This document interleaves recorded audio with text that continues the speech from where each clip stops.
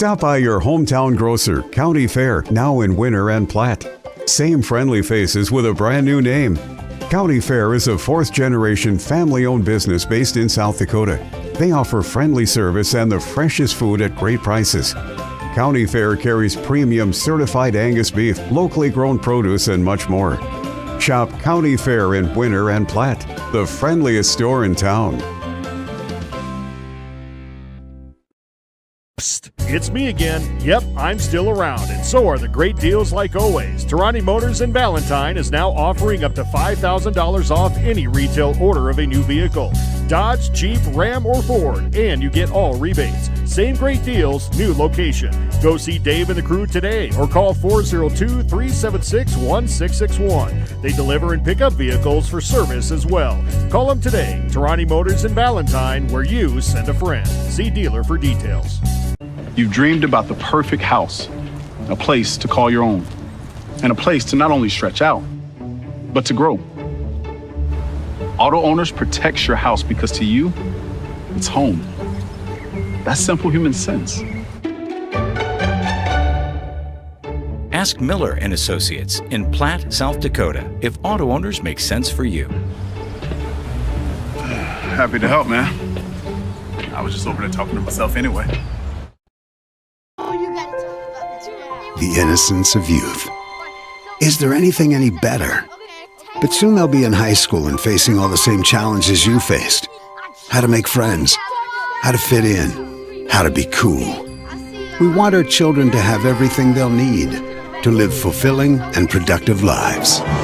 Make sure the kids in your family are among the more than 57,000 participants here in South Dakota who take part in high school sports or activities.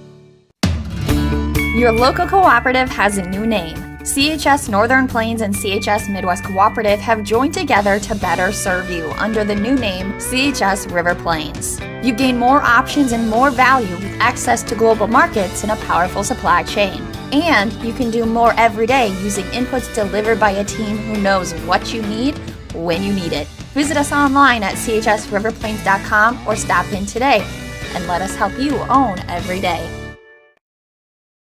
The Winter Advocate is the exclusive newspaper of Tripp County, serving Winter, Colome, and the surrounding communities. Each Wednesday, you'll find the latest in state and local news, sports, job openings, classifieds, and all legal public notices. Call 842-1481 or stop down to 125 West 3rd to start your subscription today. Don't forget our deadlines, Friday at 5 p.m. for The Advocate and 12 on Fridays for The Rocket. The Winter Advocate is a proud partner of Winter Warriors Live and wish the Warriors and Lady Warriors success all this season. Are you confident that you have the right products for your fields? Contact Sherm Gucci with Hogemeyer, the right seed. Sherm will help you select the right products for your acres, corn, soybeans, alfalfa, and sorghum. If world-class genetics and a seed rep with an unwavering commitment is important to you, go with Sherm Gucci and Hogemeyer, the right seed. Phone 402-760-2172.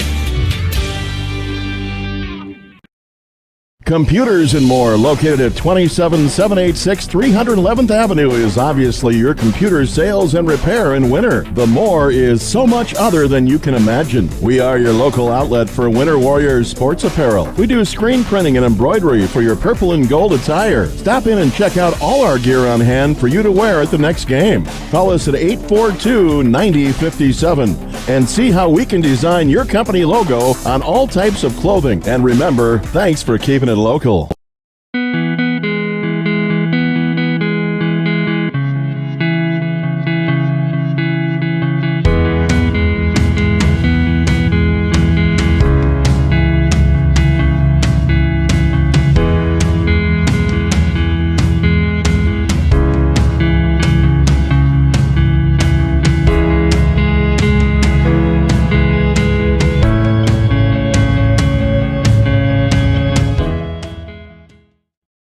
Easy Entrees is a locally owned business that specializes in take and bake entrees. We feature an assortment of frozen, ready-to-bake options for you to choose from. All of our recipes are made with care and fresh ingredients so that you can have a healthy and delicious meal, allowing you to have more quality time with your family. Our menus change monthly. Just click on our banner ad at the sports ticket page to see our current monthly menu. Remember, dishing up dinner is as easy as picking up the phone and dialing 842-EASY for easy entrees.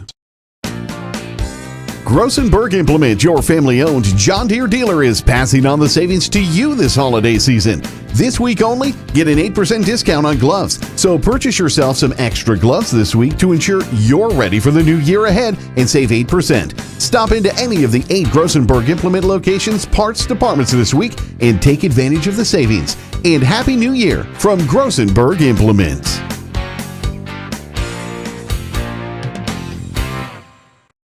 No job is too big or small for the gang at H&O Electric in winter. Whether it's a simple task around the house, remodel, new addition, or new construction, we provide residential, commercial, and industrial heating, cooling, or electrical work in winter and the surrounding area. We handle it all. Call 605-842-1117 for service or more information on your next project, big or small. H&O Electric is your authorized dealer for Trane heating systems too. Good luck in today's event. H&O Electric is a proud supporter of all area student athletes and activities on Live Ticket TV. Winter Dental, located at 911 Golden Prairie Drive, is proud to provide Winter and the surrounding area with high-quality, high-tech, patient-centered dentistry. Dr. Brad and the entire staff, including hygienists Michaela Smith and Sierra Hansen, are honored to have the opportunity to serve the good people of Winter and the surrounding area with gentle, compassionate, and high-quality dental services. For information on all the services they can provide you or to make an appointment, please call 605-842-1793. or go to winterdentalclinic.com. At American Family Insurance, we help protect what you've achieved so you can fearlessly go after your dreams. For auto, home, business, and life, contact us today. American Family Insurance. Insure carefully, dream fearlessly. American Family Insurance, Life Mutual, Standard of Ohio and Wisconsin Company, 6000 American Parkway, Madison, Wisconsin, 53783.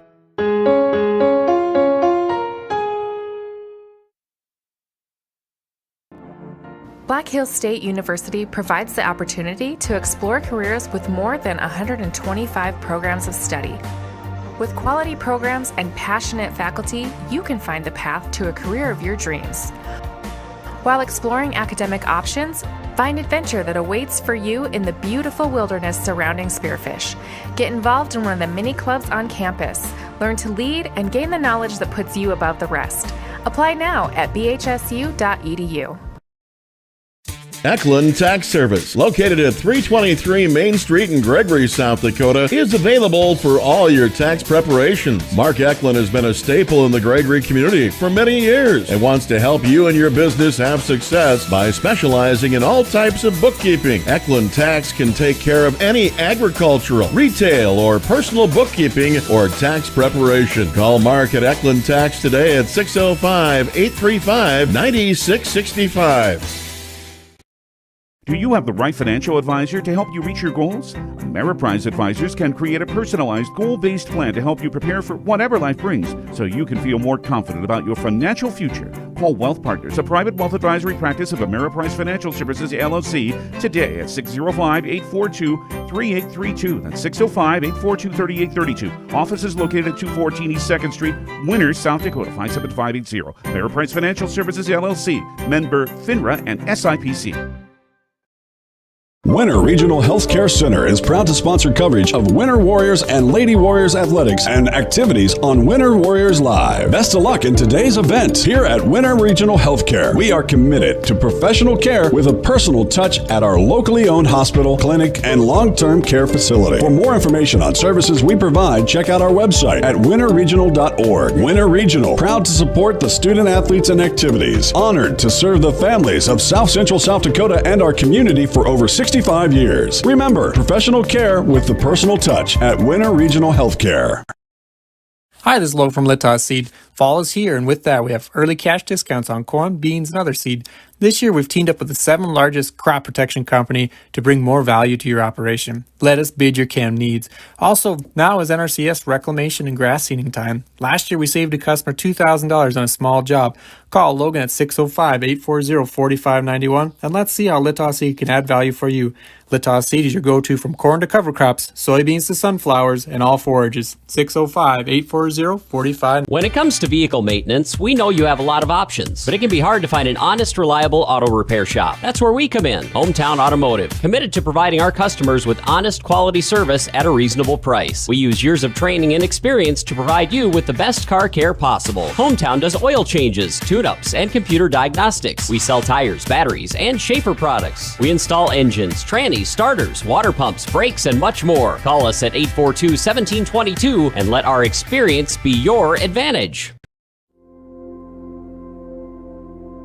Agriculture is like no other business, which makes Farm Credit Services of America like no other lender.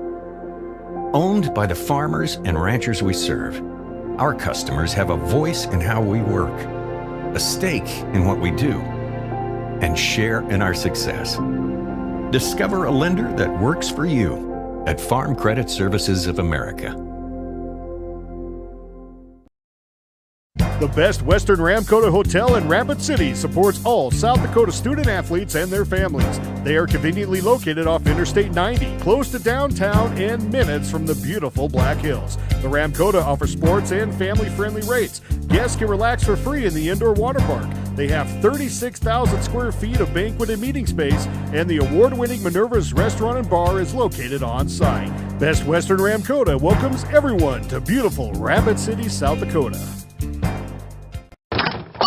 Wow, Bill, you're walking so much better. What did you do? Well, I got so tired of the pain and nearly fell. And one of my friends recommended physical therapy at Winter Physical Therapy. And you know what? My back also stopped hurting. Huh. So how did you get started? My doctor wrote me a referral, but that's not always needed. Turns out you always have a choice where you want to go. So why did you choose Winter Physical Therapy? I love to support our locally owned small businesses, and quite frankly, they give great personalized care. Winter Physical Therapy. Exceptional care.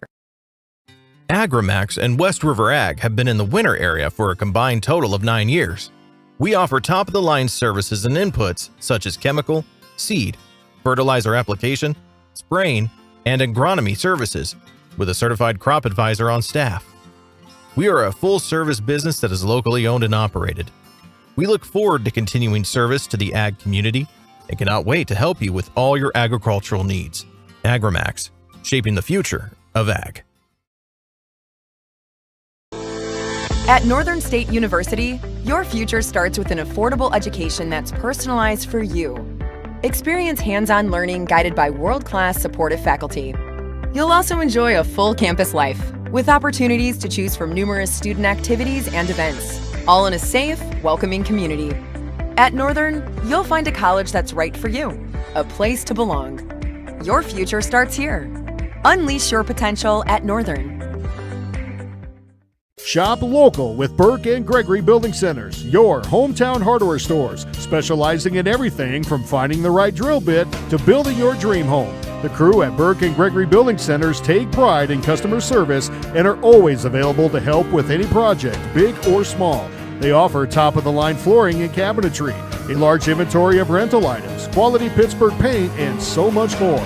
Follow them on Facebook and shop online anytime at bgbuildingcenter.com. Oh, why am I so sore? There are everyday moments. We can totally do this ourselves. That hurt. And there are epic moments. This'll be epic! Yeah, that was awesome. When a moment creates a health need, visit the experts at Avera Orthopedics. Hi, Doc. My knee. We'll help you move forward so you can tell the story. Shoulder, my elbow. The right nutrition, animal health, and record management is key to having a profitable cattle program. That's why you want to work with the people at Farmco, who will take the time to learn your operation and help you grow your business. We are your full-service agriculture provider of feed, seed, animal health, farm, and ranching equipment built on terrific service. Get to know Farmco locally owned and serving you in Chamberlain, Platte, Winter, and east of Kimball at the Paragon. Visit us online at farmcosd.com. Farmco, feeding your future. Capital City Ford Lincoln Toyota is serving the central South Dakota community and beyond with a great selection of used vehicles. Local trades and program vehicles are available. New Toyotas and new Fords are arriving and selling before they even hit the lot. So don't wait. Stop in and find out what's coming. If you've been thinking about ordering a new Ford, stop in and sit down with one of our sales specialists today. Capital City Ford Lincoln Toyota at 518 East Sioux Avenue in Pierre. Call 605-224-7378 and visit CapitalCityFordToyota.com. Calling all high school seniors. Not sure what your next step is? Consider Dakota Wesleyan University's Learn and Earn program located in Pierre. Current students in the Learn and Earn program are thriving. That's because the Learn and Earn program is different. Take classes on a flexible schedule at the Capital City campus and intern with a Pierre area business for a paid work experience. Scholarships are available. Visit dwu.edu/Learn and Earn today. Starting a John Deere dealership during the Depression took guts and vision. But C.J. Grossenberg was determined to help the community. He supplied more than equipment. He supplied a better way of life for his neighbors. Today, the family business is still going strong. Because round here, Grossenberg proves our values to our community every day. Grossenberg Implement is celebrating 85 years and is fourth-generation family-owned and operated. We've got a history of serving you, a history of family-owned community banking that goes back over 100 years. We grew up here, we're local, and local ownership means local decisions. It means our products are tailored to meet local needs. We take pride in our support of many local organizations and encourage community growth through charitable contributions and employee involvement. First Fidelity Bank, member FDIC, first-class banking on a first-name basis.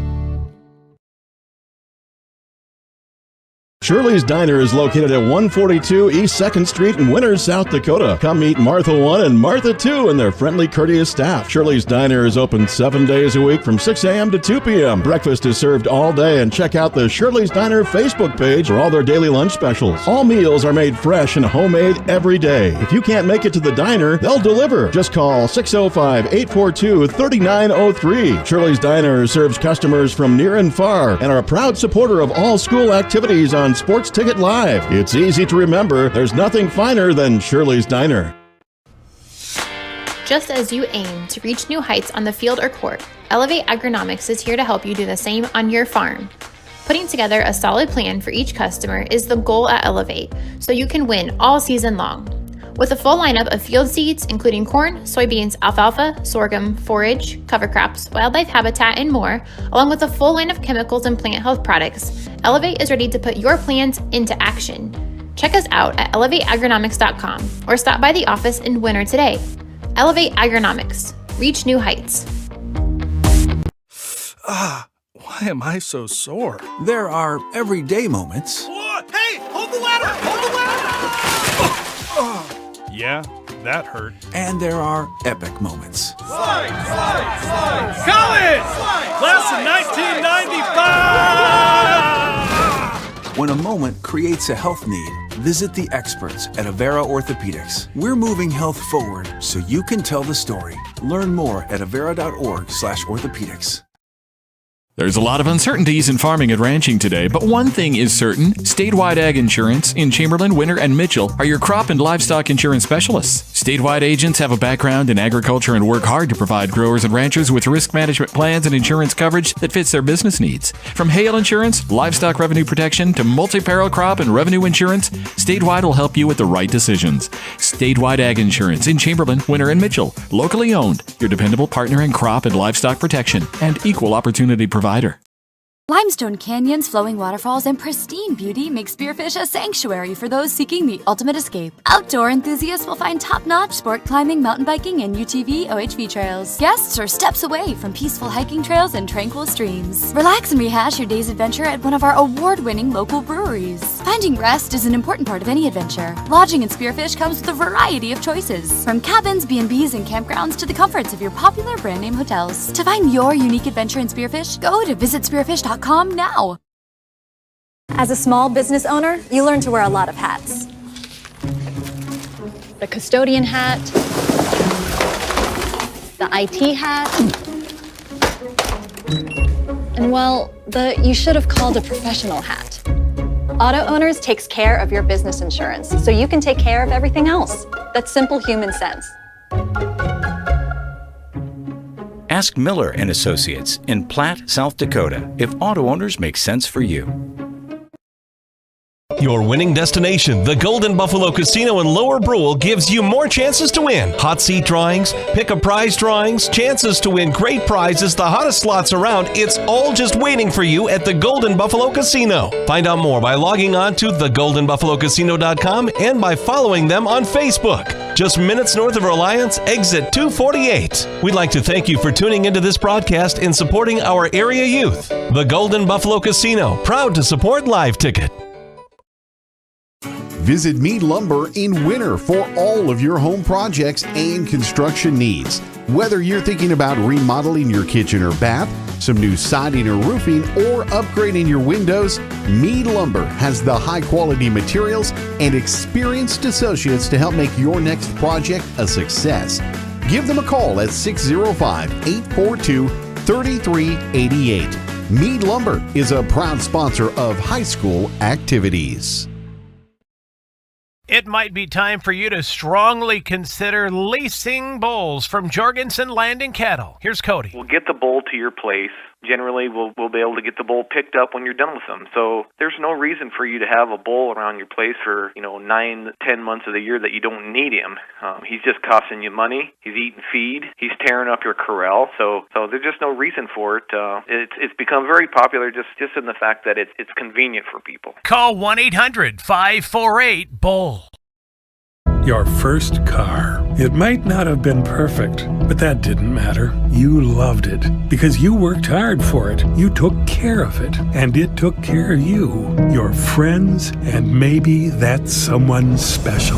And through it all, we were there working with you, for you, to make sure it was a smooth ride. Farmers Union Insurance. More choices, great rates, local agents. Contact your local Farmers Union Insurance agent today. At Northern State University, your future starts with an affordable education that's personalized for you. Experience hands-on learning guided by world-class supportive faculty.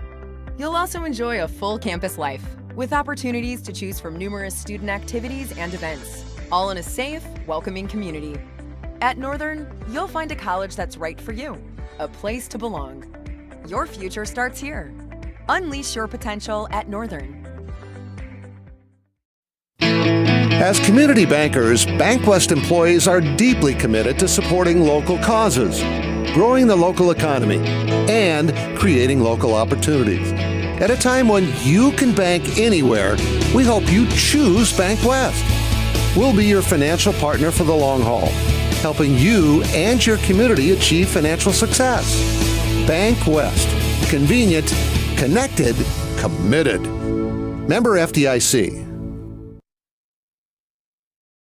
Calling all honey lovers. Dakota Honey in Winter offers some of the purest honey on the market. South Dakota's diverse wildflower population makes for very light-colored sweet honey that comes straight from the hives to their bottles. Shop online at dakotahoneyco.com for pure local honey, flavored spun honey, beeswax candles, and more. Wholesale products are also available at Dakota Honey, and you can find their products on the shelves of various local spots in the area. Dakota Honey in Winter, it's the bee's knees. DMC Wear Parts is a proud South Dakota business providing high-quality wear parts for all makes and models of heavy equipment. We quote you direct from multiple manufacturers, cutting out the middleman and getting you better prices than the large dealers. We specialize in cutting edges for motor graders, loaders, snowplows, and more. We offer complete undercarriages for dozers, excavators, pavers, and skid steers, including rubber tracks. Click to visit dmcwearparts.com or call or text 605-840-8082. Your first car. It might not have been perfect, but that didn't matter. You loved it because you worked hard for it. You took care of it, and it took care of you, your friends, and maybe that someone special. And through it all, we were there working with you, for you, to make sure it was a smooth ride. Farmers Union Insurance. More choices, great rates, local agents. Contact your local Farmers Union Insurance agent today. Farmers know Crop insurance is essential for managing risk. It's also valuable for maximizing revenue. The crop insurance officers at Farm Credit Services of America have proprietary tools and expertise to deliver the personalized crop and revenue protection you need for the peace of mind you want. Nobody delivers crop insurance like this. Discover the difference by calling 800-884-FARM. Agriculture works here. Black Hills State University provides the opportunity to explore careers with more than 125 programs of study. With quality programs and passionate faculty, you can find the path to a career of your dreams. While exploring academic options, find adventure that awaits for you in the beautiful wilderness surrounding Spearfish. Get involved in one of the many clubs on campus. Learn to lead and gain the knowledge that puts you above the rest. Apply now at bhsu.edu.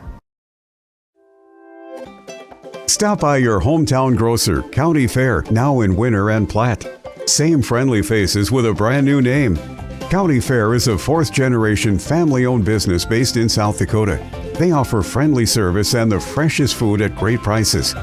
County Fair carries premium certified Angus beef, locally grown produce, and much more.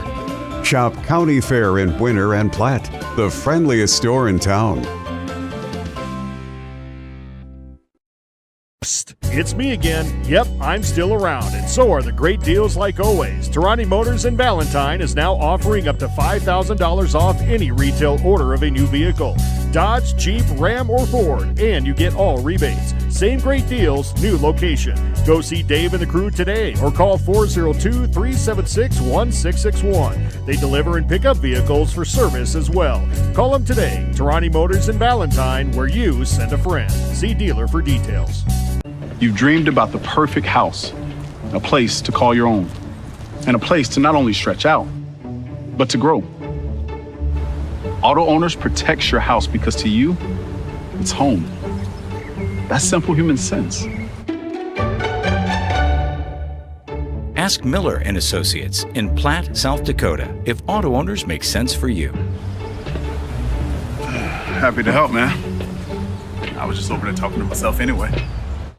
Welcome back to Tarani Motors Press Box. Go see Dave and the crew in Valentine for all your vehicle need.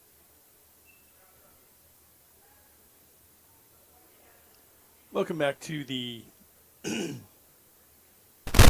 going to double check this. Welcome back to the Winter National Guard Armory. Going to adjust the audio here a little bit. There, I think I've got this thing dialed in. Next thing I need to do is just get my audio back to it. Give me 1 second. So our first duel tonight in this triangular is going to be Chamberlain versus Custer. The second duel in this triangular will be Custer taking on Winter.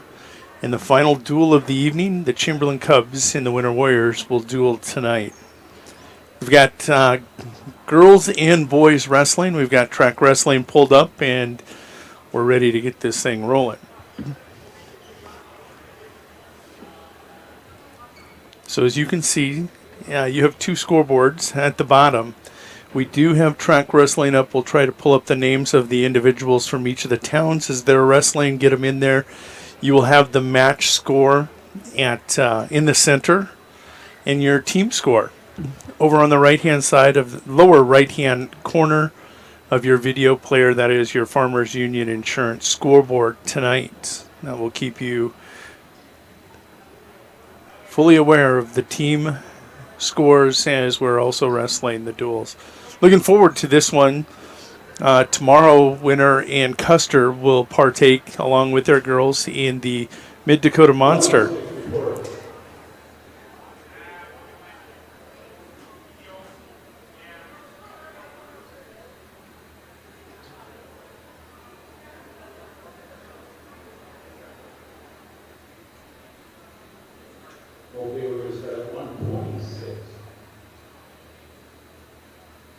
So they are going to start at 126 in this girls matchup.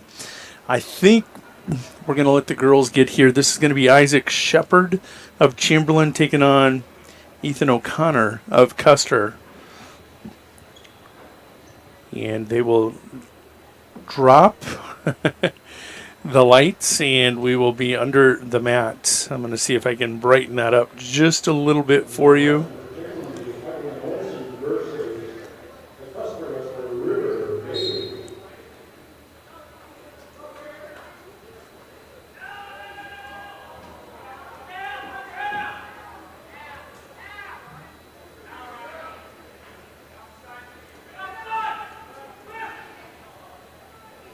Welcome back to Tarani Motors Press Box. Go see Dave and the crew in Valentine for all your vehicle needs.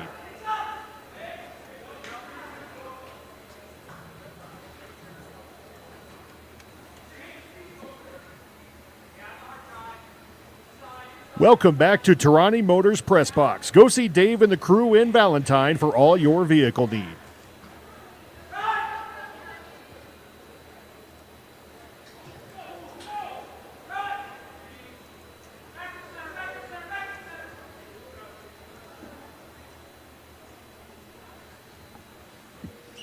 So Shepard with first takedown, O'Connor with an escape. It's 2-1 Shepard. Here O'Connor going to win that matchup, that battle right in the center circle. O'Connor looking for the fall here.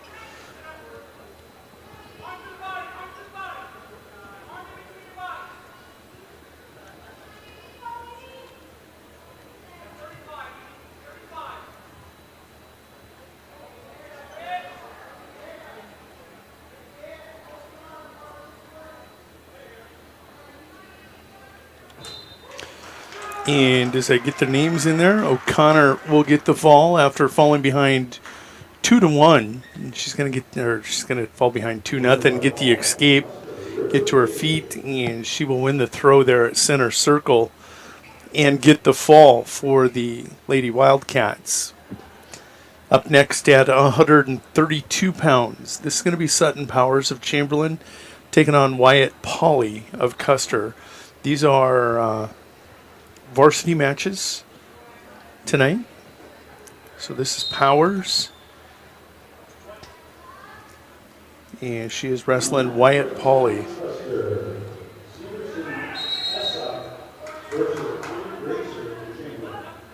No, they're telling me it's somebody else.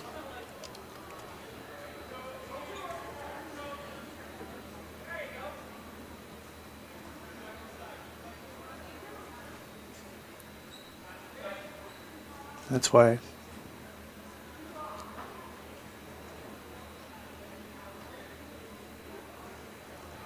Well, maybe instead of typing the names in, we're just going to try to follow along on Track Wrestling. And we'll get you the names and keep you score of the matches. It is this is not a 130-pound match.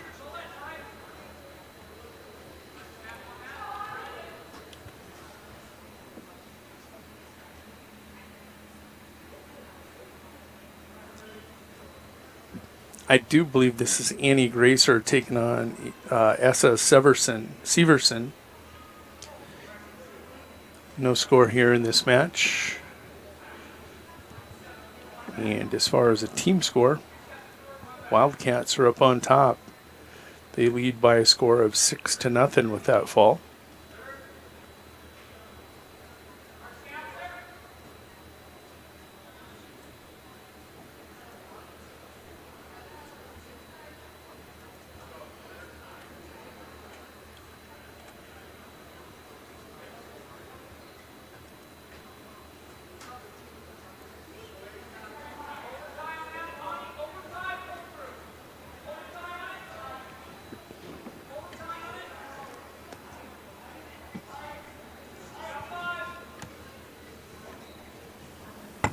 Down to the final few seconds, I believe, in this period.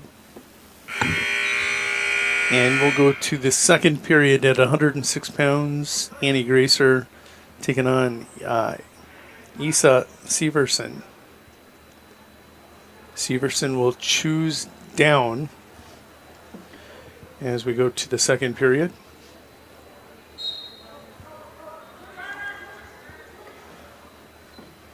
Severson up and out, and she has a point, and She's looking for a standing cradle, not going to get it. They're going to go out of bounds right there by the scorer's table.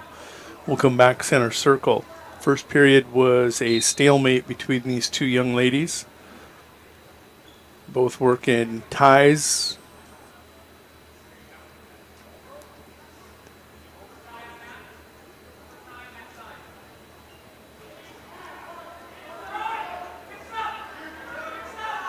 And Gracer and Severson go to the mat. Gracer had the wizard in, and it's going to slip out. Severson will now jump up 3-0. Wildcats leading this match by a score of 6-0. Severson working out front. Work the butchers, trying to get that elbow tied up.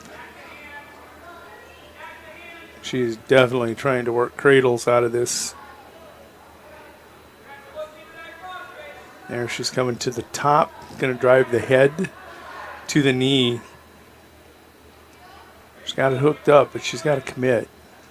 She's got to jump to that left side.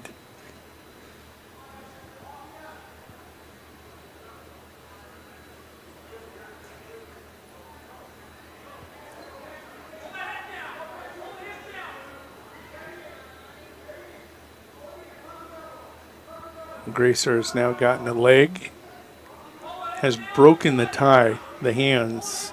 Cradle is no longer hooked up. There, she's trying to work that right leg under.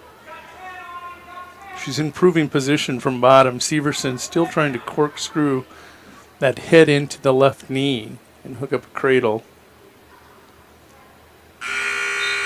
That's how we're going to end the second period. We'll go to the third period.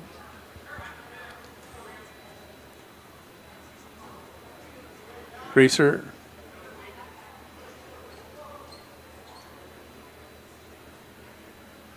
I think Severson had choice. I think Gracer went on top in the second period. That first match was, I believe, Zoe Donovan and Riley Herdig of Custer. That was an exhibition match. Here, trailing 3-0. Gracer going to get a reversal, and she's going to get 2 count at least. She's going to pick up a couple back points or backers, and she has went from trailing 3-0. She now leads 4-3. We saw Severson get up and escape quickly in the second period, almost too easily. This time, she's going to try to get a switch.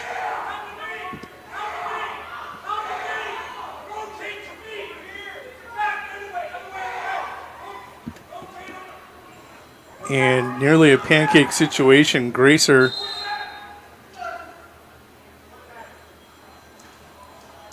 going to get this action stopped because of blood time.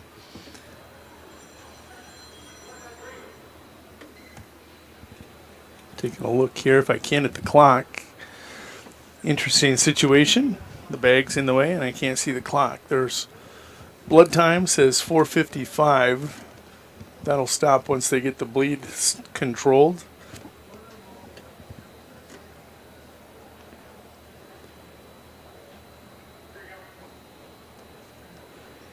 And again, Severson going back through this scoring. Severson with an escape in the second and a takedown took a 3-0 lead into this period. Gracer has a reversal. She does have a 2-point near fall and now leads by a score of 4-3. Severson was coming to her feet, and instead of trying to get the escape, she actually goes for a reversal. Gracer will throw in a wizard counter, and it becomes a scramble. That Gracer is going to end up winning that scramble.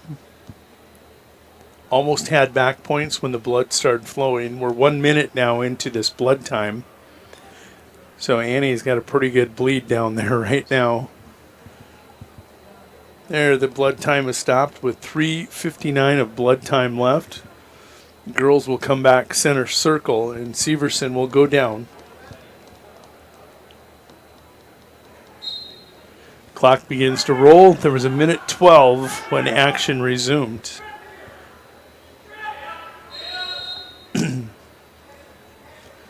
This one's going to be potentially dangerous. They'll return him back to the mat.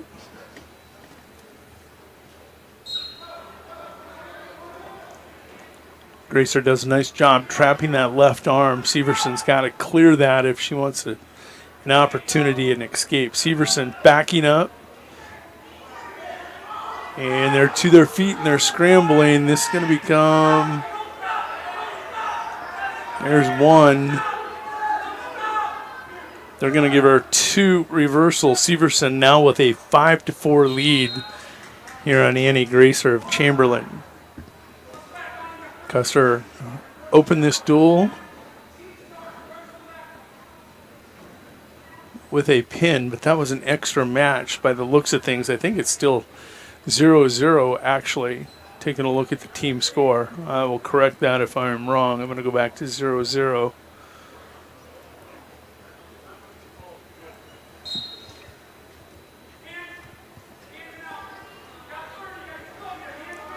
Under 30 seconds to go, and Severson hooks up the cradle, doesn't commit to it. It's too high. She'll bridge off her head.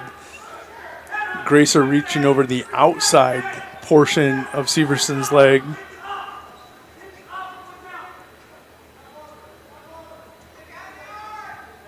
Severson still too high. Gracer's going to have an opportunity. There it is. Does she get 1 or 2? They got to give her 1.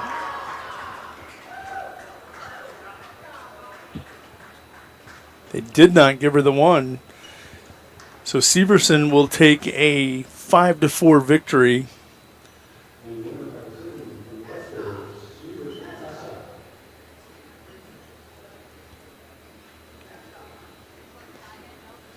And your official duel score now is 3-0. The first one was an exhibition match.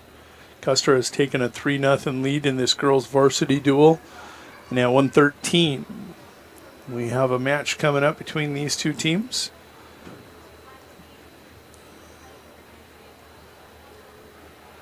At 113, this is going to be Bailey Yost of Chamberlain taking on Matea Marshall of Custer.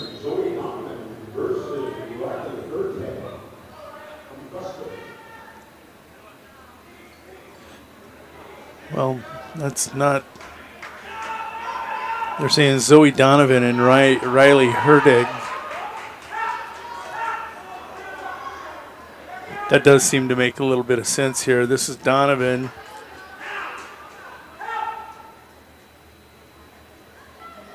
Donovan with first takedown. Leads 2-0. It's going to come to the head.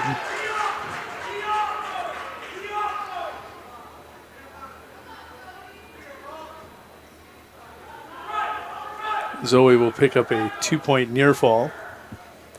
She's wrestling Riley Herdig. See if we can get some official results here. First match was River Bailey of Custer over Evelyn Olson by fall of Chamberlain in 1:36. Issa Severson of Custer then defeated Annie Gracer of Chamberlain by a score of 5-2. This is an extra match. This is Zoe Donovan of Chamberlain taking on Riley Herdig of Custer. Donovan gets the fall. Official time looks to be 1:18. So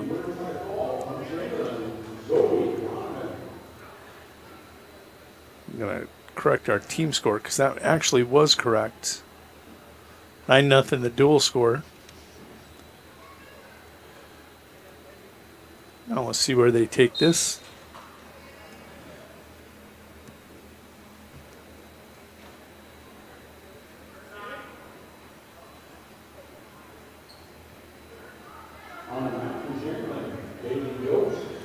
Okay, so this is the 113-pound match.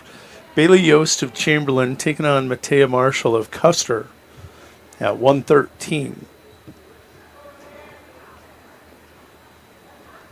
As I walked into the gym tonight, Marshall running sprints across the basketball floor trying to get those legs loose. Very serious. As all the young ladies. I know talking with Rich Winter of 605 Sports today, had an interview with Chad Johnson. Chad, the head wrestling coach up in Lyman for the Lyman Raiders, and they've got the Mid-Dakota Monster this weekend and the Bride of the Monster, the girls tournament. Girls tournament doubled in size from last year. I believe they went from maybe 75, 76 wrestlers to 155 girls participants in this tournament. And here you're going to see Yost get the takedown. She takes a 2-0 lead. Oh, and she's looking for fall. And there are 342 boys wrestlers in the Mid-Dakota Monster. So Mid-Dakota, big tournament.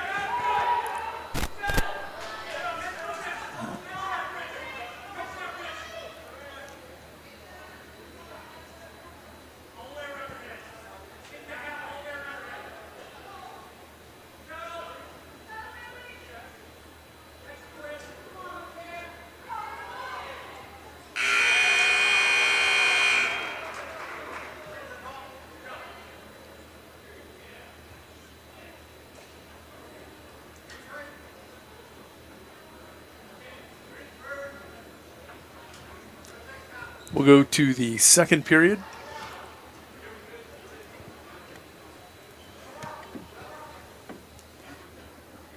Yost with that 2-point takedown and give her a 3-point near fall in the first period. She leads by a score of 5-1. Her opponent is Matea Marshall of Custer.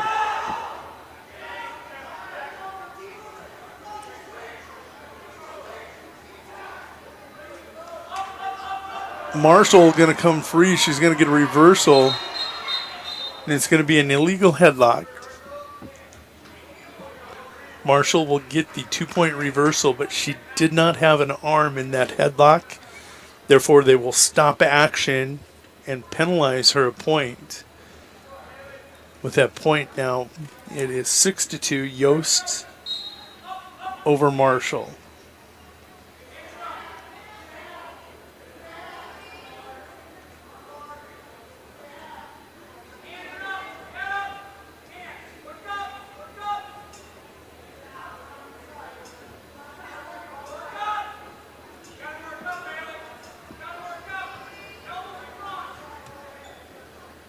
At some point, look for Chris Dozart. Dozart, the official here, is going to move Marshall off those hips. She can't sit directly behind her. She's going to have to get out to the side and try begin working a pinning combination. Actually, went opposite of what I thought. He's going to caution Yost.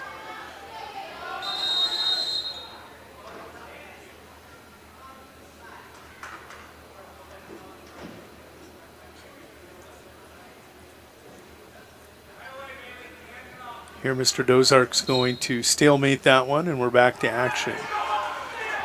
Yost to her feet. Nice job by Marshall going right to the leg. Couldn't work up quick enough to get any back swipes.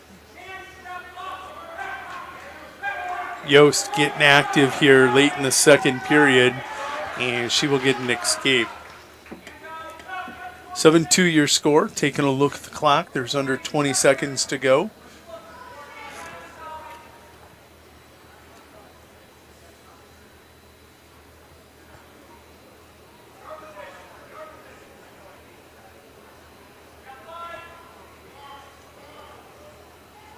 Yost reaches for the leg, doesn't commit with the shot.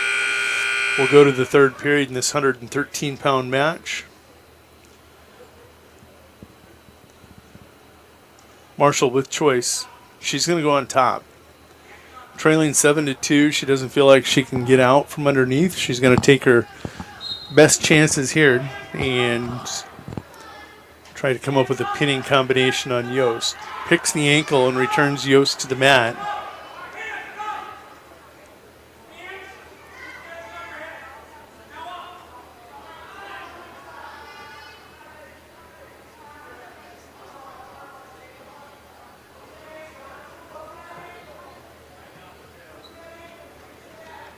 There, Marshall works the far side. Iowa State on that left arm, trying to come with the power half. She's going to get this. Does she get a pin out of it? She does, trailing 7-2. Marshall will get the fall in 4 minutes and 39 seconds. Coming from behind on Miss Emily Yost. Or Bailey Yost, excuse me.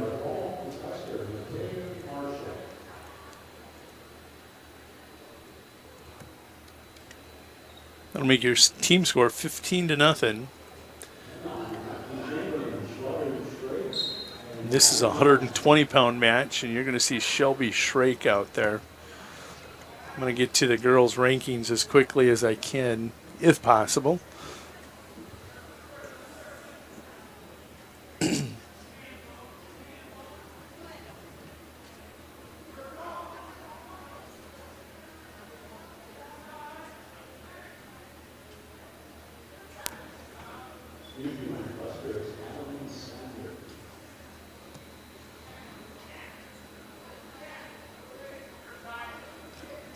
This is Addie Sander of Custer taking on Shelby Shrake.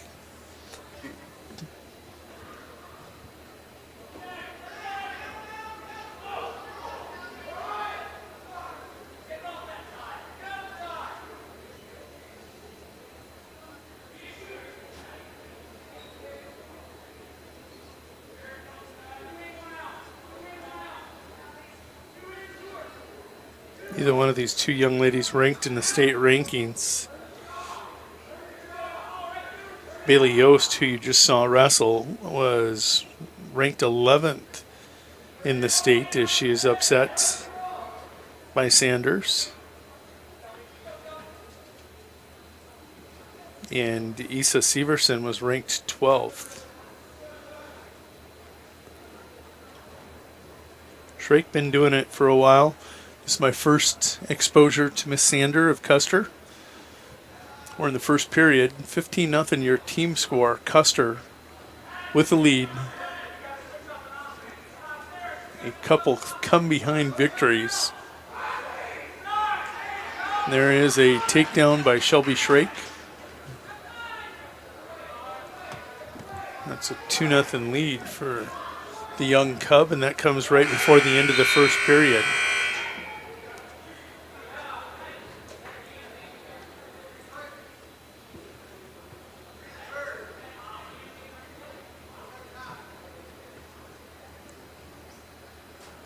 Shrake will defer.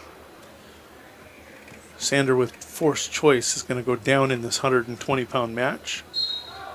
2-0, and we are underway.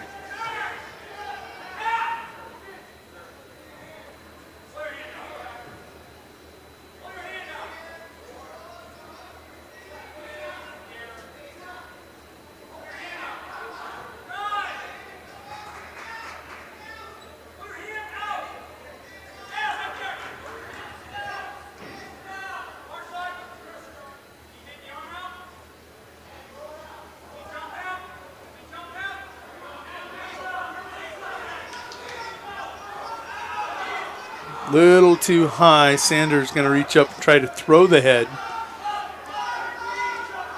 Instead of grabbing it, she needed to throw it and hip heist out of there. She would have had her escape. Shrake maintains control here after Sander momentarily improved.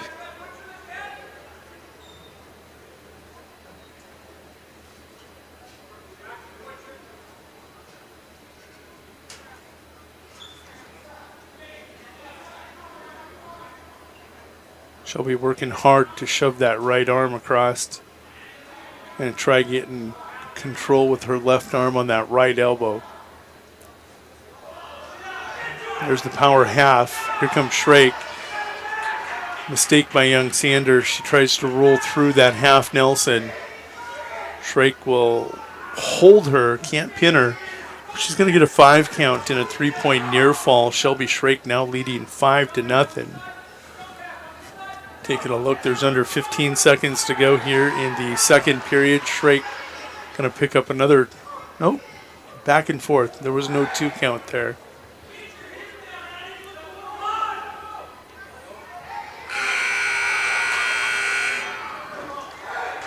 Shrake will be rewarded with a 2 count.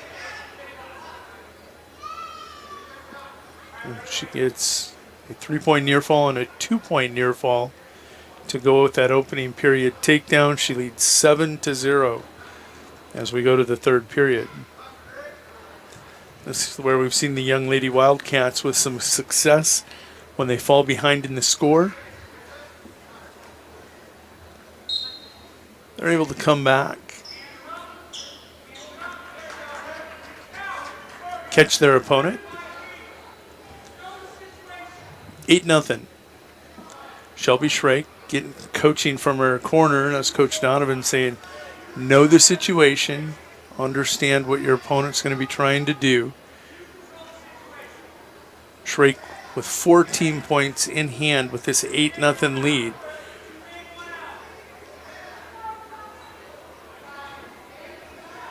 She's going to force Sander to take the shot.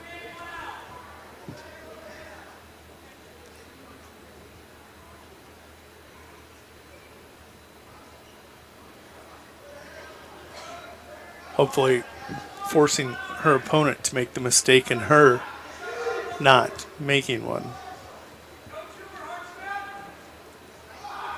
Sander can't get over that and get underneath that head tie. Tries to drop levels. We go into a minute left here in the 3rd and final period.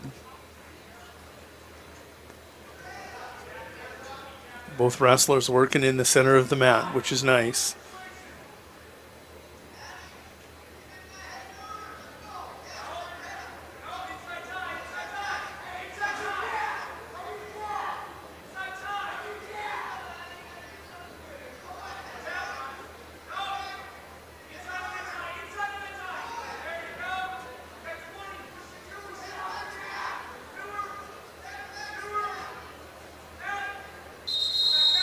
Both wrestlers going to be cautioned for stalling. 17.3 seconds to go in this 3rd and final period. Sander toes the line and they lock up right away. Both girls working head ties.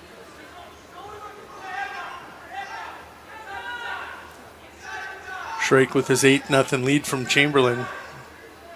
Content to ride it out. Shelby Shrake going to be your winner, 8-0. And that will make your team score 15-4. Lady Cubs are on the board here in this duel. I believe that gives us one more match to go in the girls' duel. This is a 190-pound match. This is going to be Hannah Reet of Chamberlain taking on Jessica McKinney of Custer.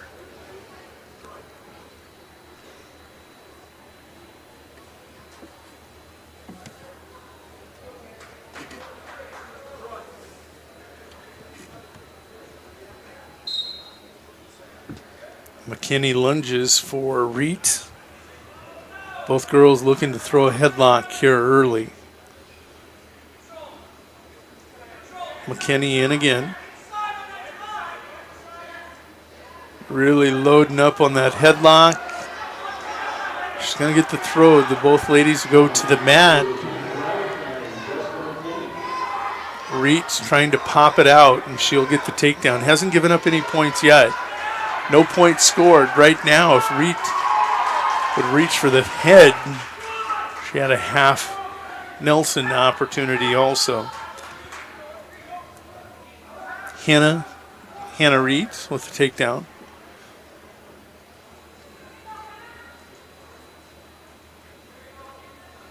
Team score over on that Farmers Union Insurance scoreboard in the lower right corner.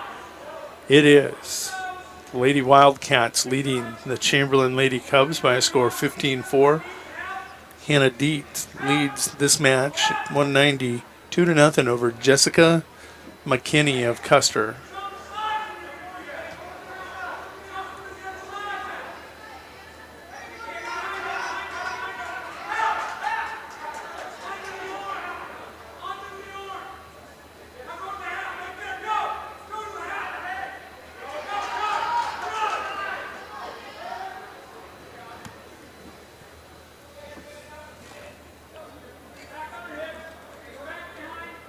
Ticking down under 20 seconds now in the first period. Just that opening takedown. The only scoring here so far. Deet trying to power that half over. It's going to be a whistle. Looks like she touched hands. That's going to be a full Nelson.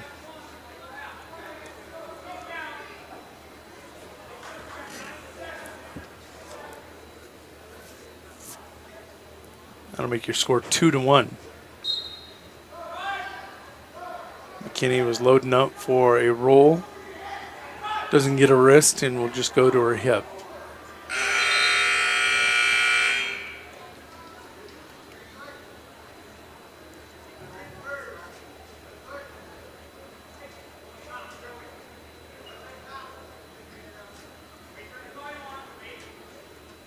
McKinney will go down. She trails 2-1.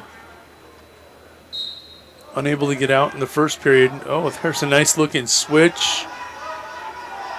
Switch right into that near side cradle. Can't get it locked up, but give McKinney the reversal and a 3-2 lead.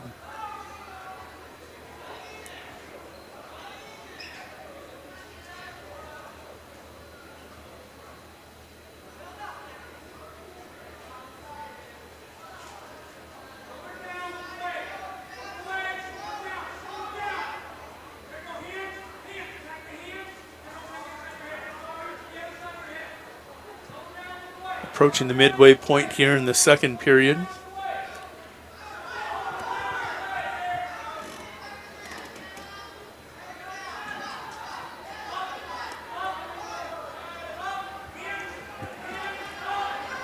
Hannah now working up to referee's position, only to be broken down by McKinney. Recapping some of the matches from earlier. Zoe Donovan in an exhibition match got a fall in a minute 18 at 106 pounds. Issa Severson came from behind, trailed 7. Well, actually, she defeated Annie Gracer by a score of 5-2. Matea Marshall, trailed Bailey Yost by a score of 7-2. Came back and got a fall in 4:39. Shelby Shrake picked up an 8-0 major decision for the Chamberlain Lady Cubs' only victory here so far in the duel.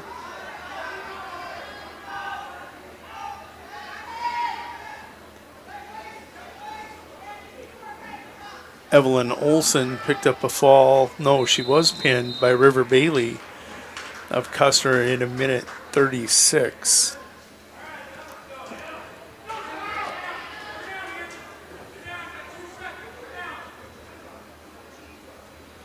Taking a look at the clock. Just under 3 seconds to go here in the second period. It's going to be a nice ride out here by McKinney. She's going to go to the third period. But she trails 2-1.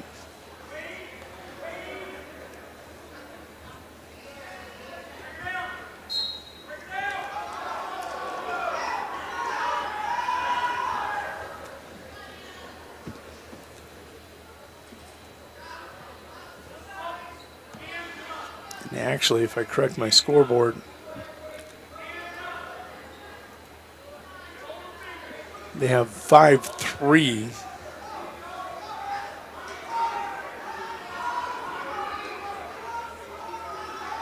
McKinney with the lead. She's going to power right over the top of Deet, and she'll get the fall. McKinney officially wins by fall in a minute 34. And that will make your dual score 21-4.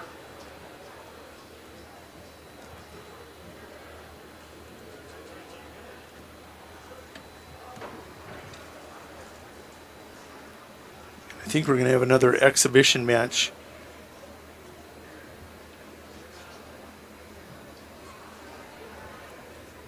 I think this is at 126 pounds. Evelyn Olson's going to wrestle River Bailey, I believe.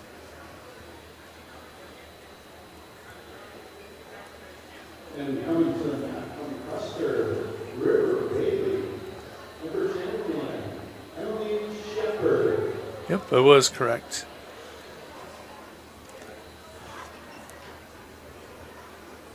No, I wasn't. This is Emily Shepard taking on River Bailey.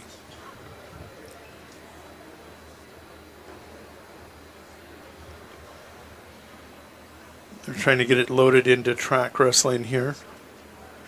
There it is. This is a 126-pound match in the white. That's River Bailey of the Custer Wildcats. Emily Shepard in the red singlet with the black stripe down each side for the Chamberlain Lady Cubs. This is an exhibition match. Bailey has already wrestled once tonight. She picked up a fall over Evelyn Olson in the official 126-pound match. The scoring match at 126.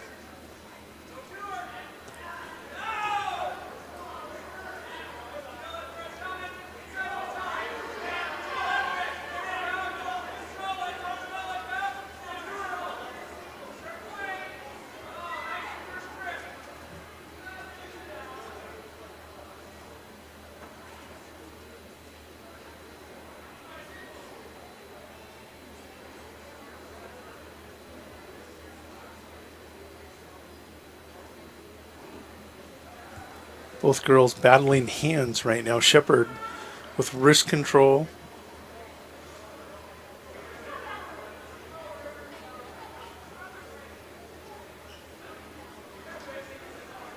River Bailey with that head snap.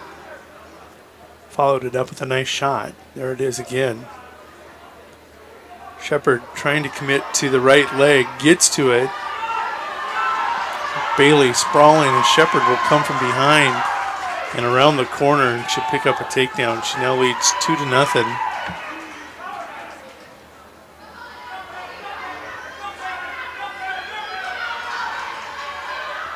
Like Emily out to the side, working that power half. River Bailey doing a nice job defending, looking away and pacing up to fight that off. 2-0 as we go to the second period.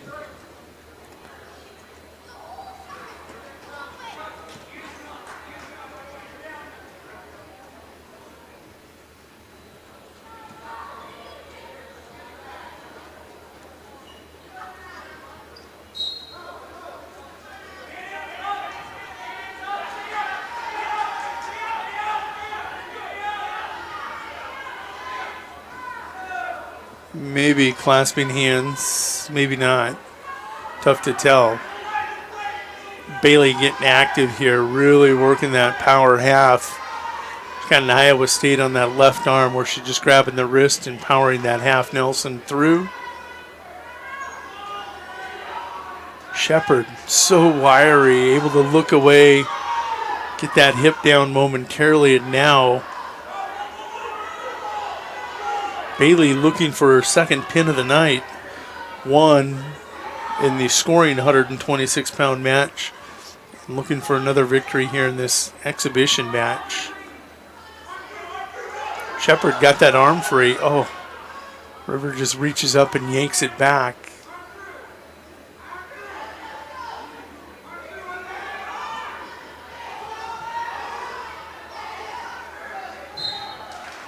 And River Bailey will pick up her second fall of the night. Official time, 3 minutes and 7 seconds in this exhibition match.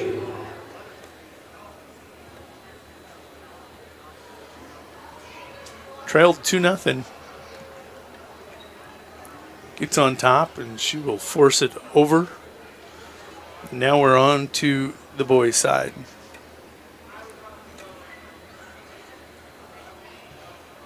Girls score, final score, 21-4. The Custer Lady Wildcats will get the dual victory over the Chamberlain Lady Cubs. And now we move on to boys action. These are going to be exhibition matches, I believe. Have 4 of them on tap for you currently.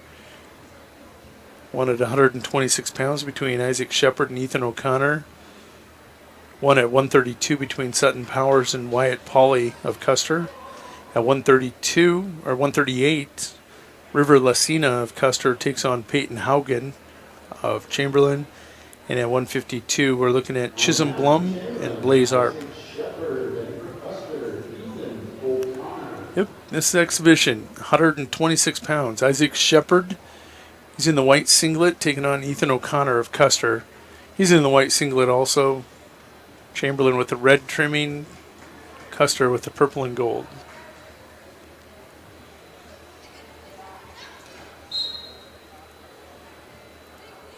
We're going to clear out that Farmers Union Insurance scoreboard. 21-4, your final in the girls' duel. The women's, and now we're on to the men's. Nice shot by Shepard. Good job moving his feet. O'Connor keeps him moving, gets heavy on the head, able to recover, now owns a front head tie. And he has a takedown, is looking for near side cradle, bow and arrow cradle. Can't quite hook the hands, gonna keep spinning it. Shepard defending, using that arm to push the hips away, and there it is locked up. Ethan O'Connor has locked it up. I don't know that he got any back swipes though. So O'Connor slowing down.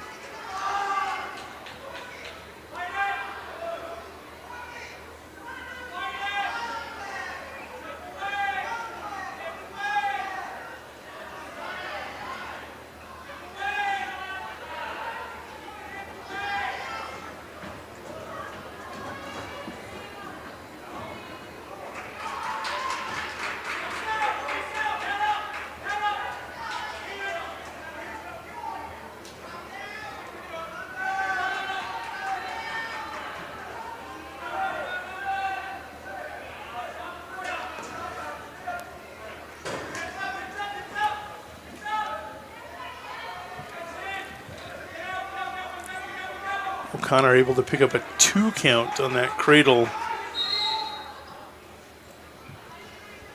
He leads 4-0 over Isaac Shepard of Chamberlain. Taking a look at the clock here in the first period, we're down to the final 2 seconds. And that's how we'll go to the second period. 4-0 your score. Ethan O'Connor of Custer, the Wildcat, leads Isaac Shepard from Chamberlain.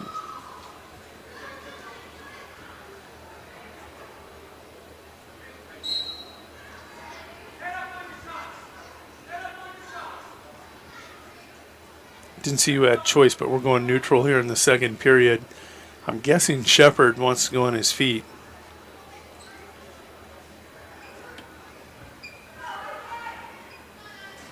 See if we can click in here and see that. Cannot. All I can see is match scores. Now, if you're trying to find this in track wrestling, way different approach to finding quadrangulars, duels, and there's a 2-point takedown, a hard takedown for O'Connor. I'm going to give O'Connor a 6-0 lead, correct my scoreboard. So if you're going to track wrestling, you need to go to browse, and instead of browsing tournaments, you browse seasons. You'll click on 2022-2023 high school boys or high school girls. It will pull up all the states. You'll go to South Dakota. This there's going to be O'Connor just falls off, stays on the leg, but this is an opportunity for Shepard to score. He's got the crossface. He's got to come around and hook a leg to get the reversal. But once you get to those high school seasons, click on, it's going to say Chamberlain winner Custer. Click on that, and it's going to pull you in, and then you're going to have your choice of duels. Right now you would click on Chamberlain versus Custer, and it's got all these matches lined up at the different weights.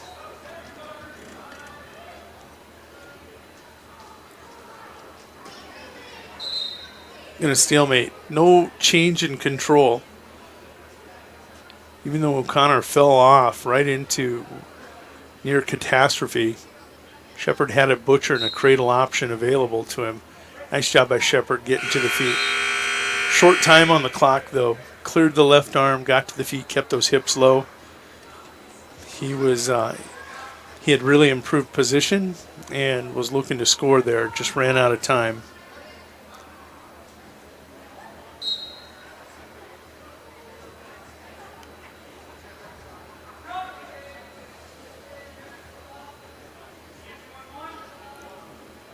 So Shepard here in the third period is going to cover O'Connor. He's got a lot of work to do as he trails 6-0. Gave up a 2-point takedown and a 2-point near fall in the first period.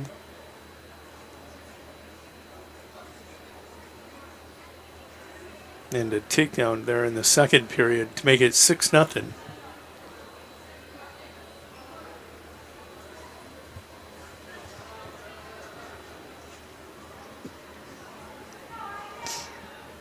This is the first of 4 exhibition matches between Chamberlain and Custer.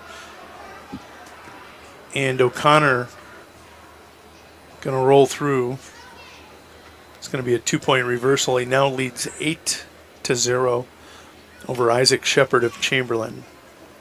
Up next, Sutton Powers of Chamberlain and Wyatt Pauley of Custer. 132-pound exhibition match due up next. That's big. Shepard gets an escape. He's taken away the major decision. Like the duck under. Nice clean shot, and he's going to run out of real estate. Shepard showing his gas tank still full.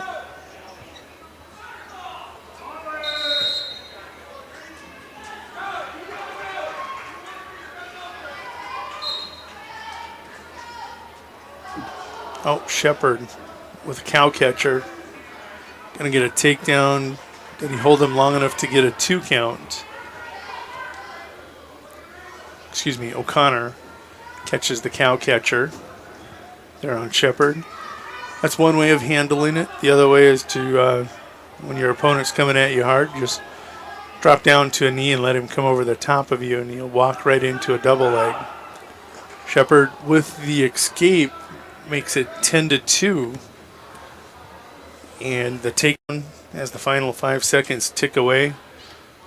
Ethan O'Connor will earn himself a 12-2 major decision over Isaac Shepard. Again, these are exhibition matches.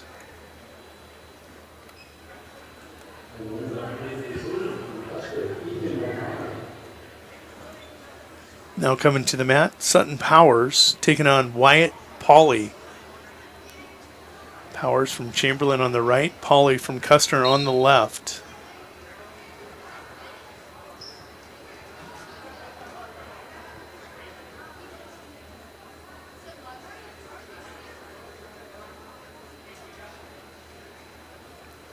Powers really throwing that right leg out there, baiting Pauley into trying to shoot on that. Probably looking for a spladle as a counter. Here he's going to walk up underneath Powers, Pauley's body lock. They'll go out of bounds. No control. Will come back neutral.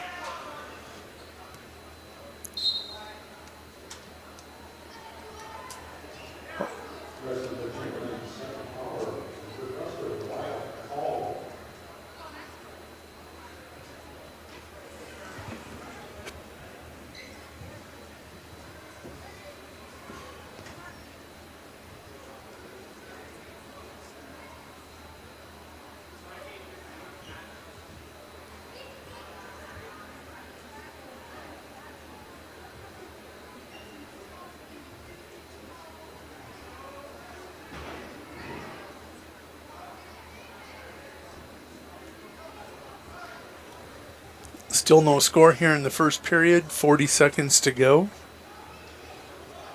Polly with a half shot, a throw. Excuse me. Powers with a half shot. Polly with a throw. He'll slip. Sutton Powers not able to get control, and we're still neutral. Blood time for Sutton Powers. Again, the Custer Lady Wildcats victorious in their duel with the Chamberlain Lady Cubs, 21-4. Taking a look at a recap.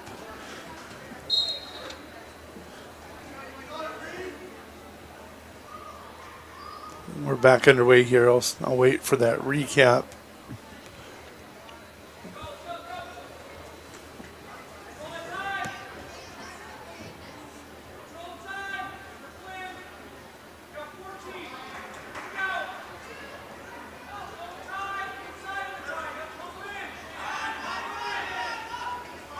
Polly with his first attack of this first period. Able to get in on that right leg, and Powers will stuff it. Powers with choice defers, or excuse me, Polly with choice defers. Powers will go down.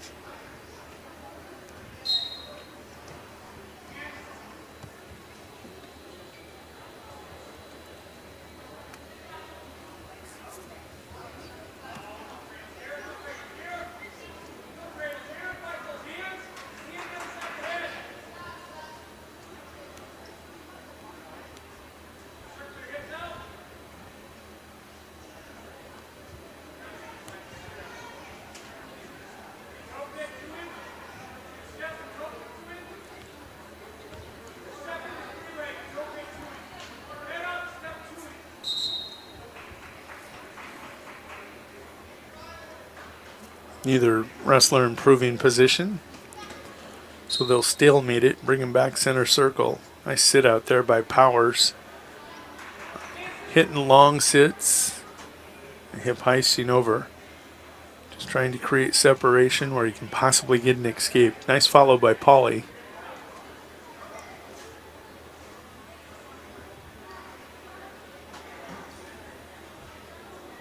Polly now sitting on that right ankle.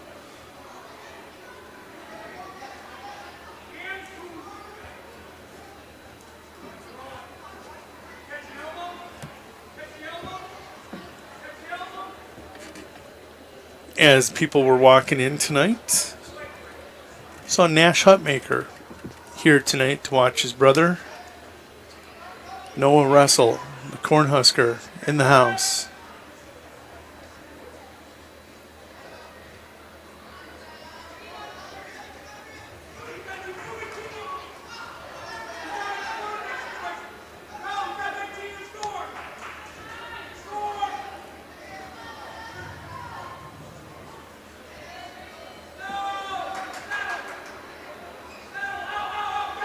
Powers hip heist out and he gets his reversal.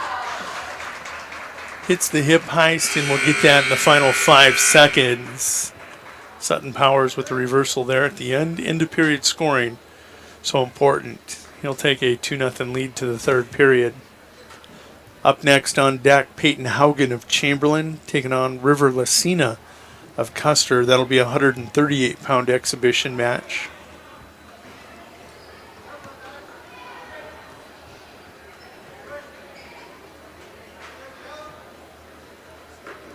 In this match, at 132 pounds, Sutton Powers leads 2-0 over Wyatt Pauley of Custer.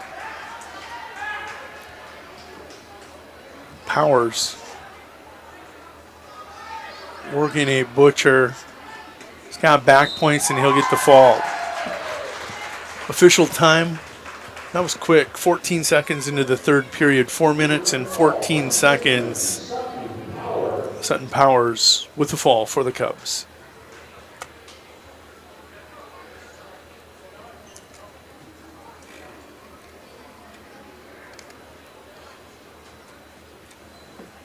Taking the mat now from Chamberlain, that's Peyton Haugen. Joining him, River Lacina.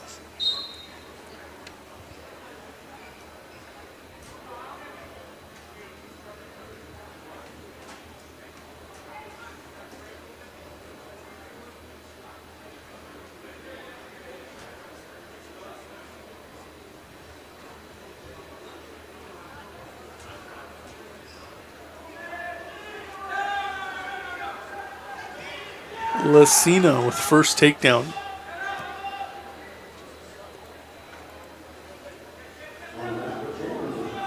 Lucina looks like he might have a little Greco background. He's wanting to get body locks, elevate people. That would not surprise me coming out of Jared Webster's wrestling room if there was a little Greco and freestyle wrestling taking place up there.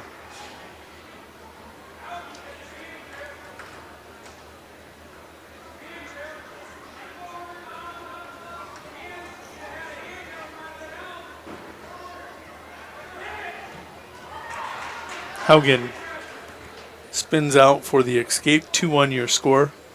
Still trails. Then now he'll get a quick takedown. A lot of activity in this match, and Haugen right to a cradle. 35 seconds to go here, first period. He'll kick out of the cradle and go right to his own butcher.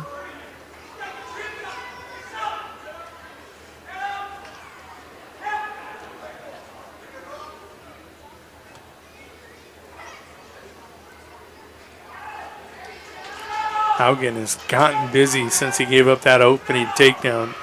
An escape, a 3-point near fall, and now the pin.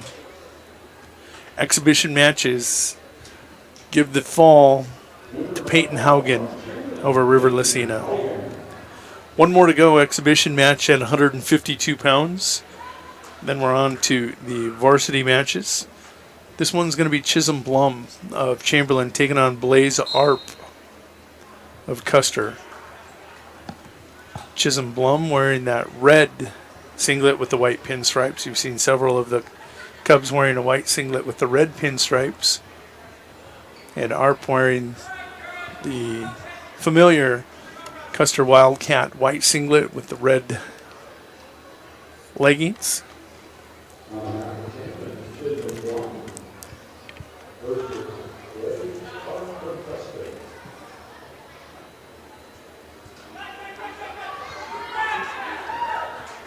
Blum will win that scramble for first takedown. Custer won the first two exhibition matches here tonight. In the men's duel, taking a look at that recap, Ethan O'Connor at 126 pounds with a 12-2 major decision over Isaac Shepard. Sutton Powers got a fall over Wyatt Pauley of Custer in 4:13.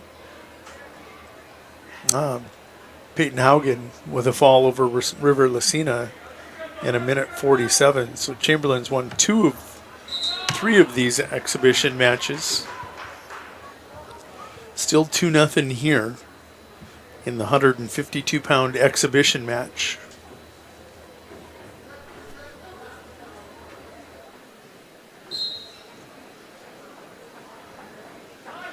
Arp with that short sit, trying to get Blum to come over the top where he can throw an arm or a head. Nice job by Blum, staying behind.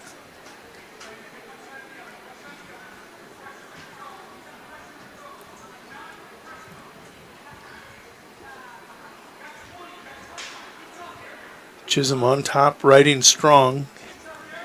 He's got Arp broke down.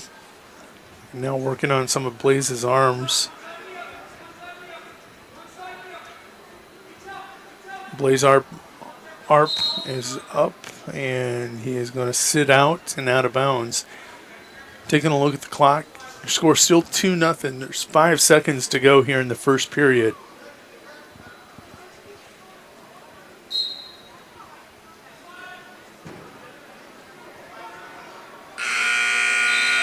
That's how we'll go to the second.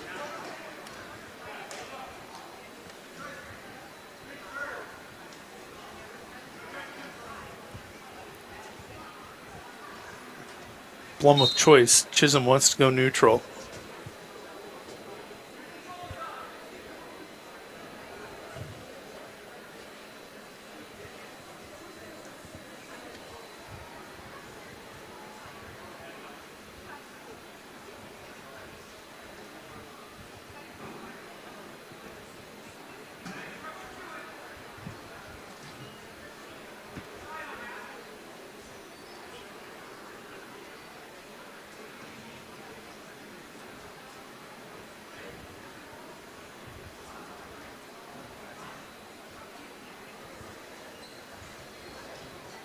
There he gets that head pass right to a takedown.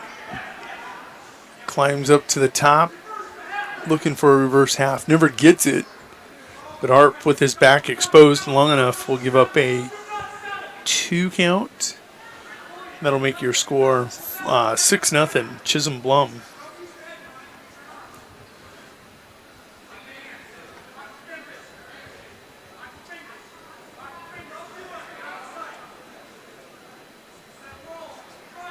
Working the edge of the mat.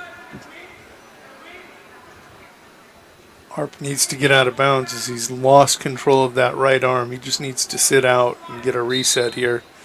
Does just that. He'll come back center circle, trailing 6-0 to Chisholm Blum.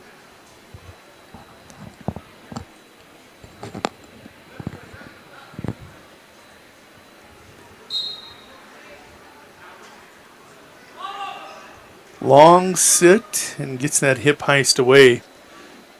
First point scored there for Blaze Arp.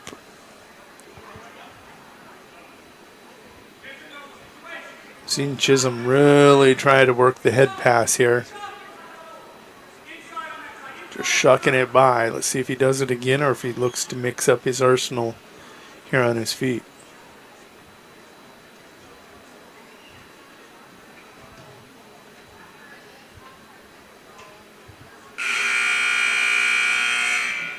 One period to go, 6-1. Chisholm Blum with the lead. Quick second period. Arp will go down. He's looking for a 5-point move here. It's got to be something big where he's looking for a roll or a switch or Peterson.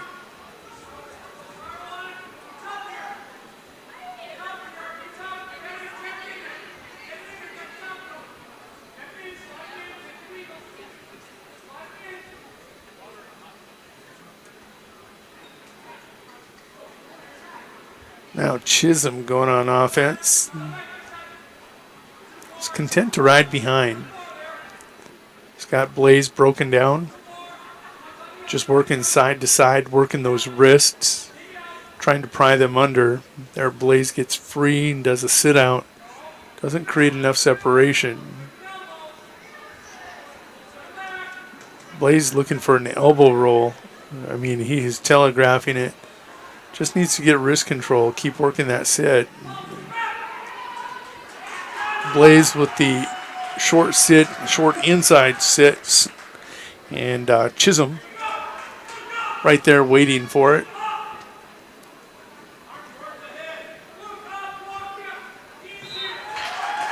Super tight reverse half there out of Chisholm Blum. Official time on that match. Well, it's a little slow. Didn't get that. Chisholm Blum with the fall. So let's see where they're going to start this duel at. Girls, 220 pounds. That's where we're going to start. We'll go 220, 285. That means Noah Hutmaker on the mat is going to be taking on, I want to say this is going to be Severson. And I'm going to pull up the rankings.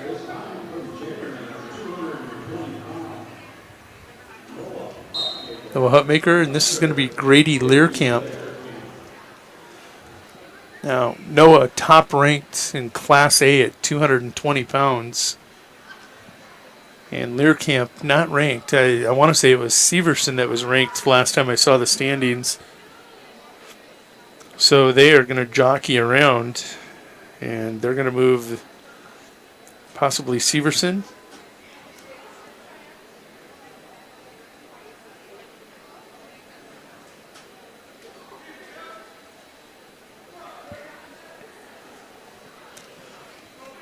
Noah, a quick 4-1 lead here on Learcamp.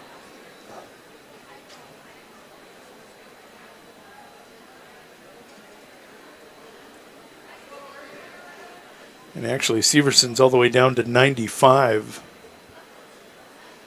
Looking at the most recent rankings, we'll get to see him last tonight for Custer. Zane Severson, he is ranked 5th Noah ranked number 1 in Class A at 220 pounds. Going to take a look at some of the kids ranked for the Chamberlain Cubs.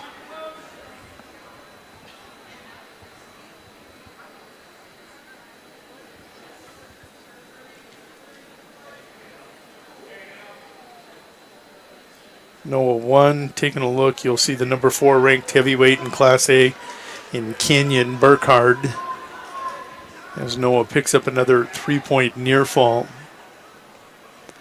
Team score, that Farmers Union Insurance team score in the lower right, 0-0. This is the first match of this duel.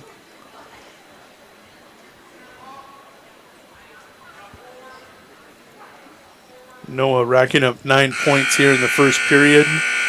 He will take that 9-1 lead to the second.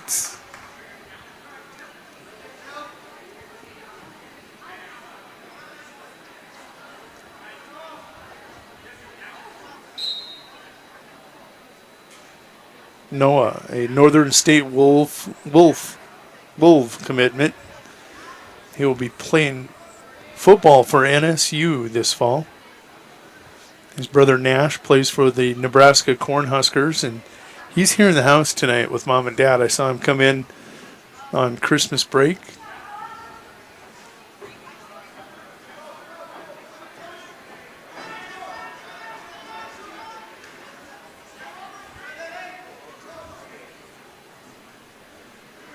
Noah will get his first points here in the second period. That's a 2-point reversal.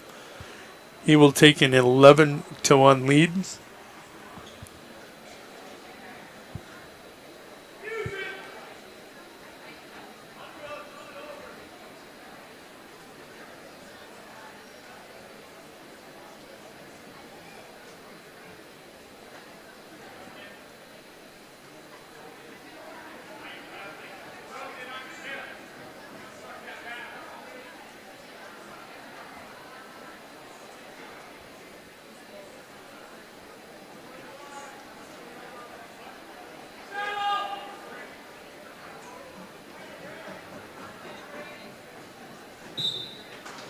And Noah with the fall.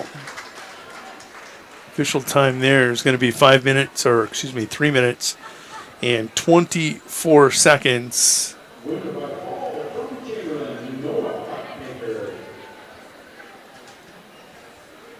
Now at 285, you're going to see Kenyon Burkhardt, ranked 4th in Class A. Let's see who his opponent's going to be. Takes a second for track to load that.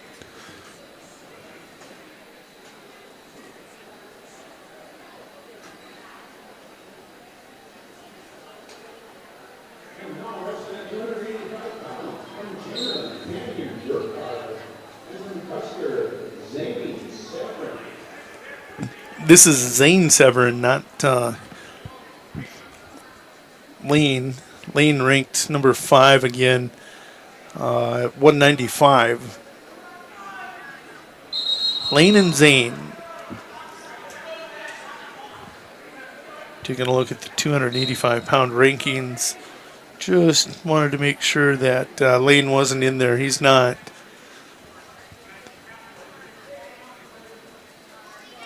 Team score again after that Hutmaker pin. 6-0 Cubs with the lead. That's down there in the lower right. Your Farmers Union Insurance scoreboard.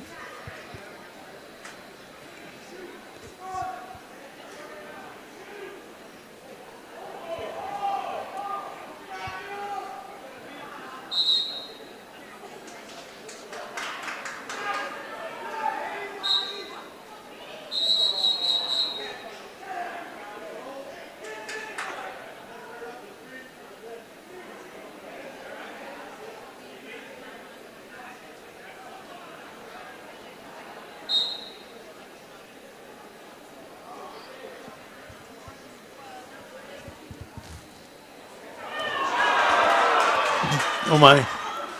Burkhardt with the big throw. I didn't see the penalty point. There must have been a penalty point there.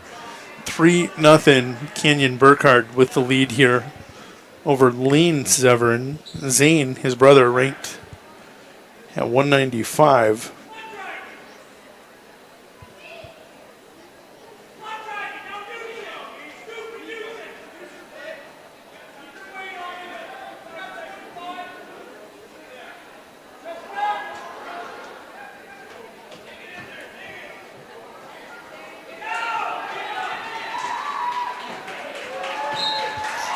And Kenyon Burkhardt, with the fall, will give the Chamberlain Cubs the early 12-0 team lead. Kenyon ranked 4th in Class A.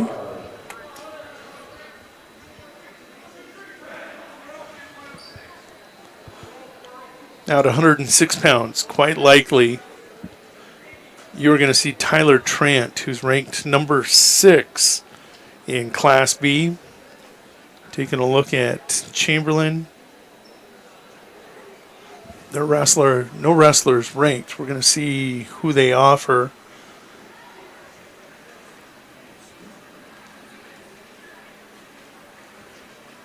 The official time on that Kenyon Burkhardt pin of Zane Severin, 1 minute and 49 seconds. So Tyler Trant is going to receive a forfeit, and we'll jump to 113. That'll make your dual score 12-6. Chamberlain with the lead. And let's go ahead and introduce you at 113. Chamberlain's Owen Engel going to take on Trey Weiss of Custer. Engel unranked, and when you take a look at the Class B rankings, sitting at number 2. Custer with the 6th ranked 106-pounder in Tyler Trant. Now they have the number 2 ranked Trey Weiss. He's wearing that black singlet. He'll pick up a takedown. And he goes to work on Owen Engel right away.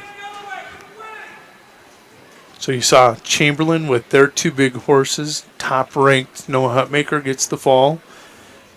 That comes in 3 minutes and 23 seconds, leading 11-1. Kenyon Burkhardt leading 3-0. Gets a first period fall right before the buzzer in 1:49 to give Chamberlain the 12-0 lead. Chamberlain, they leave Tyler Trant alone, who's ranked 6th in Class B. For the Wildcats, he gets the forfeit. That makes your dual score 12-6. Now you have number 2 ranked Trey Weiss wrestling with Owen Engel here at 113 pounds. Weiss with that first takedown. Now trying to get a cheap tilt.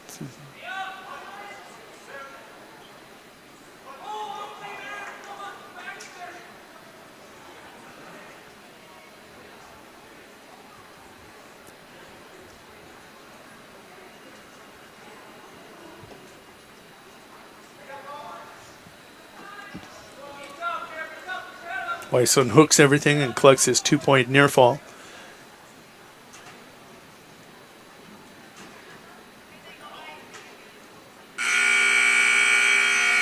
Weiss will take a 4-0 lead into the second period. Weiss will defer. Engel with choice. He's going to go neutral. Looking to catch Weiss. Weiss working duck unders, head snaps.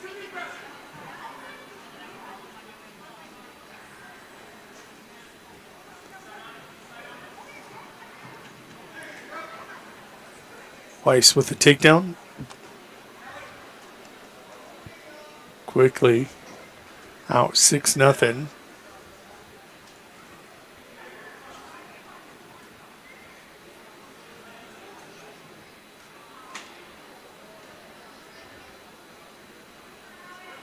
Working an over-under very methodically. He's looking for the fall now. He'll get the fall. That'll tie this duel up. 12-12. Trey Weiss Number 2 ranked in Class B at 113 pounds. Gets the fall over Owen Engel.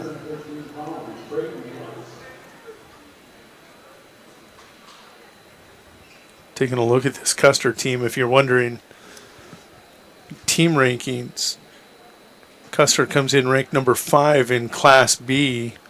You take a look in Class A, Chamberlain comes in as a team. They were ranked, yes they are, 10th.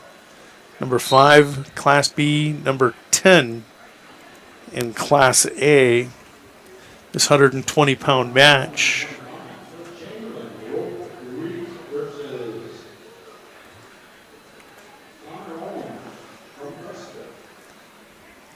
Rope Reese of Chamberlain and Connor Owens of Custer. Action underway here in the first period.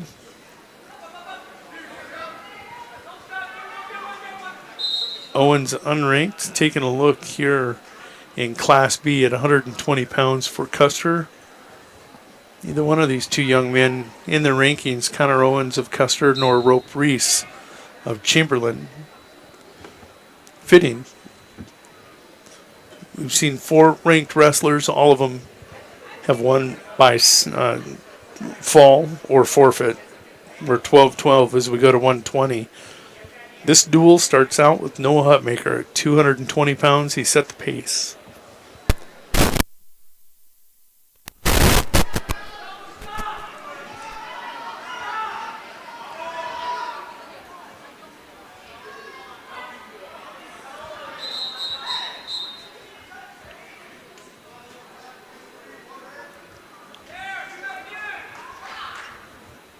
So Owens, he'll get a takedown. 2-0 lead. He had Rope Reese. He was trying to scramble out of there, just kicking. Owens never moved up, and he is going to be called for clasping hands. That makes your score 2-1 in this 120-pound match.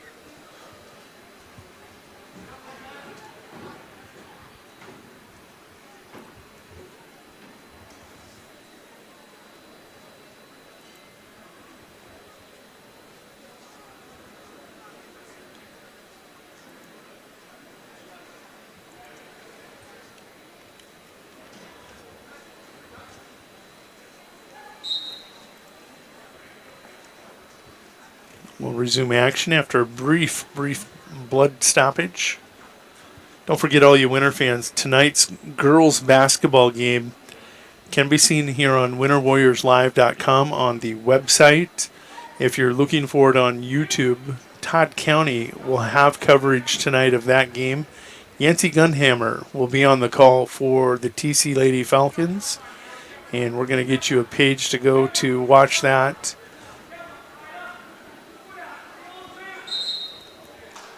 The YouTube page is Todd County School District. Right now in the JV game, the Winter girls leading by a score of 17-2.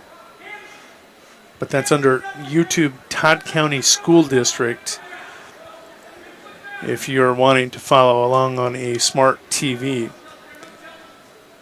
We're happily bringing you this triangular tonight between Chamberlain, Winter, and Custer. Winter, 2nd ranked in Class B.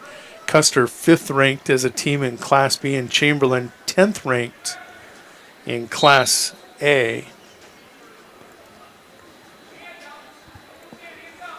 We went to the second period. These two men go neutral. Didn't see who had choice. Rope Reese of Chamberlain. He's in that checkered, red and white checkered singlet for the Cubs.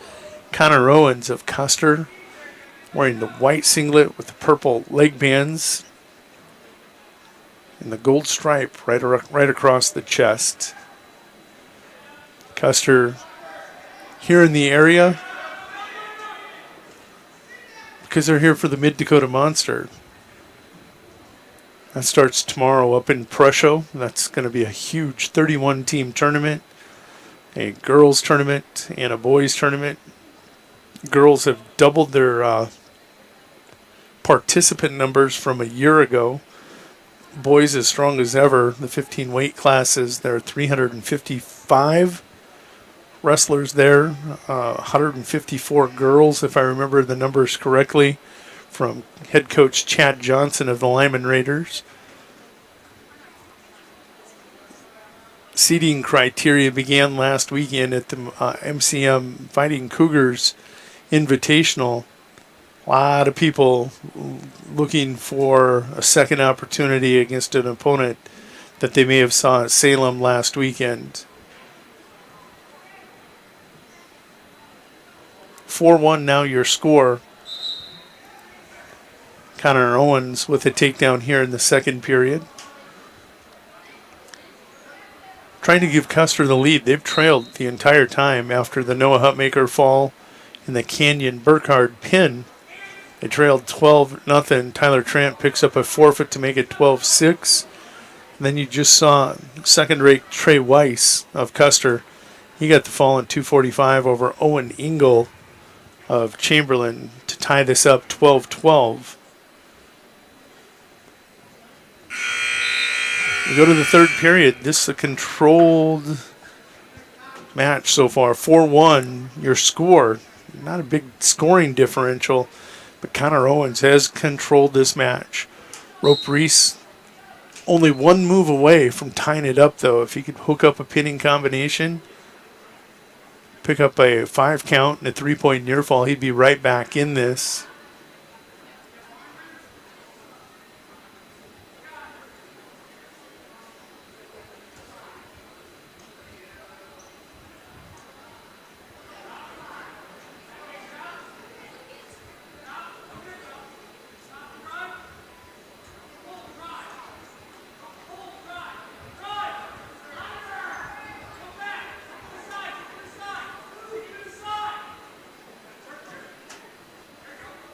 Rope Reese now with a leg right on.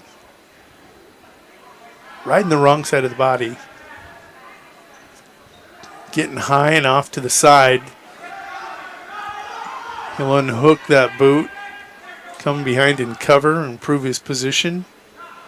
Missed opportunity there for Connor Owens.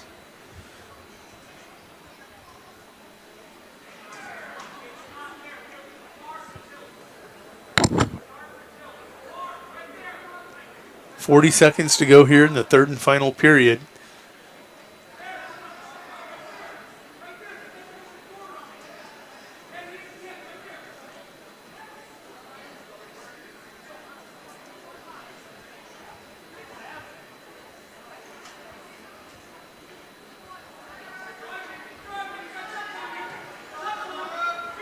Owen's going to be cautioned for stalling. Reese just got to keep working hard here. He's not able to get Owens broke down flat. He's able to keep those hips up. Here he's going to try a cheap tilt.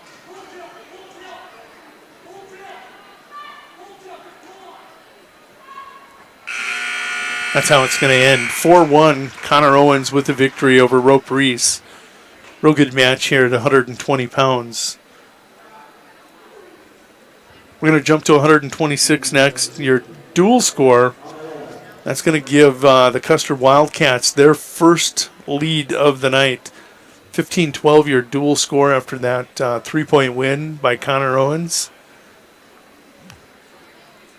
And let's get back here to 132 pounds. Let's go ahead and get your participants. Taking a look at track wrestling, this is going to be Chamberlain Cub Xavier Donovan. He's taking on Landon Woodward of Custer. Couple familiar wrestling names for people around the state of South Dakota. Donovan obviously going to be the son of head coach John Donovan. When you take a look at the rankings here at 132 pounds, this is interesting. I'm going to make sure at 126 pounds. I'm sorry, I'm jumping us up too fast. This is a 126-pound match. Woodward with first takedown for the Wildcats. Now, looking at the most recent rankings, you're not going to see Woodward ranked anywhere, but Woodward is ranked. Just got to look before I speak. Landon ranked third for the Custer Wildcats. So they have Trant, who's ranked 6th, Weiss at 113, ranked 2, Woodward ranked number 3 at 126. Custer very strong here at the top of their lineup. You saw Noah Hutmaker and Canyon Burkhardt ranked number 1 and 4 respectively at 220 and 285 in Class A. Put Chamberlain out to a 12-0 lead. Chamberlain powerful in the upper weights. Now taking a look at the 126-pound rankings. Donovan unranked, but I promise you he is gritty and he is up for this match with Woodward.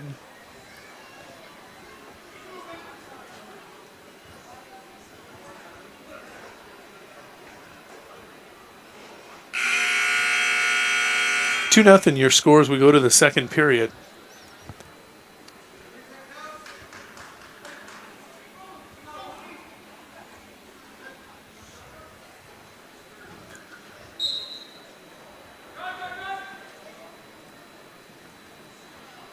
Woodward trying to hit a switch. Short set switch. He's in on the leg. Now has faced Donovan.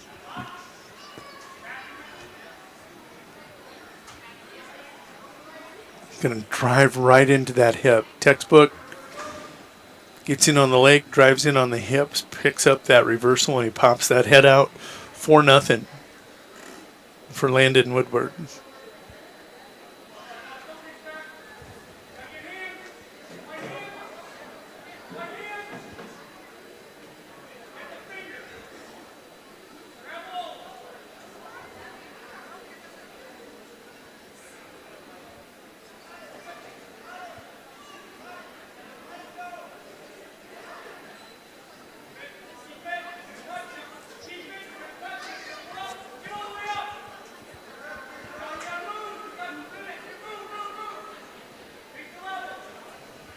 Landon, another one of two Woodwards in this Custer lineup.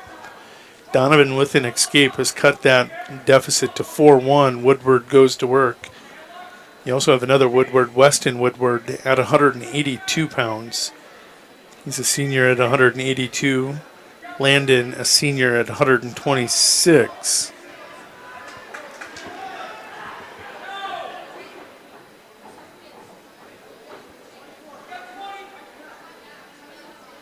Custer, it looks like, with 5 ranked wrestlers, with Zane Severin ranked at 195.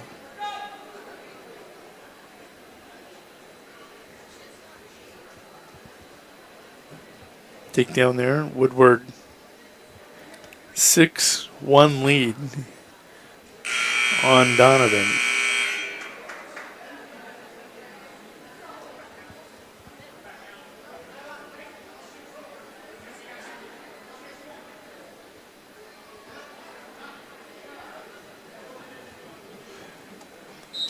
Donovan goes down to start the third period, knowing he needs to score a lot of points, trailing by 5. He's wrestled really well against Woodward.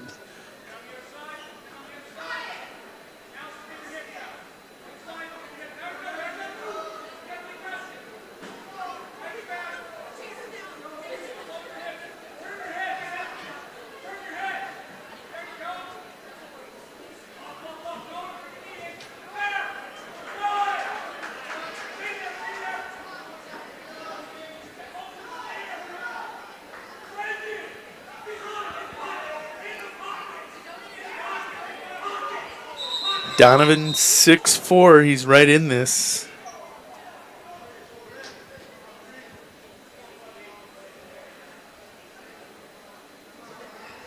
Custer with 5 ranked wrestlers. Custer looks to have, 5. Chamberlain with 4. You're also going to see Devin Anderson ranked number 10 at 138, and at 182, Swade Reese. He is ranked number 8.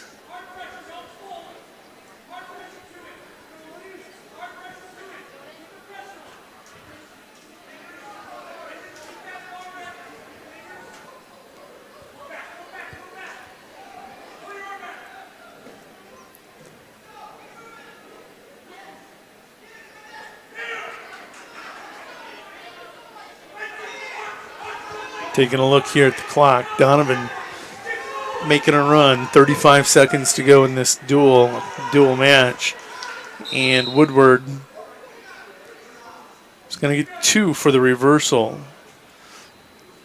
That will make it 9-4, and they'll stop it because that knee was in an awkward position. Don't want one of these young men getting hurt. Nice job there by the official, Chris Dozark, to stop action.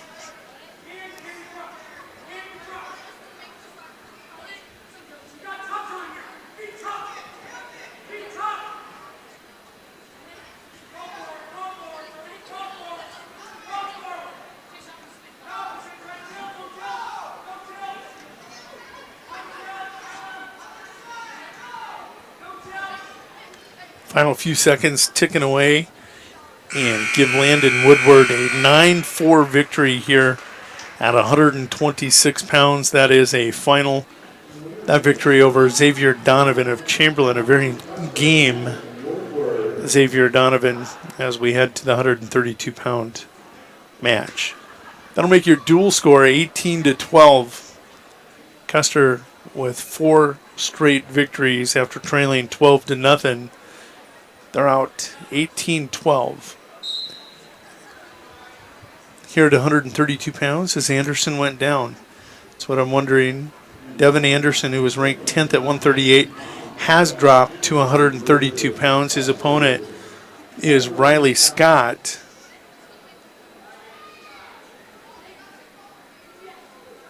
Riley Scott ranked number 3 in Class B at 132 pounds. So that's actually six ranked Wildcats for Custer. Scott slipped by me the first time, ranked number 3 at 132. Look at those rankings for Custer. They're at 6-13, 26-32. Wrestling partners in the wrestling rooms, making each other better. That's what you have to have.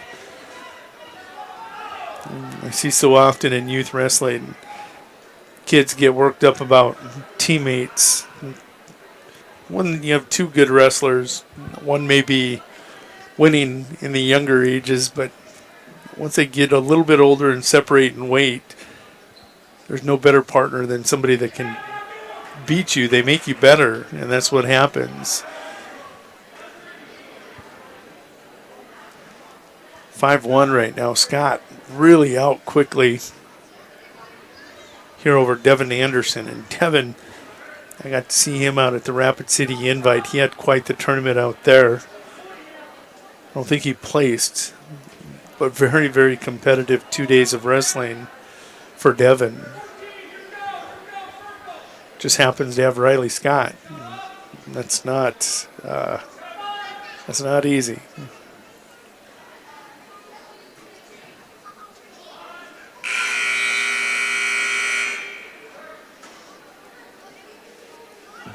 Winter Lady Warriors junior varsity basketball team. They currently lead 20-2 as looks like the stream has broke out there in the third quarter. Go to period 2. Devin Anderson will cover.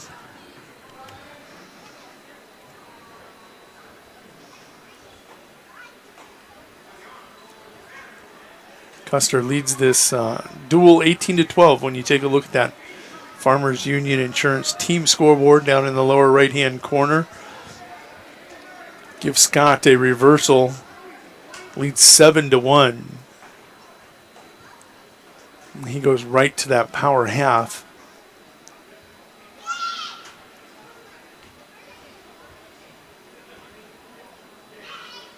He's got that tight waist.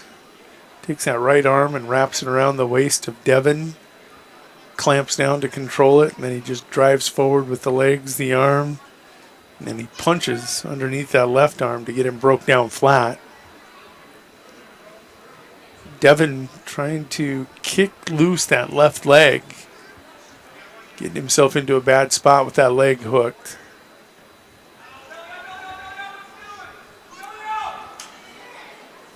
Yeah, Scott was working a 3-quarter Nelson there. looking to pull Devin underneath. Coach Donovan recognized it. I don't think Devin did. That's why you have a coach in the corner. Final few seconds, 30 of them to go here in the second period.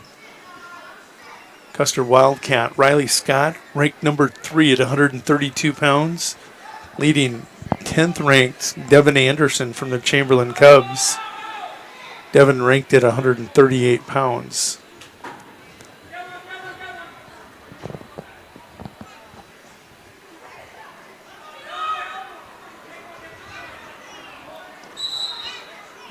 I'm going to stop this for potentially being dangerous. Whistle will come, and there's 2.4 seconds to go here in the second period.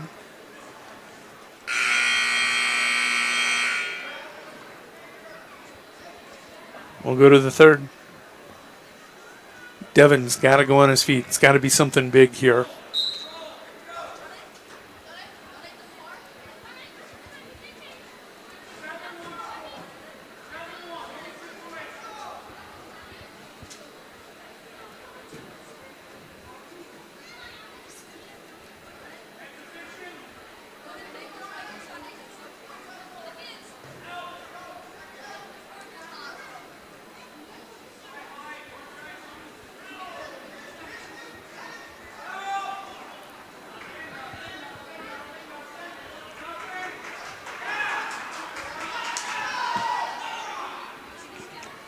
Anderson collects the takedown.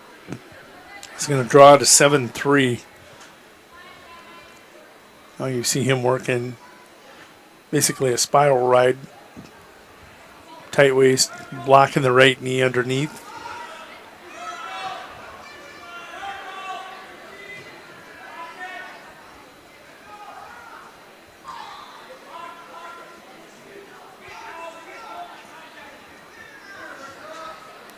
There, Riley Scott comes up with his own reversal.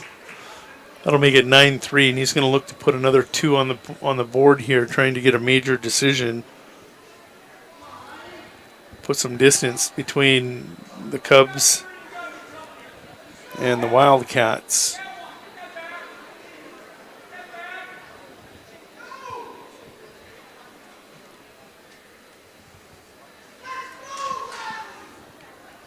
.20 seconds to go. Riley Scott, commanding lead. Coach Webster telling him, go. We want some more points.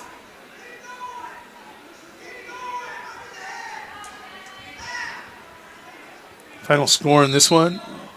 Oh, we're going to stalemate this one as the headgear slips down. 5.2 to go.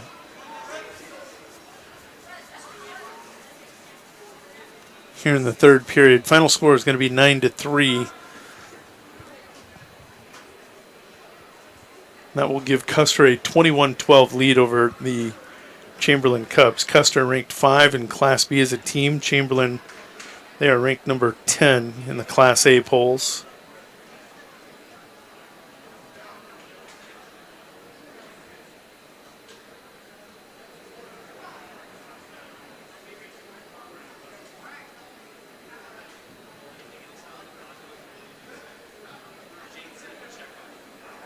Scott covers. There's the whistle. And that's how she'll end. Riley Scott, ranked number 3 in Class B. Behind Owen Hansen and Chase Hansen. A couple Hansens at the top of the 132-pound weight class. One from Burt Gregory. One from Stanley County. Both of them defending state champions. The only 2 ranked ahead of Riley Scott. We'll go to 138 pounds. Let's get this one set. As we update that team score, Custer now leading Chamberlain by a score of 21-12. When you take a look at that Farmers Union Insurance scoreboard, team scoreboard, down in that lower right-hand corner. And your participants at 138 pounds. Quinn Long of Chamberlain taking on Leighton Sander of Custer. Leighton, I think we might have saw his sister wrestling in the girls. Trailed, and I think she came from behind and got a pin in that Custer Wildcat 21-4 victory over the Chamberlain Lady Cubs.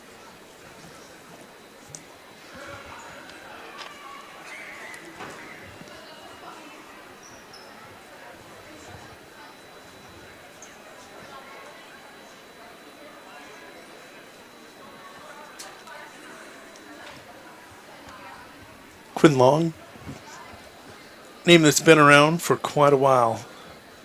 Been wrestling for Coach Donovan for quite some years. Quinn with a big throw over on the edge of the mat. He can get the pin over there as long as he keeps his hips or his toes in. He can pin his opponent off the edge of the mat.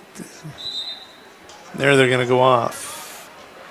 5-point move, 2-point takedown, 3-point near fall. Quinn Long. Scoring large right off the start of this match. Taking a look at 138, some of the kids in the rankings in that Class A division. Alec Mentzer, that's a name that very familiar here in the wrestling community in South Dakota, on top of the 138-pound weight class. Got a Voorhees in there. Elsher. Tristan Spencer from Pierre. Yeah, there's Aiden Dooley. Man, he was at 6 a year ago. Dooley's put on some size. 32 pounds in a year for Dooley from Sioux Falls Jefferson. Still 5-0 here, first period of this one. Quinn Long. Final seconds tick away. Big 2-point takedown and a 3-point near fall. Good job by Leighton Sander not giving up the fall over there on the edge of the mat in front of the Cubs sideline. Coach Donovan says we're going neutral again. Quinn Long been in the weight room. Thick arms, thick shoulders, thick back, thick legs. He's just put together well.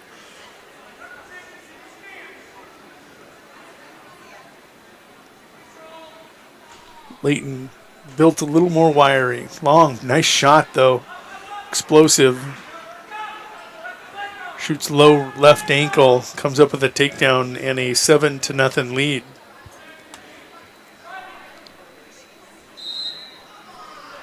.12 your score.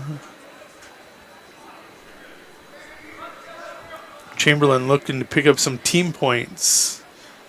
A major, which is an 8-point victory between 8 and 15. It's worth 4 points. A tech fall worth 5 points. That's when you win by 15 or more. And a pin worth 6. Quinn being very deliberate and patient here with Sanders. Trying to get to that 8-point barrier and pick up one team bonus point along with the 3-point match victory. Sander up and out. That'll make it 7-1. We are in the second period as I correct the scoreboard.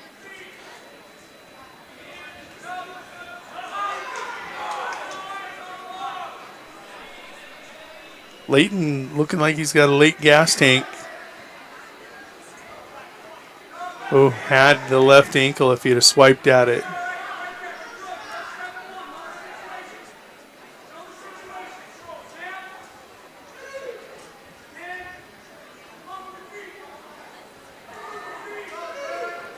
Quinn going to be cautioned for stalling. That triggers a shot out of him, and he'll pick up a takedown. And that takedown comes in the final 5 seconds of the period. End of the period scoring. You're going to hear me talking about it all the time. It's so huge in these matches. Long now with a major decision. Sander with choice is going to go underneath.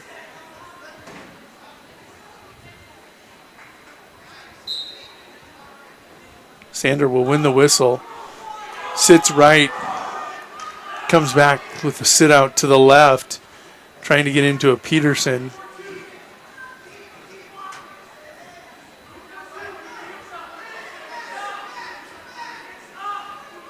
Peterson's there if he doesn't hook the leg. There he hits it. Does he finish it? Does not. Gets the escape, though. Good job by Leighton Sander. Really good gas tank here late in the second period and third period.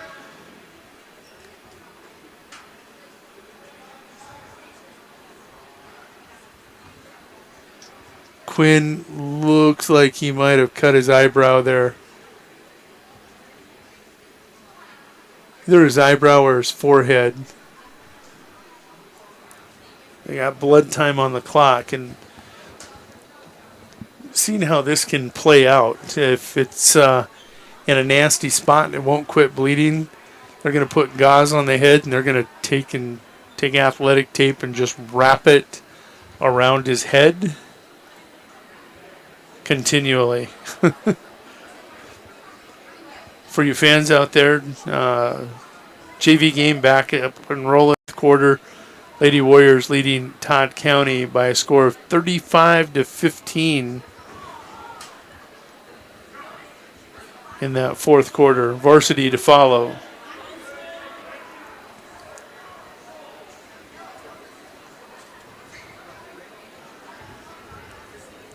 Your score. Quinn Long needs a takedown here to get that bonus point for the Cubs. We're in the third period. Leighton Sander showed a nice gas tank. He's been wrestling loose and confident since the end of that second period. Sometimes you can just tell by the breathing and the movements of your opponent that you may have a chance late. And Leighton senses Quinn may have spent it early. 9-2 your score. Quinn knows the situation, though. All he's got to sit back and do is wait for Leighton to make a mistake and capitalize and get a major decision. Doesn't have to be pretty.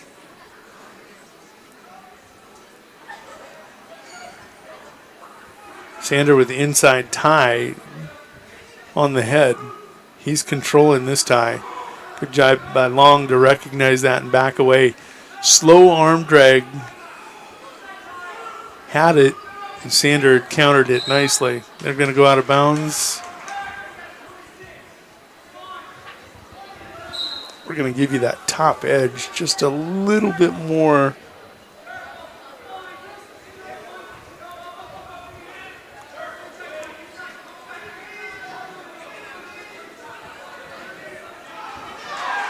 There it is. Quinn knew the situation. He could sit back, relax. With 7 seconds to go, he's going to pick up a takedown. And that is an 11-2 lead.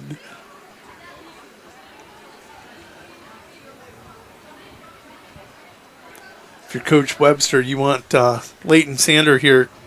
He's got to hit a switch. He's got 7 seconds to hit it. He's got to come up with 2 to take away that bonus point.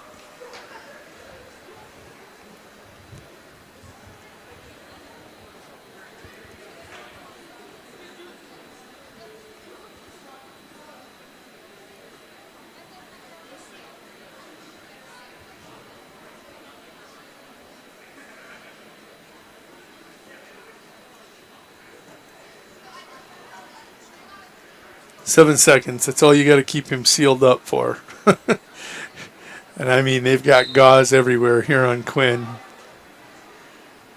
He's just going to cling and ride out and get the victory here at 138 pounds. Quinn Long, victorious over Leighton Sander in a very good, entertaining match. Not nearly as decisive as the score may say.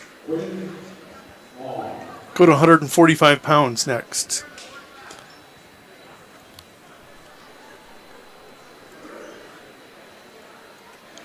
With the major decision, that 9-point win, it's going to make your dual score 21-16.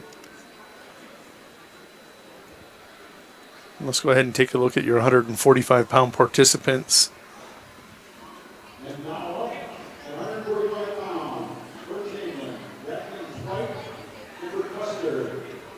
5 Declan Twite of Chamberlain and Kai Roosh of Custer going to be your 145-pounders. Neither one of these two young men in the polls in the top 12 in their weight classes, but doesn't matter in a duel. This is a pivotal match. A pin by Twite would give Chamberlain back the lead here over Custer, or Roosh could extend the lead out as they're heading into the, I don't want to say the heart of the Custer Wildcat lineup is 106 through 132. The only one that's not ranked in those first 5 weight classes is their 120-pounder. Everyone else ranked in the top 6 for the Wildcats. Chamberlain, of course, with the 2 big men, Noah Hutmaker and Kenyon Burkhardt, at the top of the lineup. They gave the Cubs the 12-0 lead since that point. Custer had been whittling away and has started to pull away, outscoring the Cubs 21-4 from 106 through 138. Roosh counters the Tweet shot. Got front head control. Needs to go head in the hole. Shove that arm across.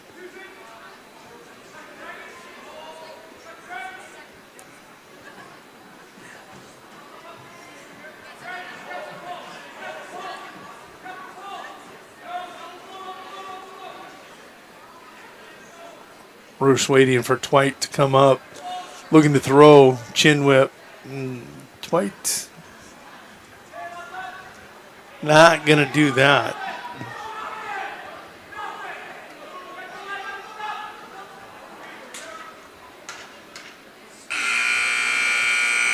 First period in the books, and give Rush a takedown. He leads 2-0 as we go to that second period.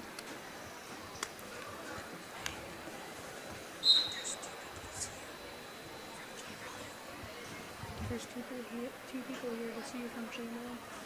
See me. CK Storms told me that.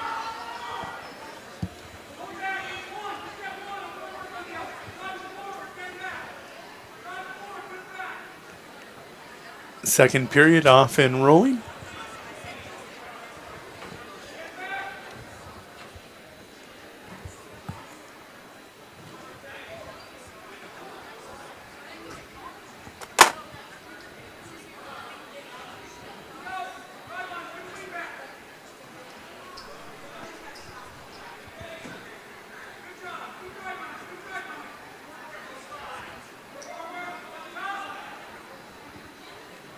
Rush goes down. Tweet with the lead.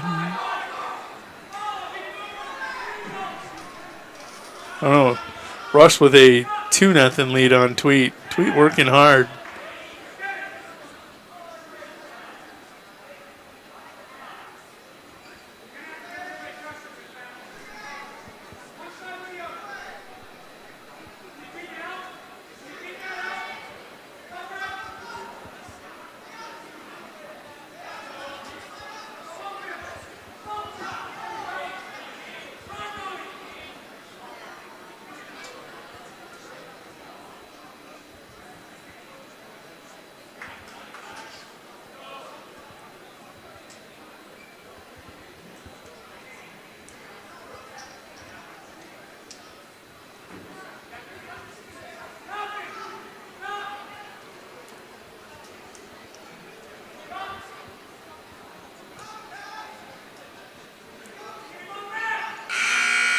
And that'll be a right out in the second period for Tweet.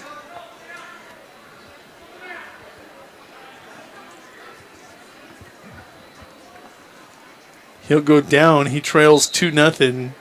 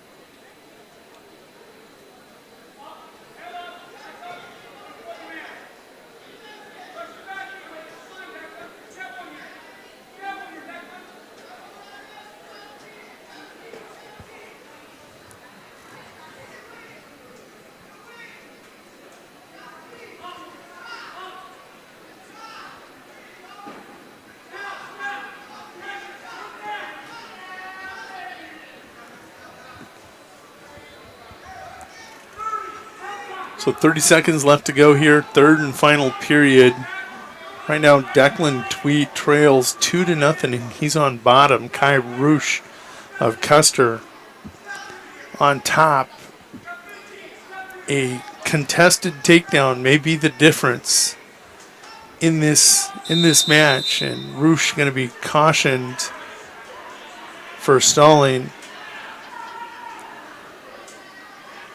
5 matches to go in this duel. Coach Donovan and the Cubs really would like to get this one somehow, some way. Roosh going to break down Tweet, and that'll be the final. That'll push Chamberlain's lead out to 8 again at 24-16 as we head to 152 pounds. Kai Roosh with the victory. And let's go ahead and update that Farmers Union Insurance team scoreboard down in the lower right-hand corner. Chamberlain now leads 24-16. Your participants here at 152 pounds. Bryce Ryer of Chamberlain taking on Connor Adams of Custer.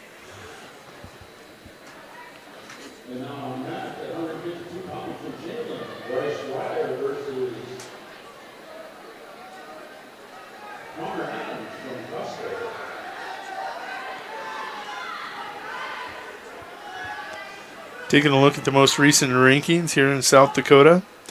I don't think you're going to see either one of these two young men ranked, but both these kids continue to make strides over the last couple of years, improving their wrestling skills.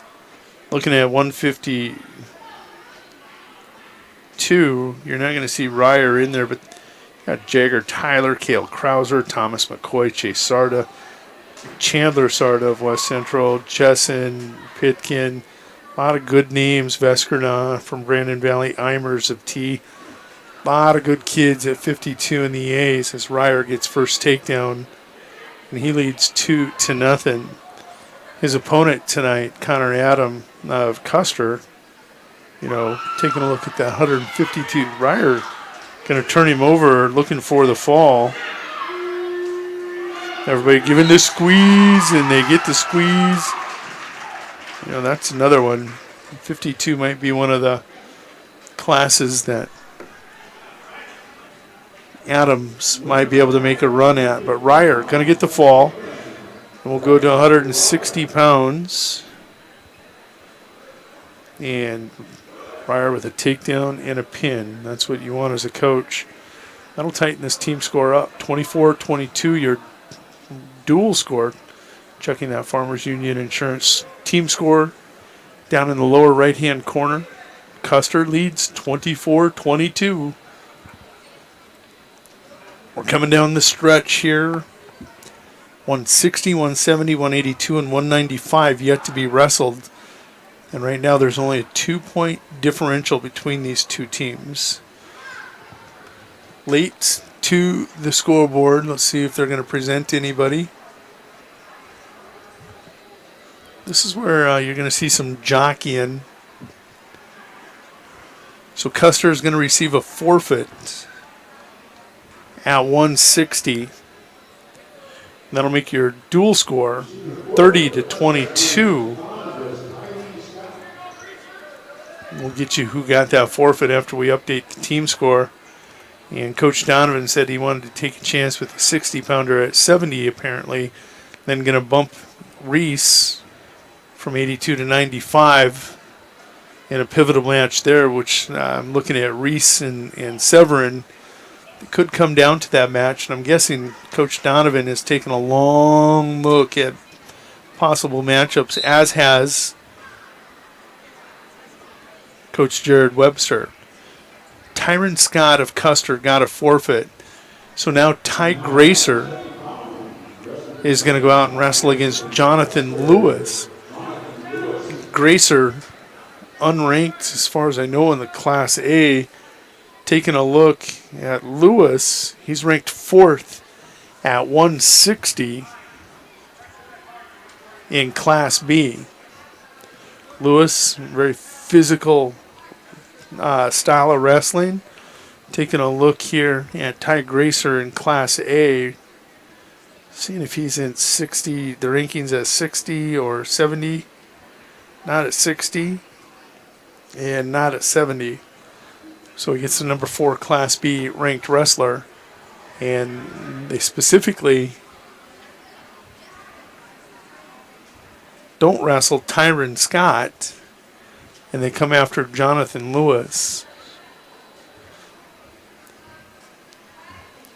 So I'm going to go back to those B rankings and take a look at Tyron Scott at 160.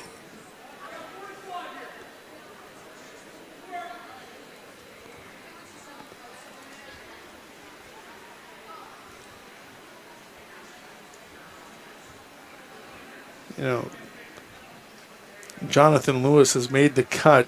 He will wrestle tomorrow at 60.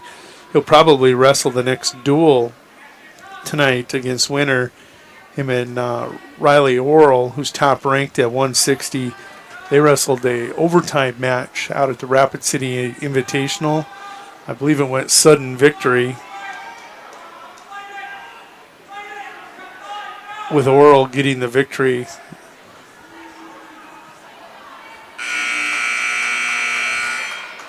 And real quick, give Forrest Lewis a takedown and a 3-point near fall as we go to the second period.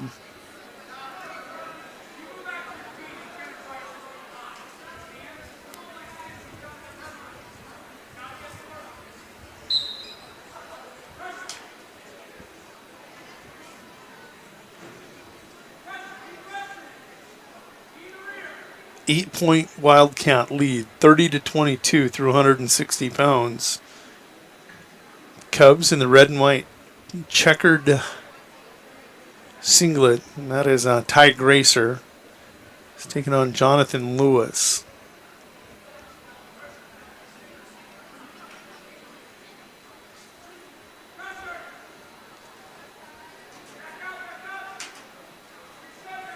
Lewis spins, faces, has to create separation.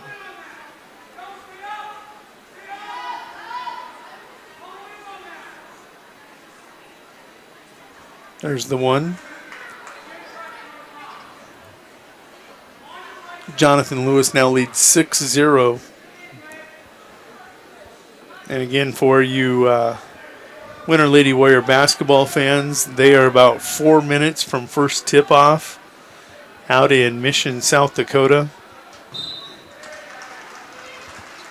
As Jonathan Lewis will pick up the fall at 170 pounds.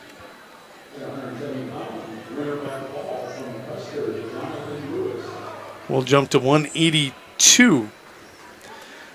And Chamberlain has created some space. Custer has created enough space that they will win this duel. They lead right now by a score of 36-22.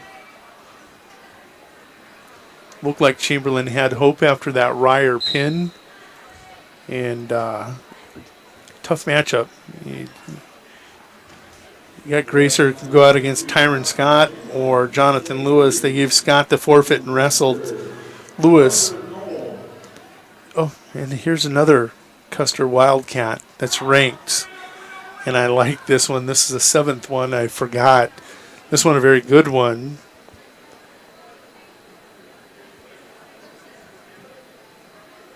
Got Ryder Bailey ranked at 182.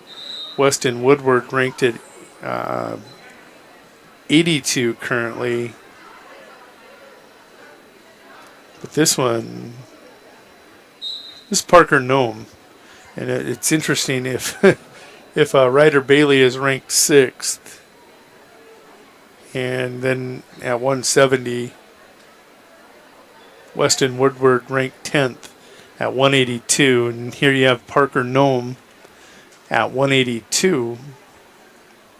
He'll be one of the top 4 ranked wrestlers in the state, I'm guessing. Well, maybe not. You got Jack Kruger, top ranked. Isaac Crownover ranked 2nd. Tate Hoffman ranked 3rd. Josh Merkel ranked 4th. Keegan Hyder, ranked 5th. I can see him maybe sliding in there at 5.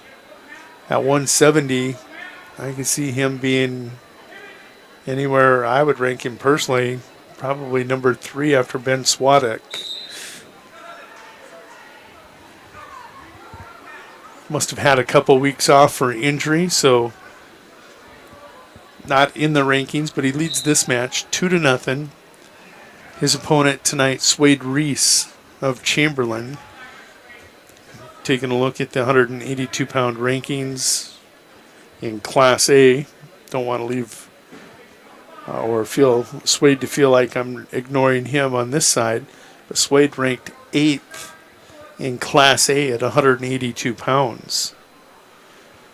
So Custer actually sporting 7, well, if you count the other 2 kids that are even ranked under Parker Nome, 8, 9 kids in their rankings.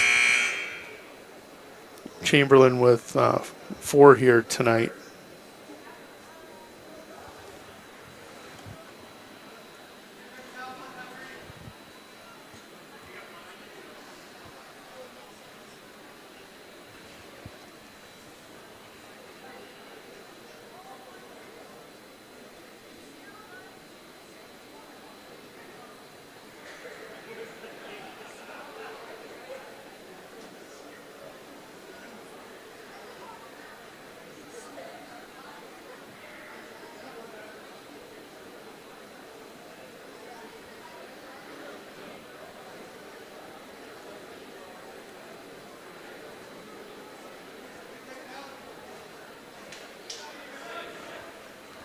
Go to the second period.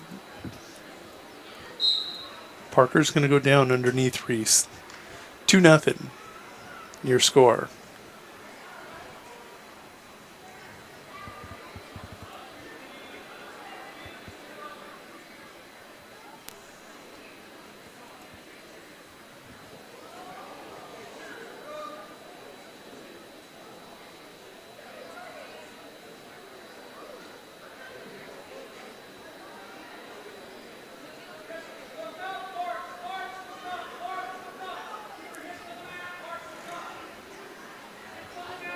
Parker Nome with a reversal.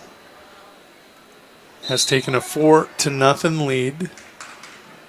No stop action because that left leg is in an uncomfortable position. Checking that Farmers Union scoreboard down in the lower right-hand corner. Team score, it's the Custer Wildcats leading 36-22 over the Chamberlain Cubs.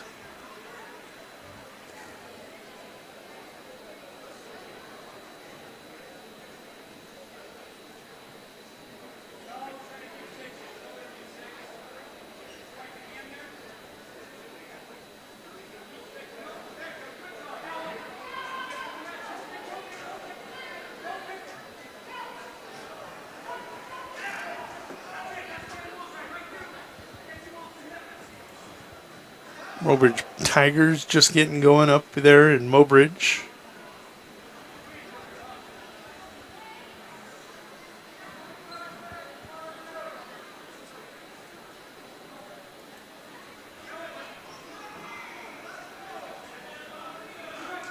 Parker riding hard here as we're under the final 15 seconds in period 2.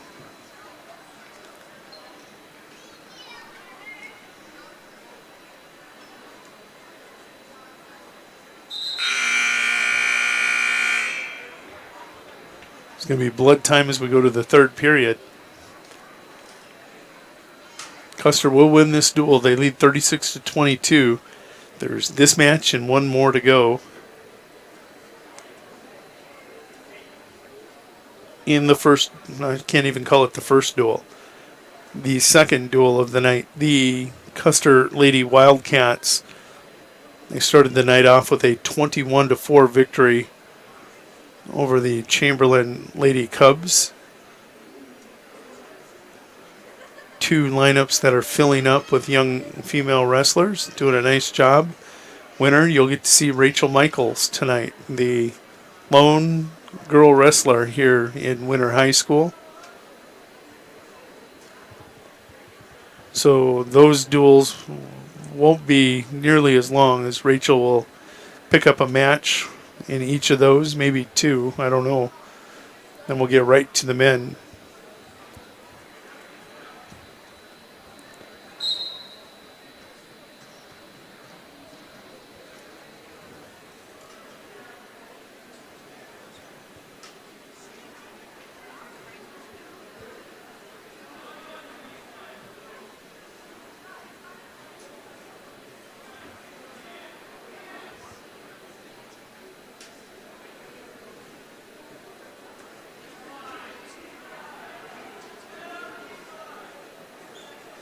Custer and Winner will duel next. Number 2 and number 5 in Class B. And then the nightcap tonight, Chamberlain versus Winner. Number 10 in Class A versus number 2 in Class B.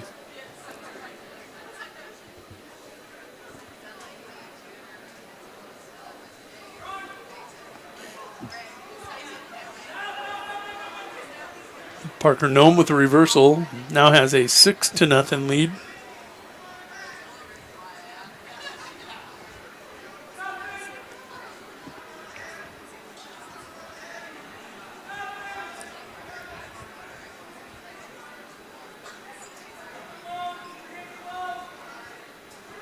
Parker with a 6-0 lead on Swade Reese, a very good Chamberlain Cub, ranked number 8 in Class A. Final 30 seconds here of the third period going to tick away. Parker will not make any mistakes. He'll grind this out knowing the situation, and he will collect a 6-0 victory.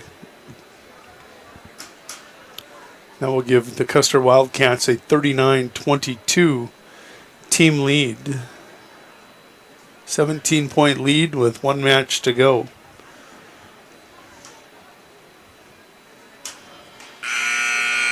Parker Nome, he's back. Just in time for the Mid-Dakota Monster.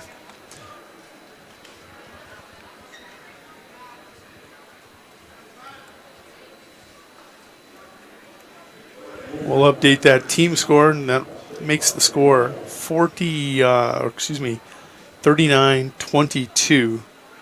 Custer with the lead. Final match at 195 pounds tonight. Let's go ahead and see who is going to be presented. Oh, wait, there's two matches. No. They have two 220s in there, I guess.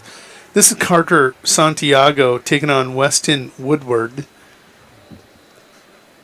Now, Woodward ranked currently for Custer. Woodward ranked at 182, so he is bumped. That means Nome is going to be at 170 probably tomorrow, just with all the juggling. They're moving people around, and Jonathan Lewis wrestled 70 tonight instead of 60. Custer with a very good team, ranked 5th in Class B for a reason. Carter Santiago not ranked in Class A, but he's one of those young men. He's figuring it out. Took a brief break from wrestling and is back. It's good seeing him here at 95. Working himself back into shape after a couple-year layoff. I believe a couple-year layoff. Now back to Woodward. He is ranked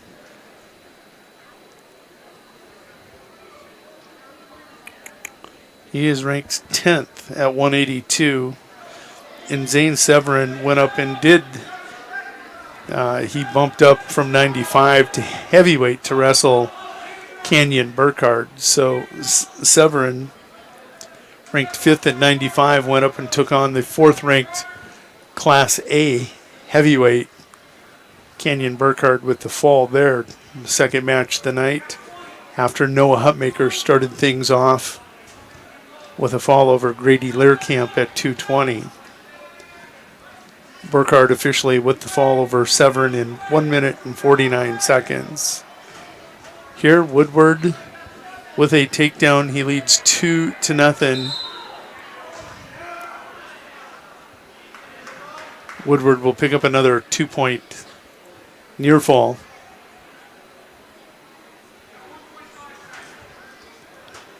One and a half seconds here for Woodward to work with. He'll write it out and we go to period 2.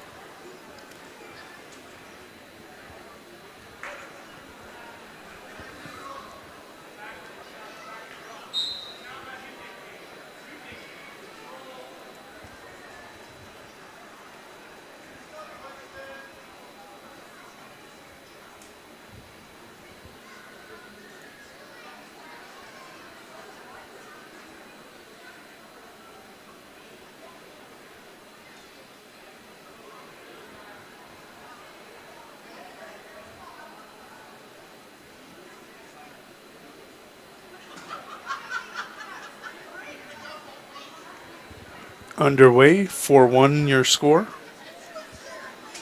Santiago with the escape.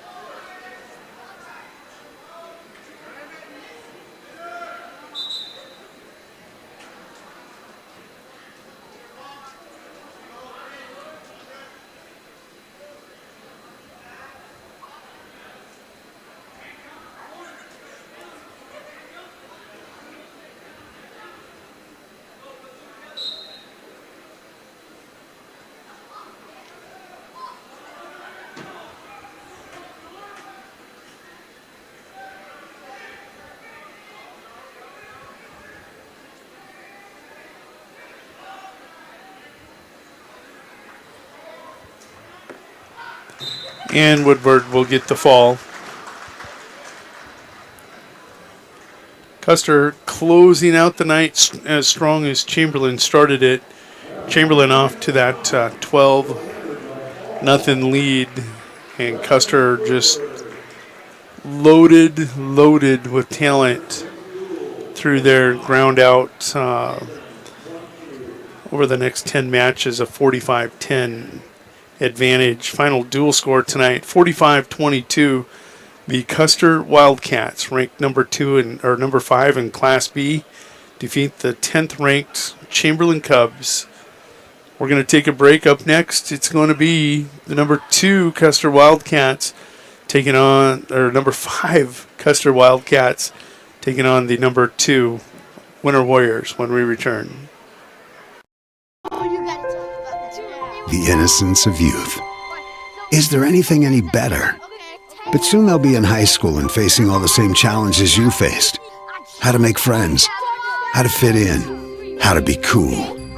We want our children to have everything they'll need to live fulfilling and productive lives. Make sure the kids in your family are among the more than 57,000 participants here in South Dakota who take part in high school sports or activities. Your local cooperative has a new name. CHS Northern Plains and CHS Midwest Cooperative have joined together to better serve you under the new name CHS River Plains. You gain more options and more value with access to global markets and a powerful supply chain. And you can do more every day using inputs delivered by a team who knows what you need when you need it. Visit us online at chsriverplains.com or stop in today and let us help you own every day. The Winter Advocate is the exclusive newspaper of Tripp County, serving Winter, Colome, and the surrounding communities. Each Wednesday, you'll find the latest in state and local news, sports, job openings, classifieds, and all legal public notices. Call 842-1481 or stop down to 125 West 3rd to start your subscription today. Don't forget our deadlines, Friday at 5 p.m. for The Advocate and 12 on Fridays for The Rocket. The Winter Advocate is a proud partner of Winter Warriors Live and wish the Warriors and Lady Warriors success all this season. you have the right products for your fields? Contact Sherm Gucci with Hogemeyer, the right seed.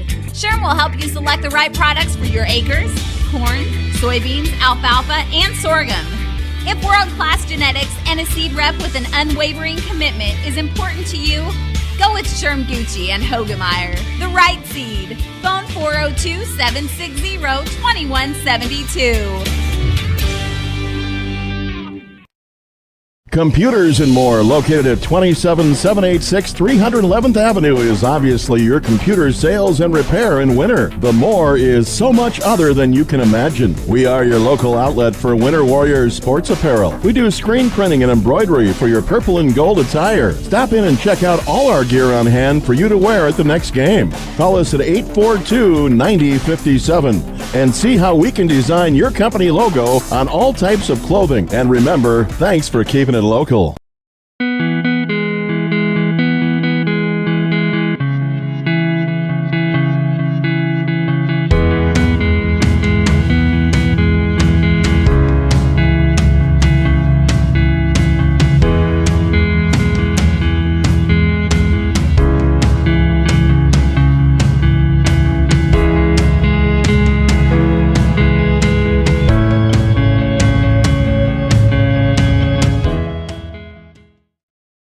Easy Entrees is a locally owned business that specializes in take and bake entrees. We feature an assortment of frozen, ready-to-bake options for you to choose from. All of our recipes are made with care and fresh ingredients so that you can have a healthy and delicious meal, allowing you to have more quality time with your family. Our menus change monthly. Just click on our banner ad at the sports ticket page to see our current monthly menu. Remember, dishing up dinner is as easy as picking up the phone and dialing 842-EASY for Easy Entrees. Grossenberg Implement, your family-owned John Deere dealer, is passing on the savings to you this holiday season. This week only, get an 8% discount on gloves. So purchase yourself some extra gloves this week to ensure you're ready for the new year ahead and save 8%. Stop into any of the 8 Grossenberg Implement locations parts departments this week and take advantage of the savings. And Happy New Year from Grossenberg Implements.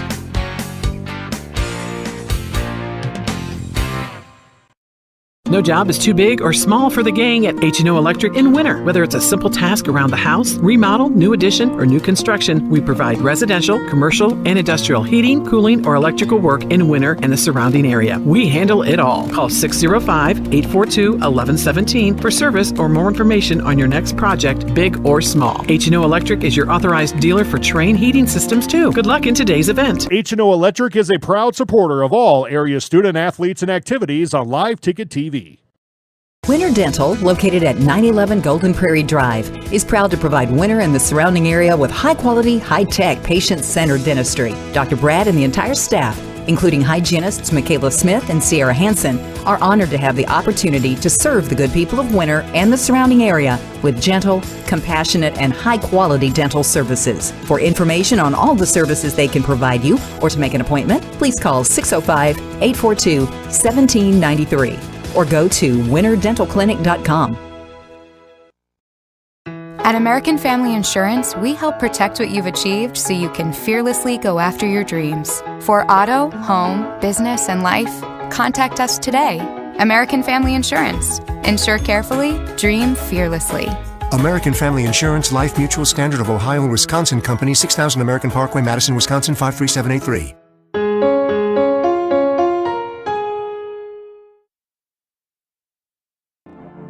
Black Hills State University provides the opportunity to explore careers with more than 125 programs of study. With quality programs and passionate faculty, you can find the path to a career of your dreams. While exploring academic options, find adventure that awaits for you in the beautiful wilderness surrounding Spearfish. Get involved in one of the many clubs on campus. Learn to lead and gain the knowledge that puts you above the rest. Apply now at bhsu.edu. Eklund Tax Service, located at 323 Main Street in Gregory, South Dakota, is available for all your tax preparations. Mark Eklund has been a staple in the Gregory community for many years and wants to help you and your business have success by specializing in all types of bookkeeping. Eklund Tax can take care of any agricultural, retail, or personal bookkeeping or tax preparation. Call Mark at Eklund Tax today at 605-835-9665. Do you have the right financial advisor to help you reach your goals? Ameriprise Advisors can create a personalized, goal-based plan to help you prepare for whatever life brings so you can feel more confident about your financial future. Call Wealth Partners, a private wealth advisory practice of Ameriprise Financial Services, LLC, today at 605-842-3832. That's 605-842-3832. Office is located at 214 East 2nd Street, Winter, South Dakota, 57580. Ameriprise Financial Services, LLC, member FINRA and SIPC.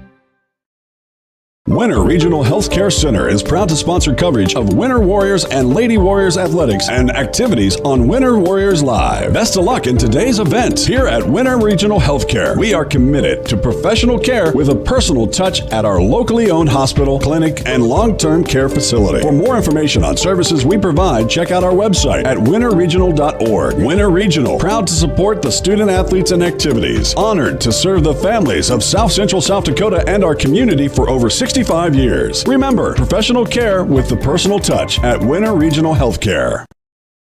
Hi, this is Lo from Litas Seed. Fall is here, and with that, we have early cash discounts on corn, beans, and other seed. This year, we've teamed up with the 7th largest crop protection company to bring more value to your operation. Let us bid your CAM needs. Also, now is NRCS reclamation and grass seeding time. Last year, we saved a customer $2,000 on a small job. Call Logan at 605-840-4591, and let's see how Litas Seed can add value for you.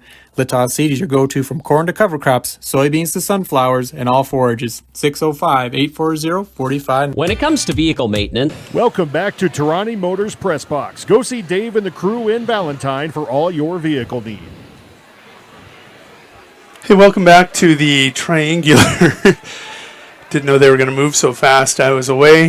Had to come running. Let's go ahead and get things started off. We're at 285. This is Zane Severin. He is ranked currently 10th.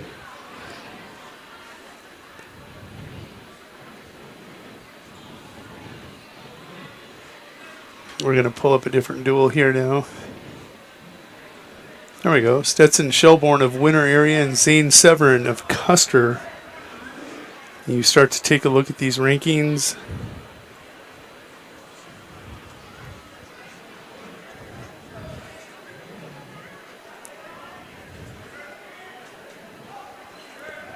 Stetson is going to check in, as is Zane.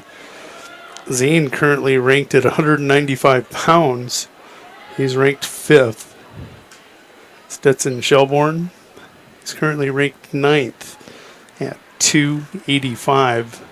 Just underway, Custer Wildcats ranked number 5 in Class B as a team, taking on the 2nd ranked Winter Warriors.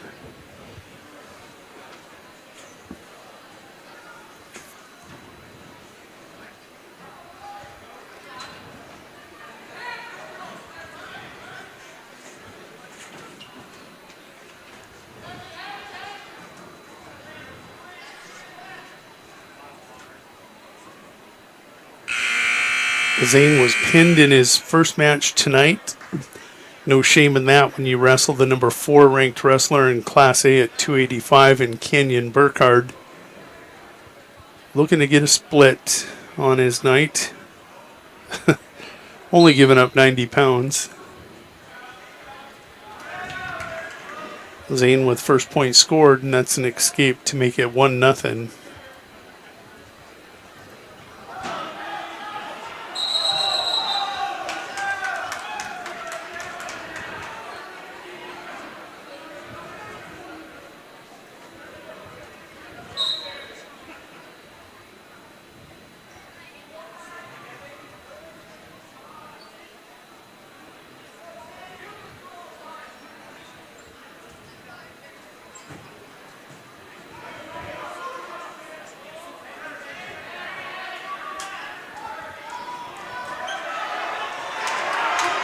Zane with a takedown. He now leads 3-0. He's looking for a fall. Stetson trying to body lock and roll through. Unfortunately, Zane's strong enough that if he tries, there he does. A nice job by Stetson Shelbourne to only give up the 3. May have missed an opportunity to score. I don't think anybody cares as long as he's off his back and not giving up a fall. Custer victorious 46-22 over the 10th ranked Class A Chamberlain Cubs.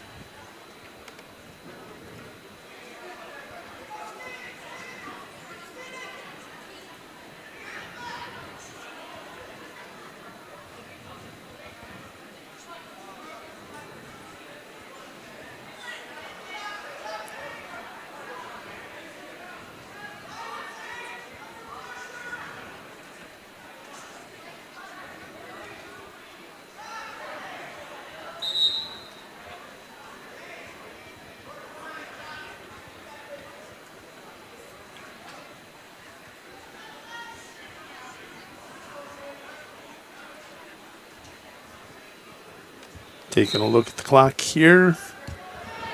Gonna get my earpiece out for a second. Our final few seconds of the second period have ticked away. We go to the third. 6-0. Zane Severin leading over Stetson Shelbourne.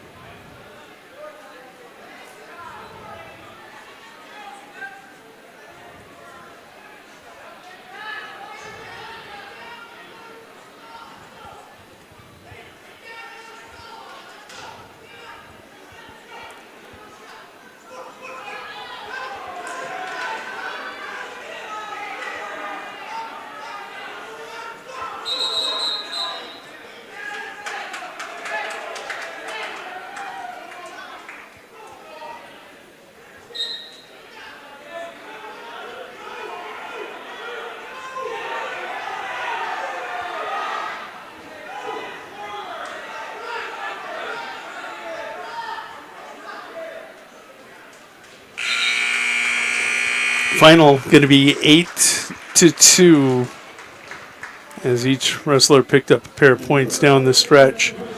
That will give Custer a 3-0 lead as we go to the 106-pound matches. This is where Custer gets really, really tough. Custer leads, taking a look at that Farmers Union Insurance team scoreboard in the lower right by a score of 3-0. This one, folks, is going to be a good one. Taking a look at the Class B rankings, that's all we have to focus on in this duel tonight. Riley Robbins is ranked third in Class B for winner. Tyler Trant of Custer is ranked sixth. 3 versus 6.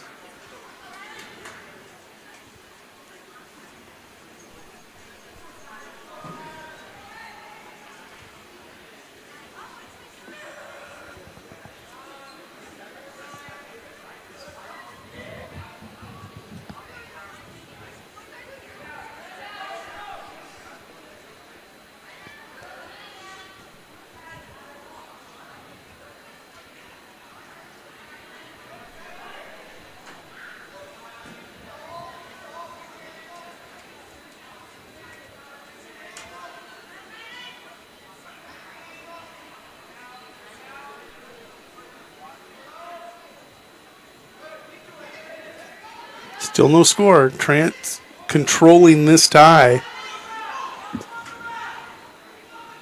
He's got that front head.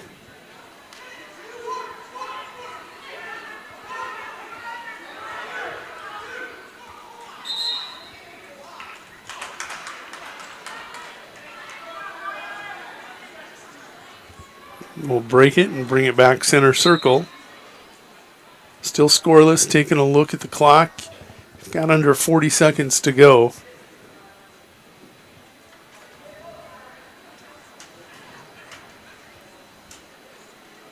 Trent with the attack. Robbins counters, getting the feet back and double unders.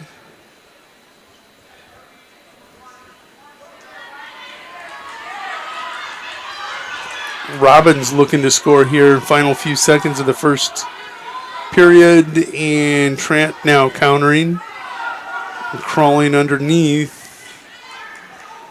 Good battle between number 3 Robbins and number 6 Trent. They'll go to the second period. They are scoreless.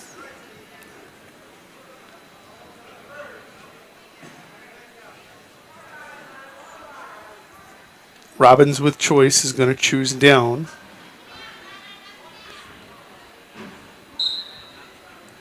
Zane Severin with that 8-2 decision over Stetson Shelbourne.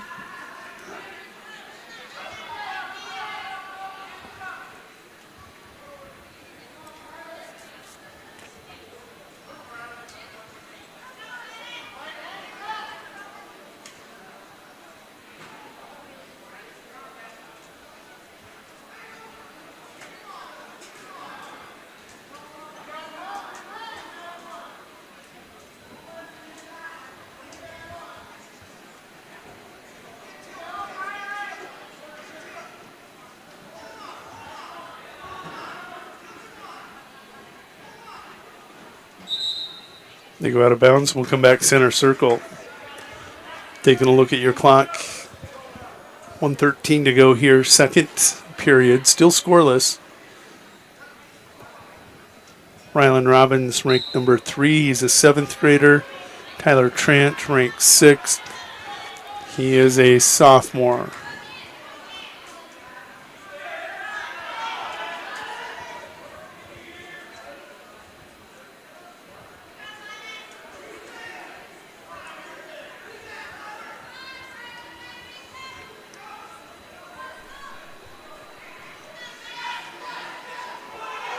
Trent now with an over-under. Iowa State chicken wing looking to turn it. Robbins showing his flexibility. And there, a 1 count. Shoulder almost popping out. Under 25 to go. Trent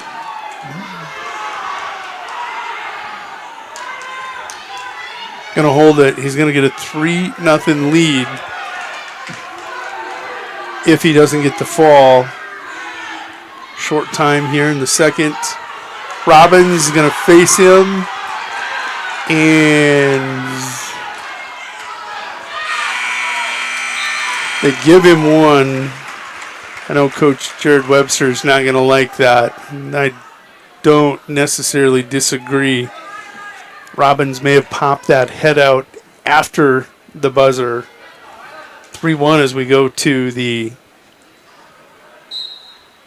second period, or third period, excuse me. exactly what you'd expect in 3 versus 6. Doesn't matter. You could flip the rankings around, and I'd be comfortable with that too. Trent, that good. Robbins, that good. Taking a look at the top 6 in the state, you're talking about Cooper Palmer of Clark Willow, or Zach Bartles, top ranked from Canton. Obviously, he's a stud. Palmer of Clark Willow Lake. Keegan Hill just cut from 113 down to 106 for Mount Vernon, Plankington, Corsica, Stickney. Judd Hansen of Burt Gregory ranked 5th. He's lost to Robbins twice. Trent ranked 6th. Those 6 right now kind of stand heads and tails above the other wrestlers that are pushing from behind. Taking a look out at Todd County briefly, the Lady Falcons leading 20-19. Make it 21-19 with 50 seconds to go in the first half. 21-19.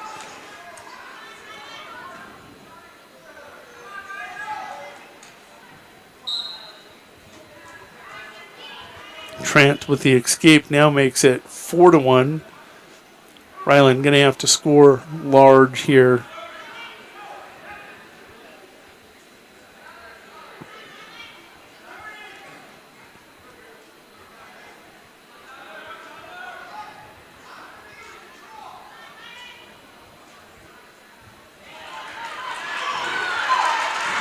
Robbins with a takedown. Going to tighten things up. 4-3 will give the escape. And with 4 seconds to go, Robbins will catch him for the takedown and back points to win this 7-5 in this great matchup between number 3, Ryland Robbins, and number 6, Tyler Trent of the Custer Wildcats. What a finish at 106 pounds. Wow. May get to see that one this weekend up at the Mid-Dakota Monster. 7-5 Robbins coming from behind to get the victory, and that will knock this duel at 3-3. Doesn't get any easier for the Winter Warriors here at 113. You're going to have Mr. Aiden Wormers taking on Trey Weiss. Trey Weiss ranked number 2 in the state for the Custer Wildcats.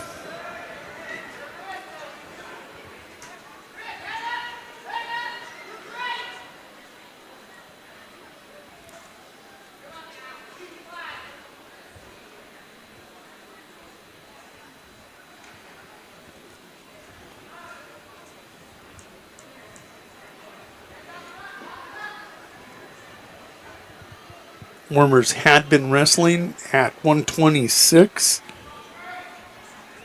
Was on pace to bring his weight all the way down to 113. Still wrestling at 26. Here tonight, he gets the number 2 ranked Trey Weiss, and he will get the fall. And we'll jump to 120, where winner will look to counter with Max Brozik, the top ranked defending state champ at 120 pounds. That will give Custer a 9-3 dual lead.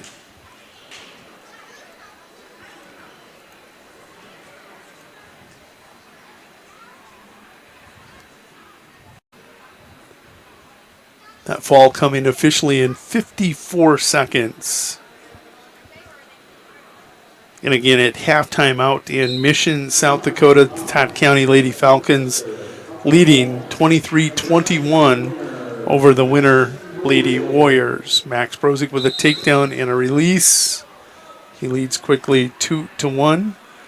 His opponent tonight, Connor Owens, unranked for Custer at 120.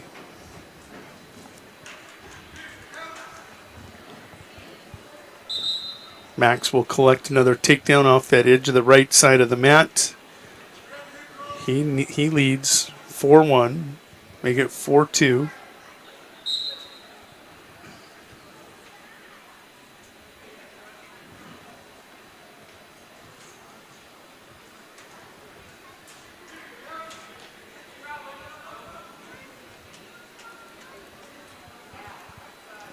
Max, another takedown, out quickly, 6-2 here in this first period.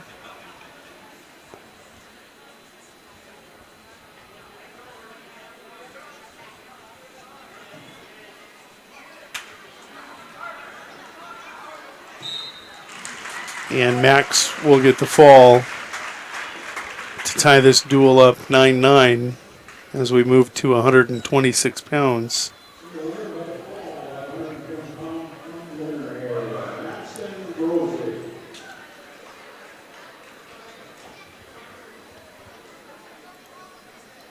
Let's go see at 126 who's presented for each team.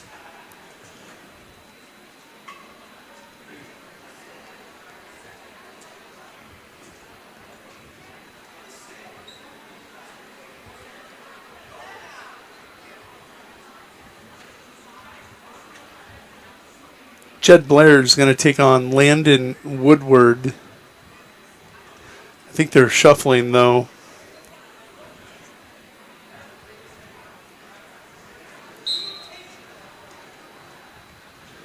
Yeah, this Woodward. At 126, Landon Woodward ranked number 3 for the Custer Wildcats. He will be an overwhelming favorite in this match, which will set up that big 132-pound match between Riley Scott of Custer and Carson Keyser of Winter in a 3 versus 5 matchup.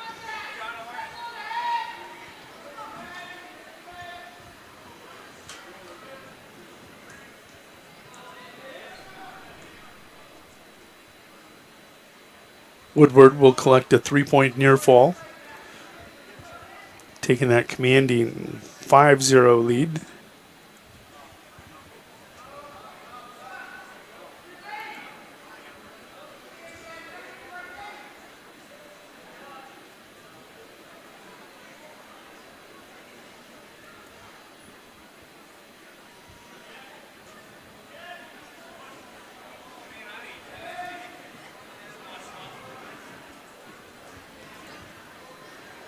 Woodward, a brute. Jed, only a young freshman.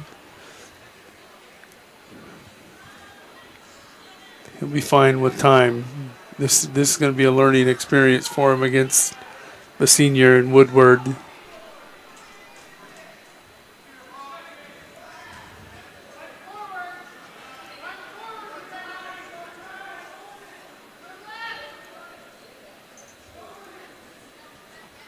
Woodward now leads by a score of 10-0, and we're still in the first period. Final few seconds ticking away, and we go to the second. Again, should be no surprise as Landon is ranked number 3 in Class B for Coach Jared Webster's Custer Wildcats. Jed shaking out the arms like, this hurts. Landon a quick takedown. He'll look for the fall now in this duel between the second-ranked Warriors and the fifth-ranked Custer Wildcats. Winner, the defending dual champion in Class B.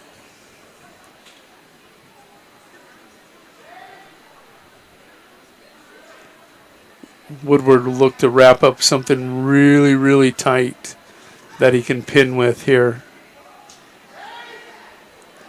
If Jed only gives up a technical fall to the third-ranked Woodward, that would be considered a victory by Coach Donovan and Coach Schuyler if they could somehow keep this close or save that team point.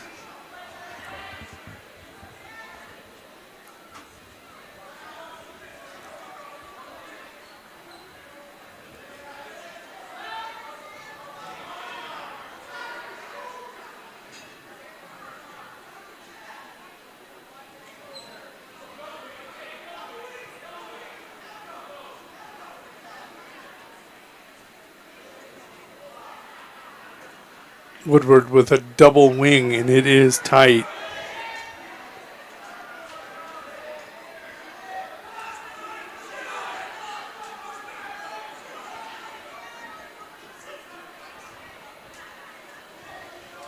Judd's going to have a long fight here. He's got 15 seconds to fight off this fall and not give up the pin. The difference would be a team point in this duel that's expected to be close. And there, Woodward will get the fall with 3.9 seconds to go here in the second period. Third-ranked Landon Woodward taking care of business at 126 pounds. With the victory, that gives Custer a 15-9 team lead, checking that Farmers Union scoreboard down in the lower right-hand corner. That sets the stage for this 132-pound match. Let me introduce you to Carson Keyser of Winter, who's ranked currently number 5 at 132 pounds. He's taken on third-ranked Riley Scott of the Custer Wildcats. Carson Keyser, a sophomore. Scott, only a freshman, ranked highly at 132, right behind the Hansons, Owen and Chase. Owen defending state champ at 132. Chase defending 120-pound state champion.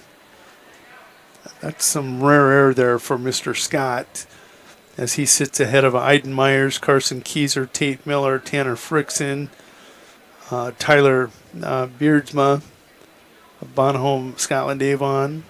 Those are kids I've all seen. My first look here that I can remember of Riley Scott prior to his Chamberlain match. They're back in action here in less than a minute out in Todd County. Again, Lady Falcons leading the Lady Warriors 23-21 at halftime.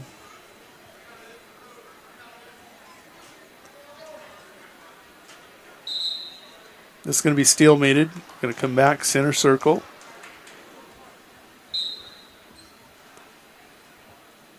This could shape up to be a lot like Trent and Robbins at 106 pounds. If you get a chance, go back and watch that 106-pound match. Rylan Robbins trailed by a score of 3-1. It was 0-0. Trent with a 3-point near fall. Robbins with an escape right before the end of that second period. Robbins gives up an escape, falls behind 4-1, gets a takedown to make it 4-3, cuts Trent 5-3, gets a takedown to the back in the final 5 seconds as Keyser gets a takedown here. End of the period scoring. Keyser gets that takedown with under 10 seconds to go to take a 2-0 lead. But Robbins and Trent trailing 5-3. Ryland gets the takedown and catches Trent for a 2 count to win 7-5 at the whistle. It's going to be the craziest third period you watch in a long time between the number 3 and number 6 ranked 106 pounders. This, number 3, Riley Scott, and number 5, Carson Keyser. 2-0 Keyser with the lead as we go to the second period.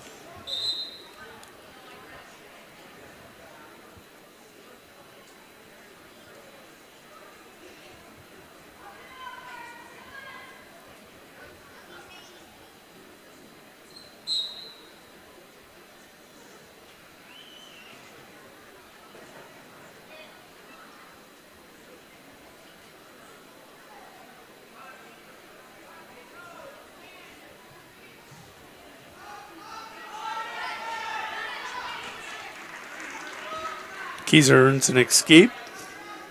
He will take a 3-0 lead.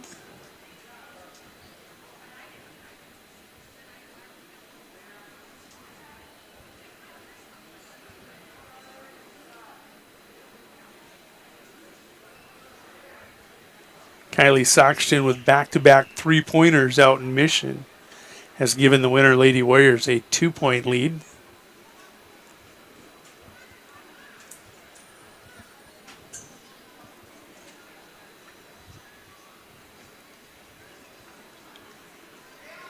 Here, taking a look at this match, 3-0, 40 seconds to go, second period.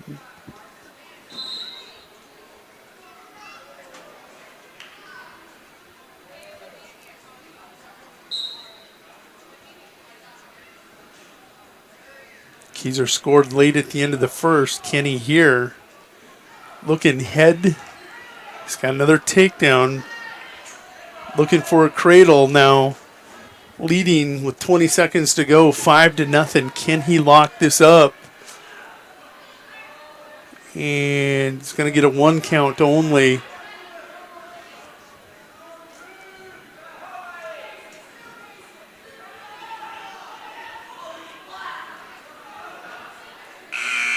Keyser, 5th ranked Carson Keyser leads 8-0 over Riley Scott.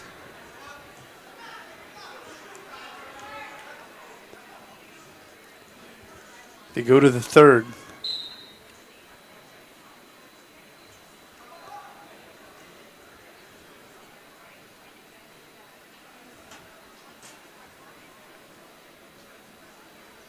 Keyser will throw in a boot to a cross-body ride.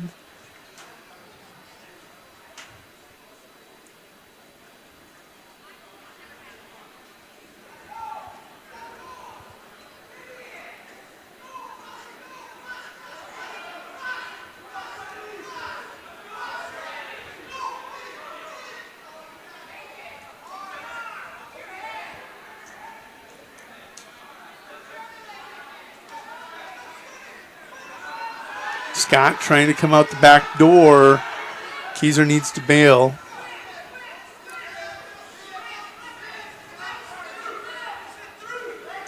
Keyser would have a spladle if he could just lift and elevate that leg. 8-0. Carson Keyser, no change there. Even though Scott improved on position, they'll stalemate it as things went stagnant.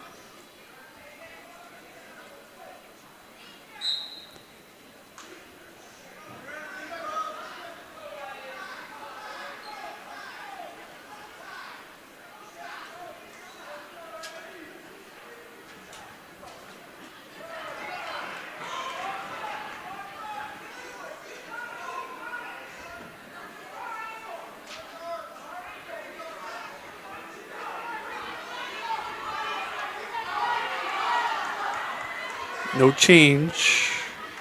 Well, they did give the escape. Now Keyser with a takedown. Leads by a score. They say 9-1. I think it's 10-1. I'll go with the official score. This is a major decision.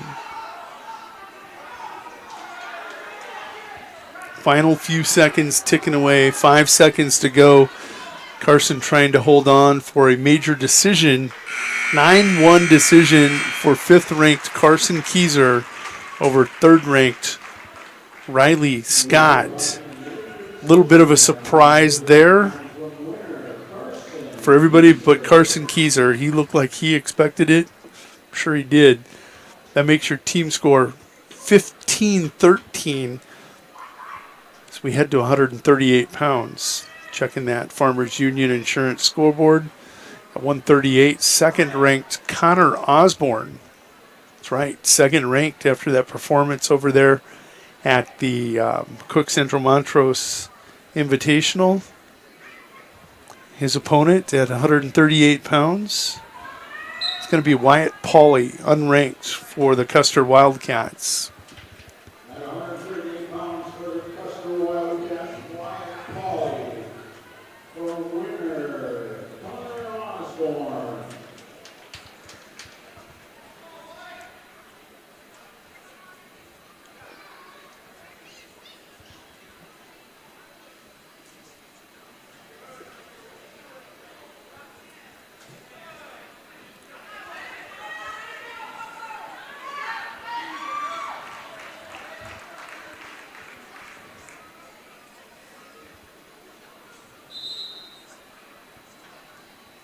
Halfway through the third, Todd County leads 29-27 over the Lady Warriors.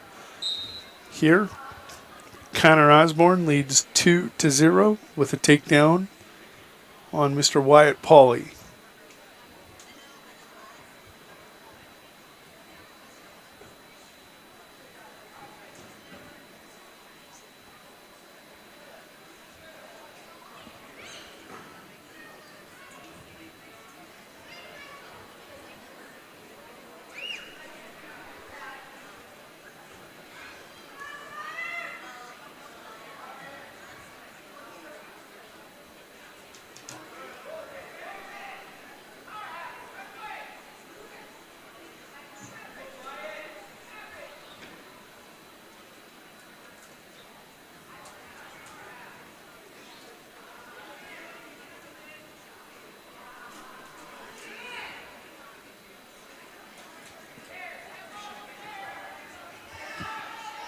Connor finds himself with a deep, deep half.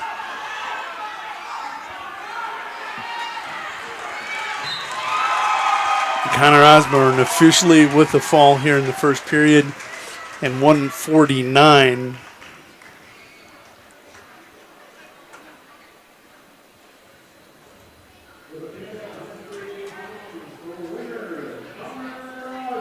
That'll give Winter their first lead tonight in this duel with number 5 ranked Custer.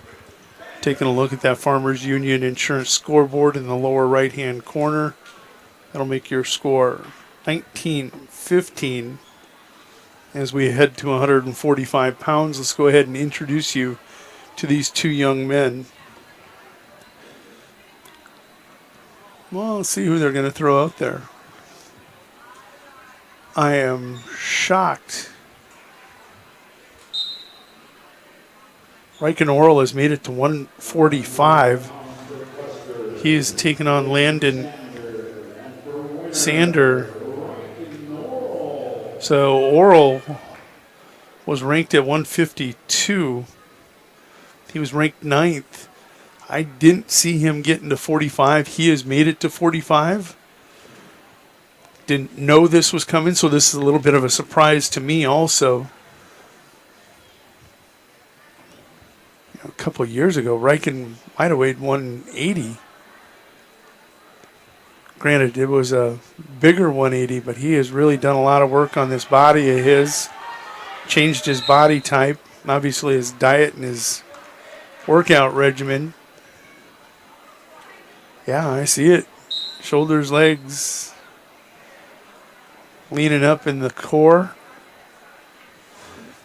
It's got Leighton Sander. Leighton Sander showed a lot of tank in his last match. He was able to pour it on late in the second and third.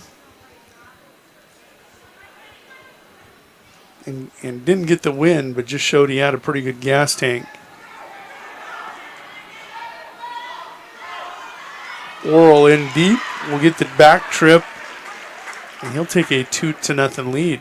This is Riken Oral.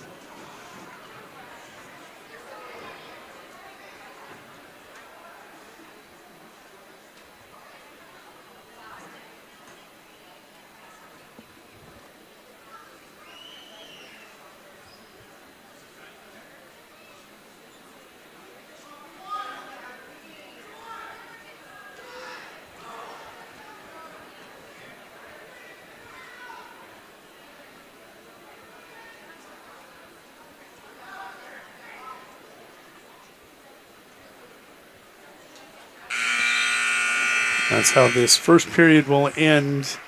Riken Oral, 2-0 lead over Leighton Sander of Custer. Leighton will defer, Riken will choose down.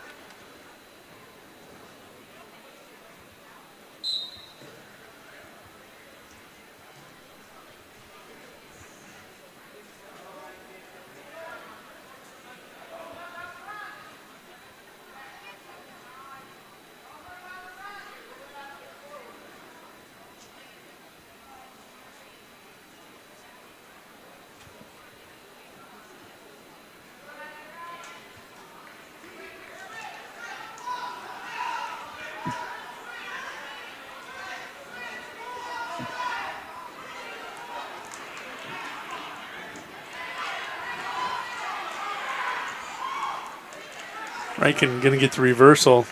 He's trying to stuff the head and elevate the leg, maybe pick up back points. He'll take the reversal in a 4-0 lead.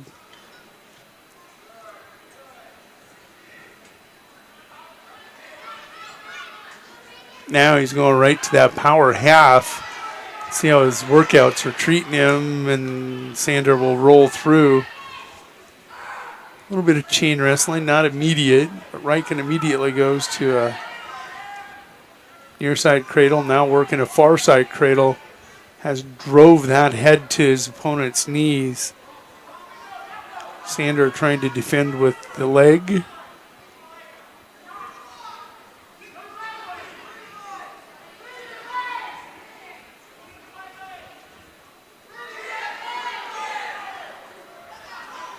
Nice job, Sander, using his one last defense.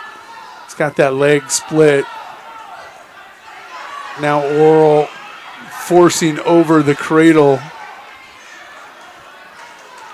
He's going to pick up a couple swipes, not quite 5. He'll get a 2-point near fall and a 6-0 lead. Again, Riken Oral was ranked 9th at 152 and did not see this cut coming. Thought he had a chance to sneak in the bottom end of the 42-pound weight class. Now looking at 45. Boy, I could see him pushing as high as 5 in the rankings. I like this for the winner team. That means that 52-pound spot's open. Is that Jude Sargent, Jack Peters? Who's going where? That could be interesting.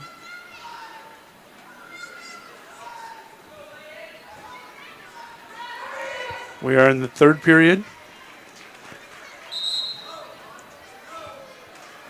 They go way off into the Custer bench.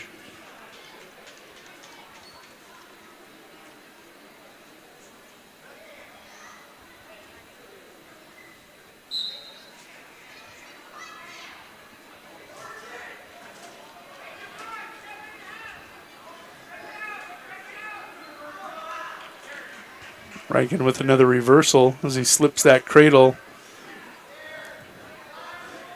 He's got that head roll if he wants to take it. He's going to come back behind and reset.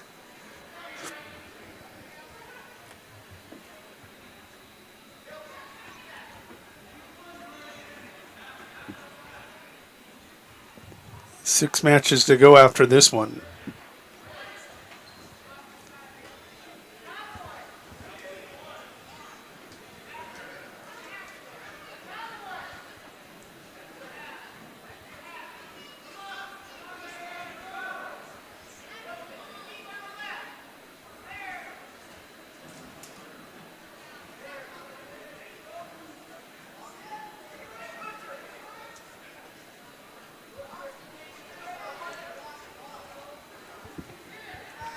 Major decision in tow here for Riken Oral. That's not easy to do after a cut.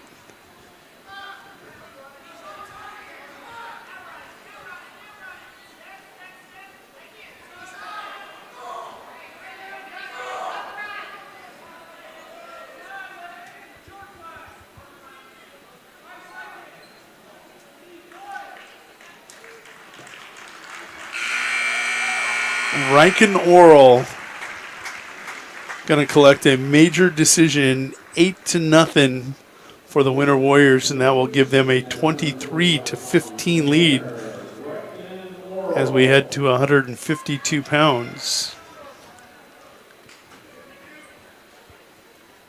Go ahead and take and update that Farmers Union Insurance team scoreboard.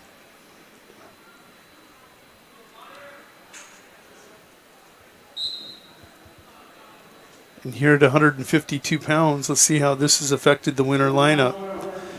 This is Austin Blair taking on Connor Adams of Custer at 152 pounds.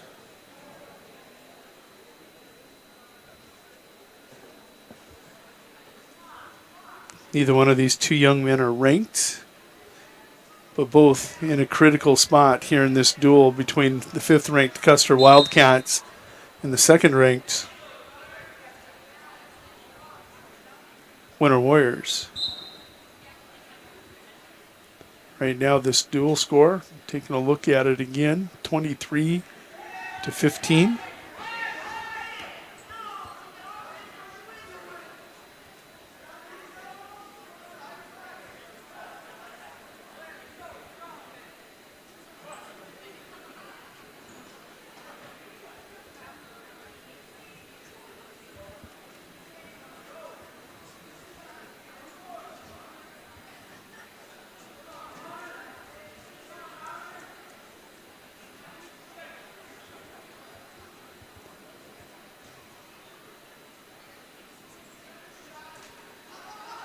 Adams in on a single.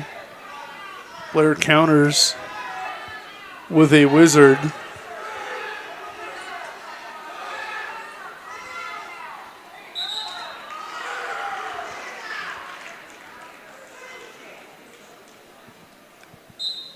And out in Mission, Todd County will take a 32-29 lead into the fourth quarter against the Winter Lady Warriors. That stream available on Todd County School District. Austin in a little bit of trouble here. Connors come head in the hole.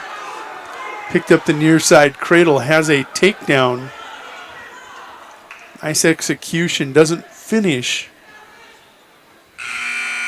But he'll take that takedown at the end of the period for the 2-0 lead.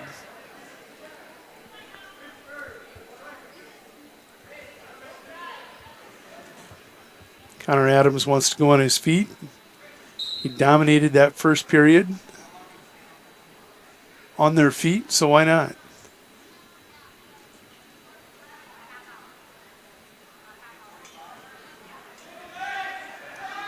Connor in deep, and they'll go out of bounds. No takedown.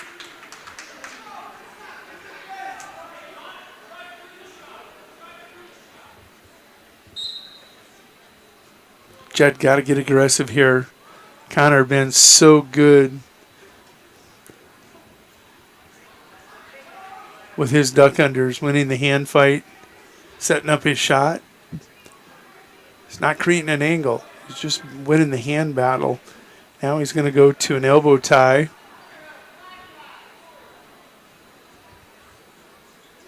Blair back into a head tie. There you go. Austin snapping that one down 2-0. Connor Adams with the lead. Remember, he darn near had that near side cradle hooked up.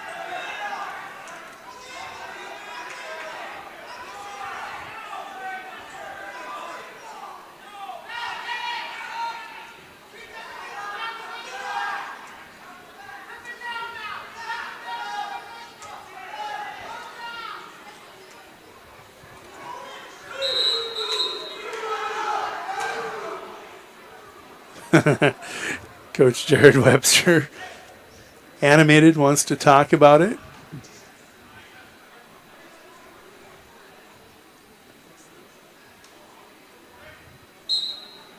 No takedown.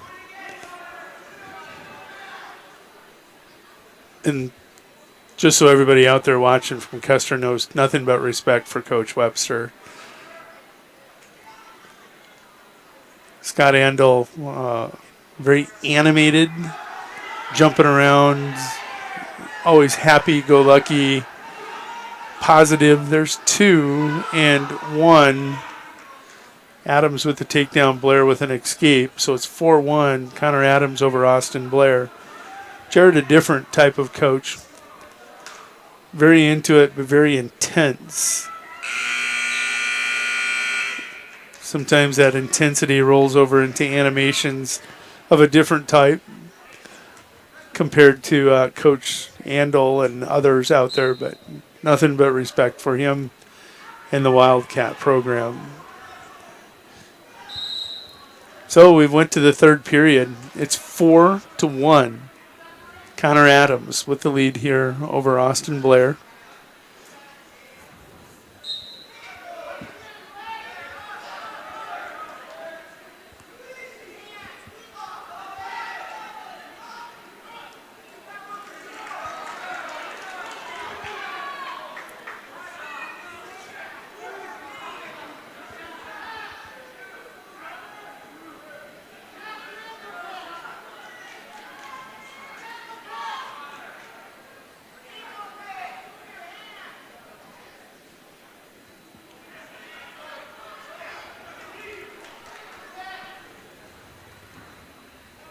Austin Blair and Connor Adams. Blair of Winter, Adams of Custer.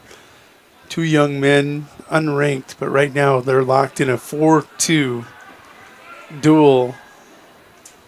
Blair with his first attack. Adams fighting it off, heavy hips. doing a nice job. Blair walking up into a takedown. An escape and a takedown for Blair make it 4-4. Taking a look, there's 40 seconds and ticking here.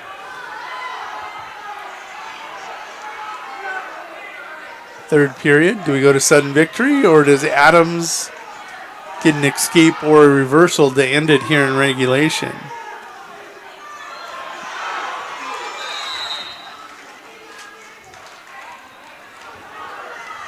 Blair is cautioned for pulling him out of bounds.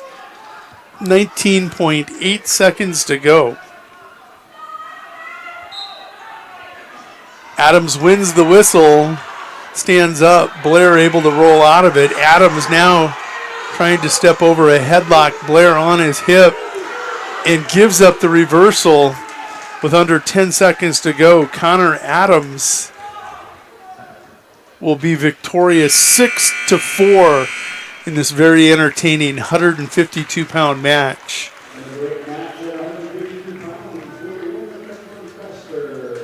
That's 3 team points for the Custer Wildcats.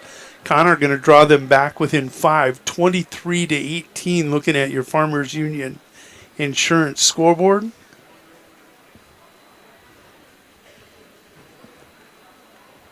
And we are going to jump to 160. See who is presented. I think this is a match that we all are going to be excited to see. Number 1, Riley Oral. Number 4, Jonathan Lewis at 160.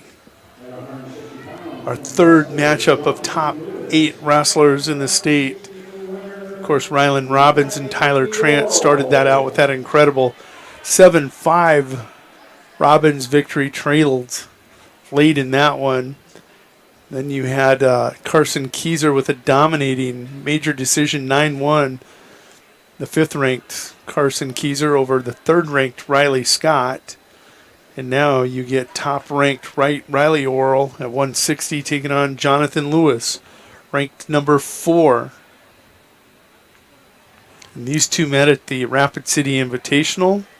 This one went sudden victory.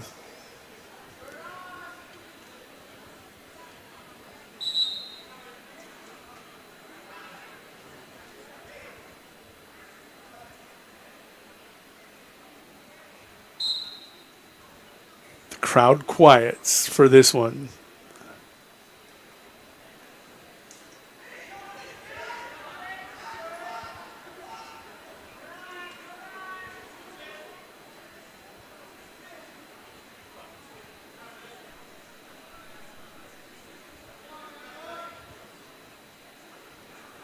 Taking a look out in Todd County with 5:04 to go.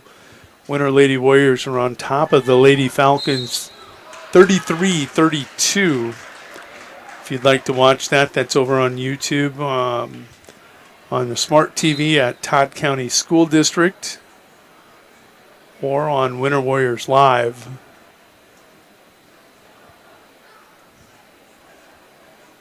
Good crowds all over live ticket tonight.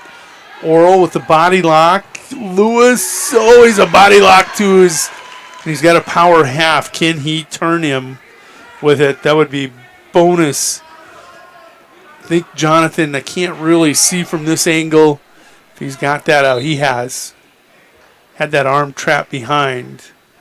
Great job by Lewis to only give up 2. Anybody less than Jonathan Lewis, that's a 2-point takedown and near fall, if not a fall. These two, very familiar with each other, growing up over the AAU ranks, middle school, even in their high school career. These two wrestle it close all the time. Lewis will defer. We go to the second period. Again, if you want to follow along on Track Wrestling, go search Seasons. Go browse Seasons. Go 2022-2023 high school boys. Click on South Dakota, then you'll see the triangular listed there, Winter, Chamberlain, and Custer. Click on Winter or Custer, And it'll pull up the two duels that they wrestle and click on winner Custer matchup. And you'll see these matches rolling out. Currently it's 23-18. You're watching top-ranked Riley Oral of Winter Area take on number 4, Jonathan Lewis of the Custer Wildcats. Oral leads by a score of 3-0.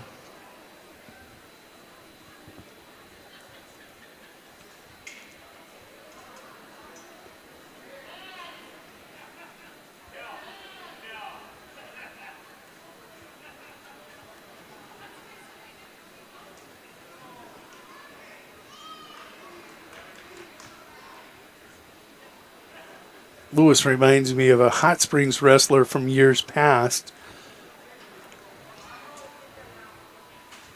Trey Noctegal. His thighs maybe not as big, but similar wrestling styles.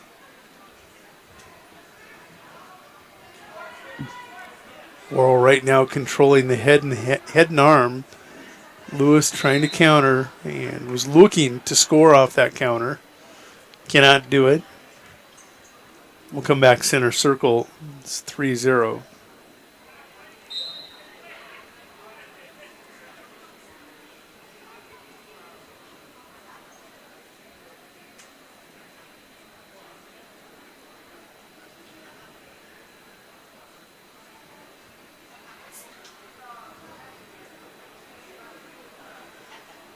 Taking a look here at the clock. 10 seconds to go, second period.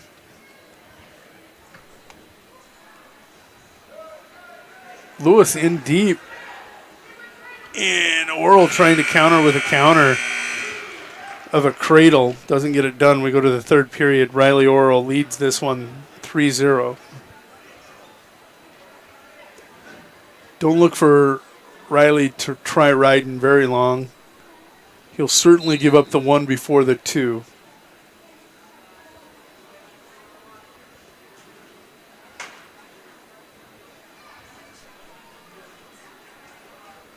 And there's the one. So now it's going to be on Jonathan to come up with his best offensive shot here against Riley. You saw Riley trying to counter with the cradle the last time. Remember the Robbins-Trant match. Does Lewis come up with something to take him down into his back? Or does Oral simply sit back, counter, and collect another two to probably wrap this one up?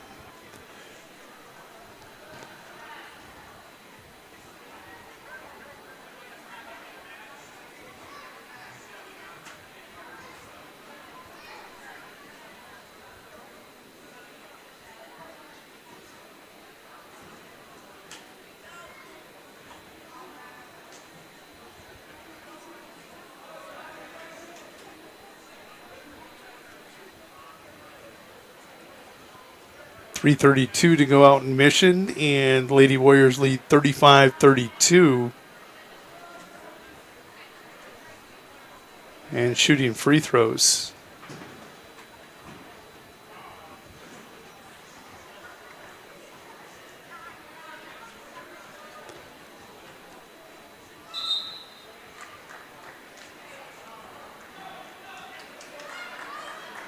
Coach Webster pointing to his right leg, telling Jonathan, when Oral steps with that right leg, that's your attack point.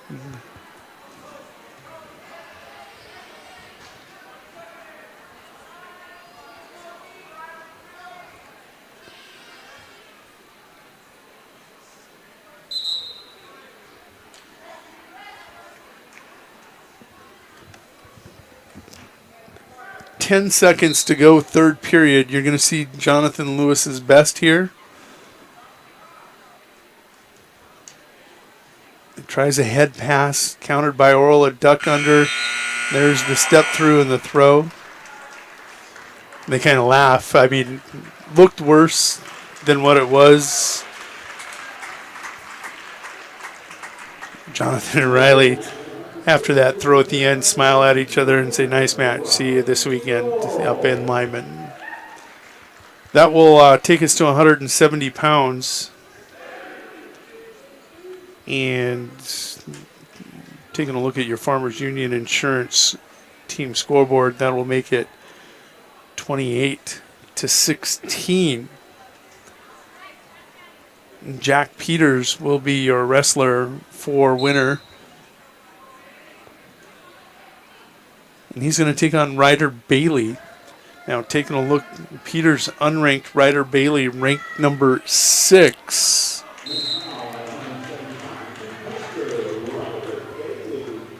I've been watching Ryder for a couple years now. This kid has been coming and coming and coming.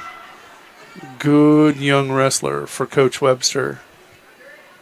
Rank 6. This will be a tough matchup. He has clear size advantage over Jack Peters, but he doesn't know Jack Peters' heart or scrappiness, because Jack, you may see Jack at 52 here in a couple of weeks.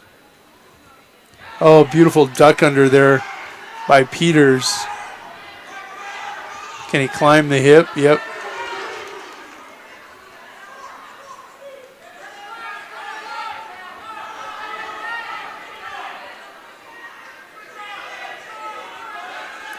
Winner with 240, pulling away 39-32 out in Todd County.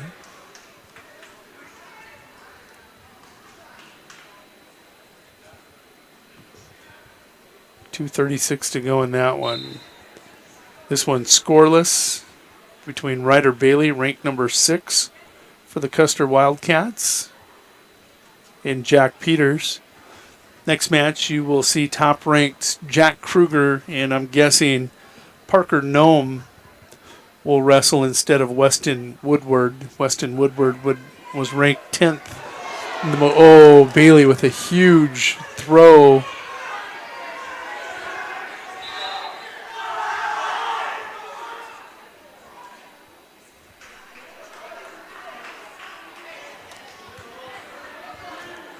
Ryder Bailey, a 2-point takedown, 2-point near fall.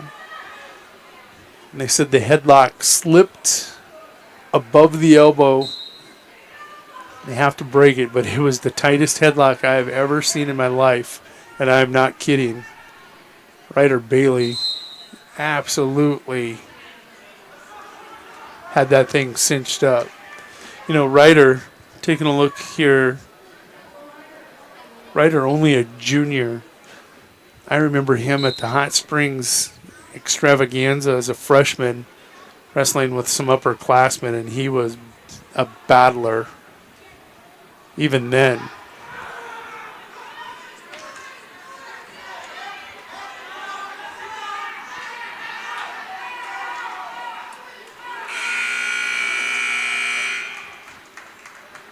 This one will go to the second period. 4-1 with that penalty point. 4-1. Winner now leading 41-33 with 2:14 to go. Make it 41-34. Out in Mission. It's at Ben Rifle Auditorium. Again, if you'd want to watch that, that's available on Todd County District, School District.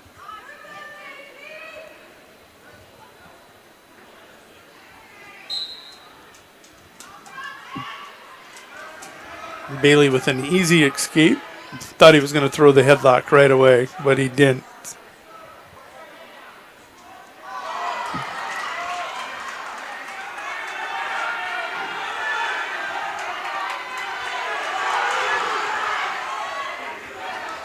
Peters wins a wild scramble for a takedown. Now trying to stuff the head.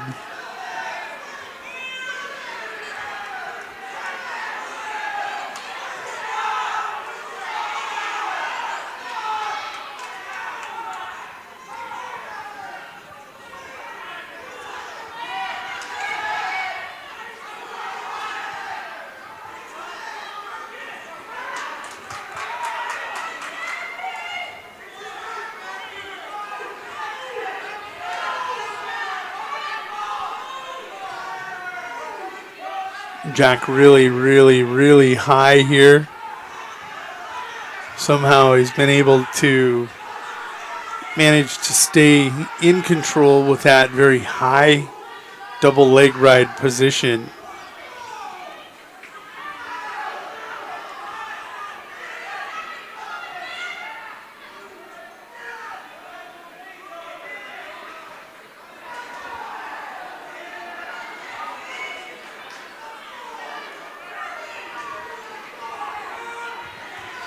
Short time here in this period.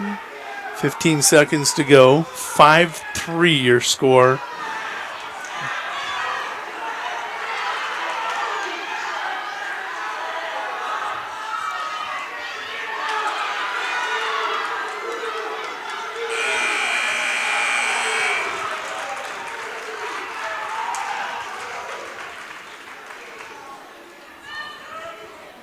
We go to the third period.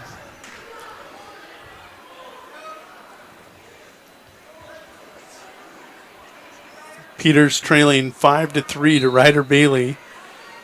He will go down.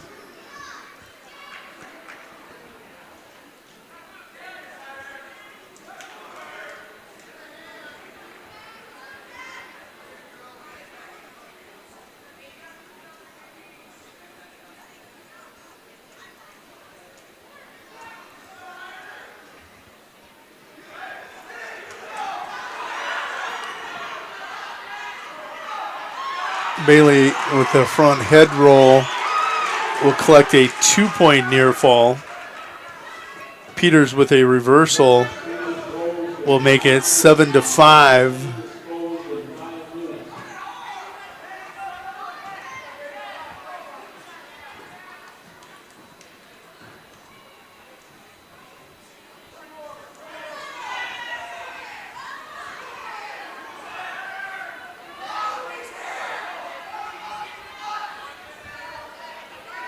One minute to go in this match.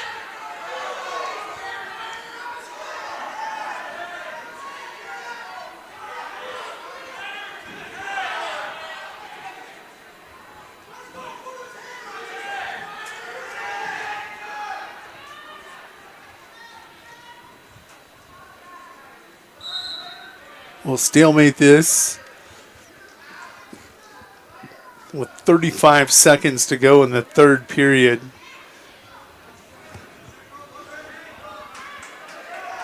Peter's going to put Ryder Bailey on his feet.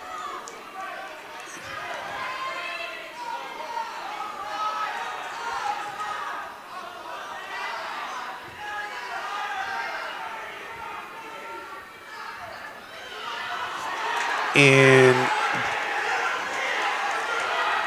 Ryder Bailey anchors down. He will collect the takedown.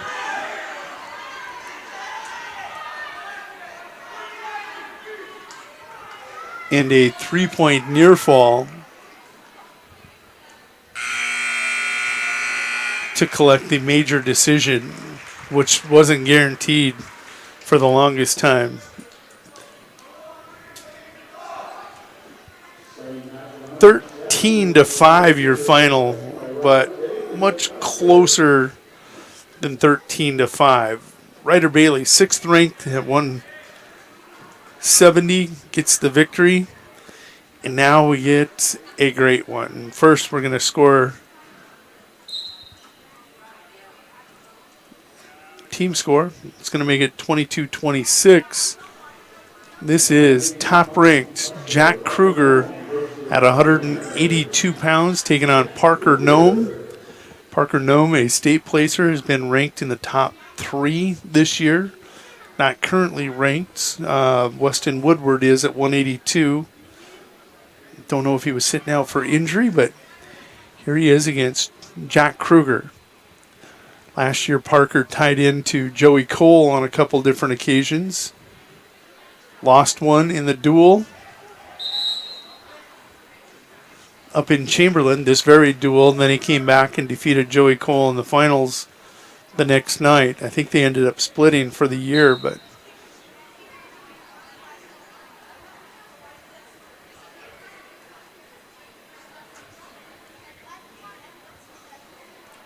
Kruger, the favorite, but Parker Nome always dangerous. Under a minute to go. Winner going to be victorious out at Ben Rifle Auditorium in Mission. Parker Nome with a throw of Kruger.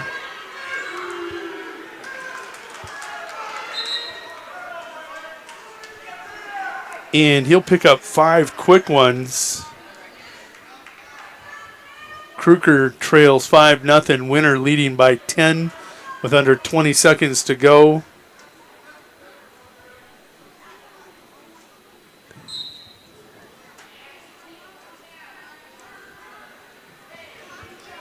And Jack Kruger trailing by 5, start chipping away. It's 5-1.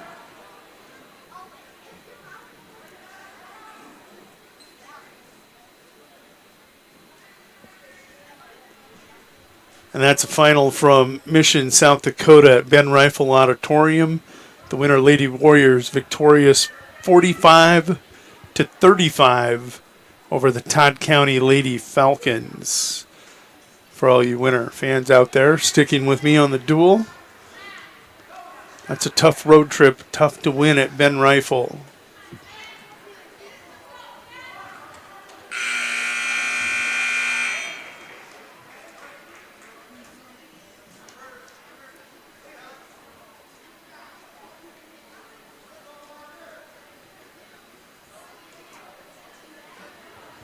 Go to the second period. Parker Nome. He's on top 5-1, courtesy of that 2-point takedown and 3-point fall.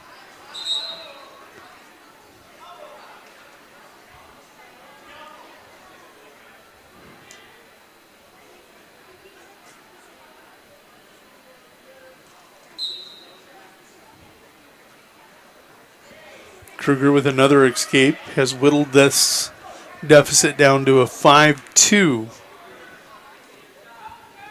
Parker Nome lead.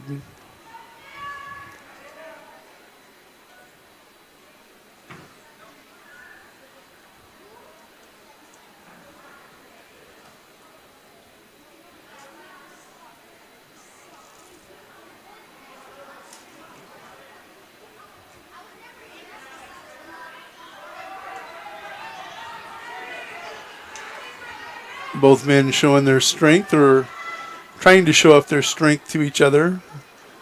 Kruger tried the chin whip. Nome sits down on the hip and drives in at the knee, stuffing that.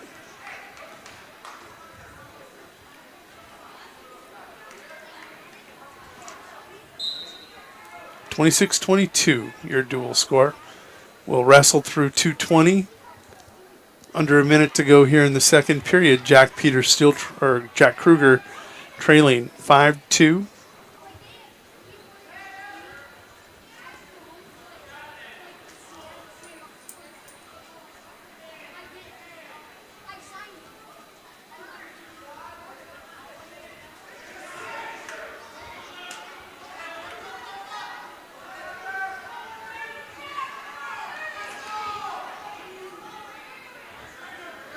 Kruger with the takedown has whittled this down to 5-4.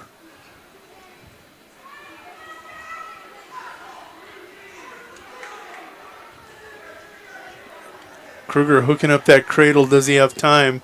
Under 10 seconds to go, and I think he's going to unhook and just go to the third.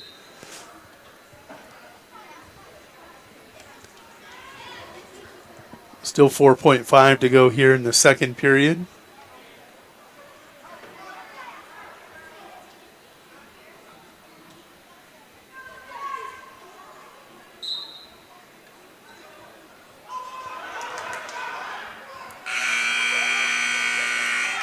And Nome will earn the escape on that Granby roll.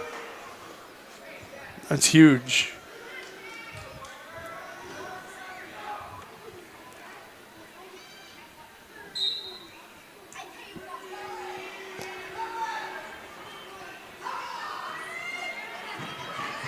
Jack with a super tight cradle hooked up. Can he turn it?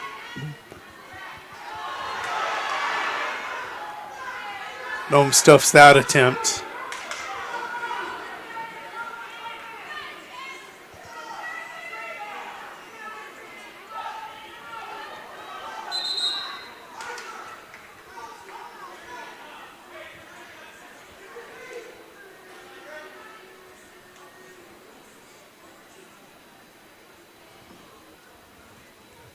6'4" Parker Nome with that 5-point move to start the match leads Jack Kruger at 182 pounds.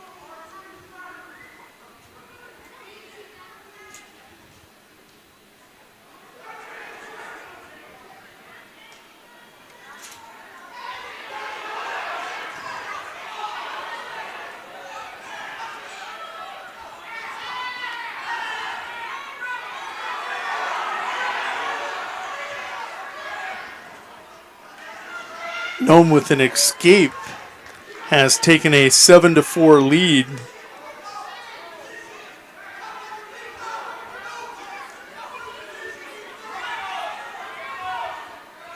Kruger with a takedown makes it 7-6.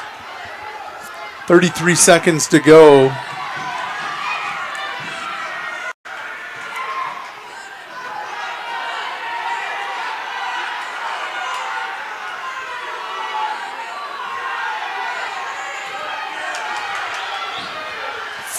Seconds to go. Nome with the escape makes it 8-6. 12.9 to go. Here's the final go.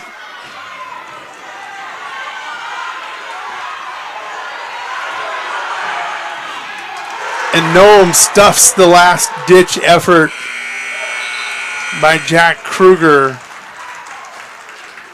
Nome will be victorious by a score of 12-6 in the upset.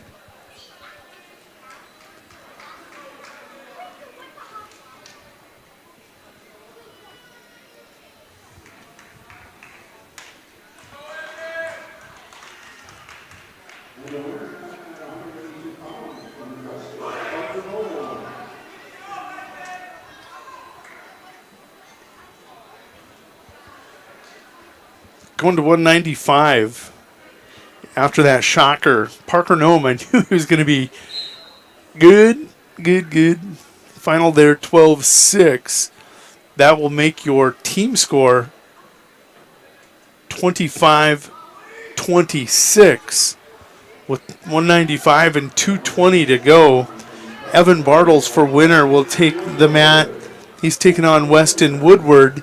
Woodward ranked 10th at 182. And let's be honest here, he's going to be the favorite in this match, and they'll be favored at 220. It looks like Custer is going to come in here and pull an upset of the top-ranked Warriors in the dual category. And I know it's just based off last year, but this Custer team showing you exactly why they're number 5 in the Class B polls.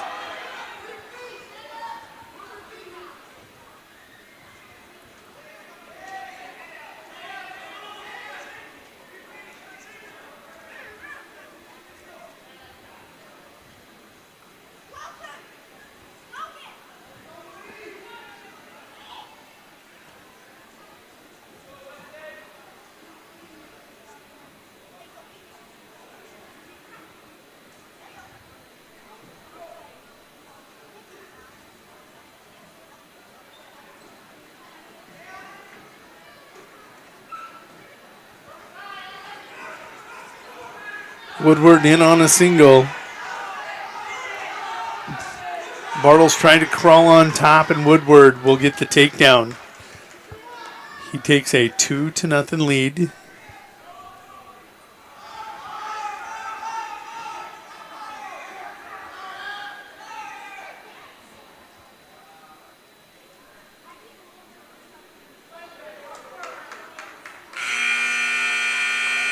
We go to the second period. Woodward ranked 10th at 182, wrestling up at 95. Evan Bartles, your wrestler for the Winter Warriors. 26-25, your dual score between Custer and Winter. We've had some crazy top 5, we'll say top 6 matchups. Rylan Robbins trailed by 2 with time running out. Gets a takedown and catches number 6 ranked Trent on his back for a 2 count to get a 7-5 victory in number 3 versus number 6. The next shocker came at 132, where Carson Keyser, ranked 5th at 132 pounds, wrestled number 3 Riley Scott and dominated him 9-1. At 160 in number 1 versus number 4, Riley Oral and Jonathan Lewis wrestled another tight one, won by Oral 3-1. And in the shocker here just a moment ago, Parker Nome leading by a score of 8-6 with time running out. Jack Kruger takes a last-ditch effort and gets caught and beat 12-6 by Parker Nome of Custer. Nome hits a 5-point move to start out that match in the first period. He led 5-0. Jack had whittled that all the way back to 7-6, had a cradle hooked up, could not turn it. And Nome sat back knowing the situation. And here you're seeing Woodward turn Evan Bartles, leading 2-0. He's got that half deep. Is there enough time for him? 10 seconds to go here in the second period. Evan will come off his back. He trails 7-0.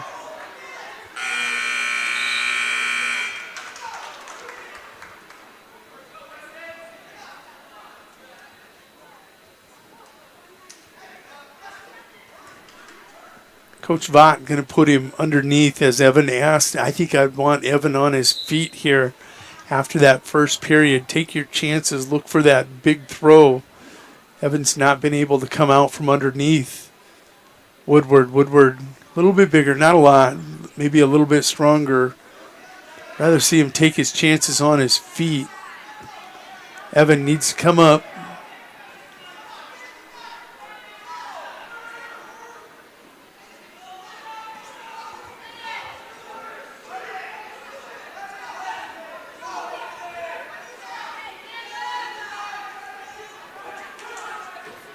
Very nice kick out. Had a Peterson open to him if he wanted to take it. Trying to roll through. Woodward won't let him do that elbow roll.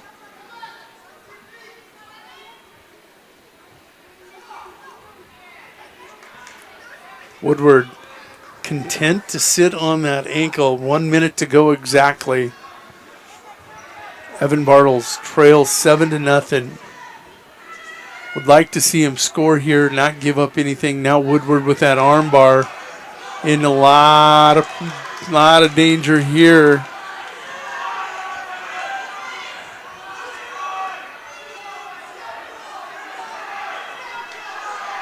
There it is. Weston Woodward has given the Custer Wildcats a 31-26 lead going into the 220-pound match.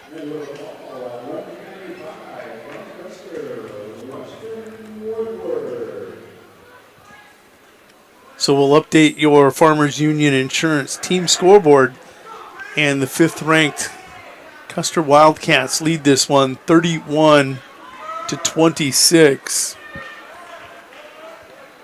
Taking a look at your last 2 wrestlers, it's going to be Parker Mathis for the Winter Warriors, and he's taking on Grady Learcamp of Custer. Parker going to need to come up with a pin or a tech fault, more likely a pin, to win this for the Winter Warriors. What a duel.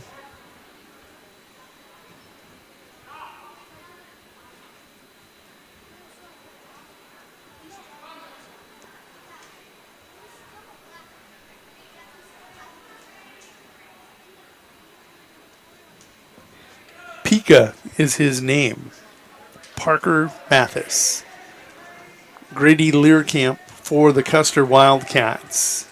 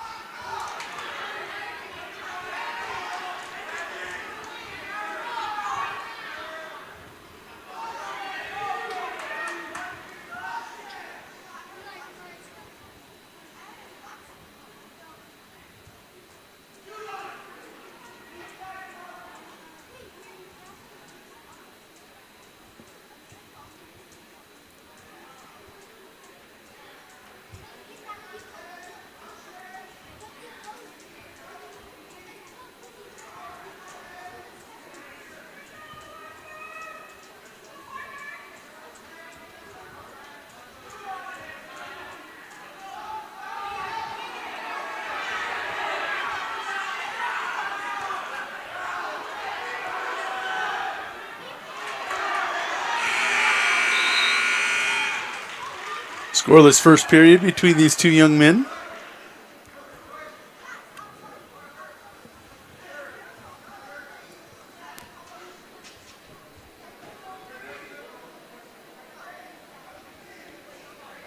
Neither Learcamp nor Mathis ranked at 220.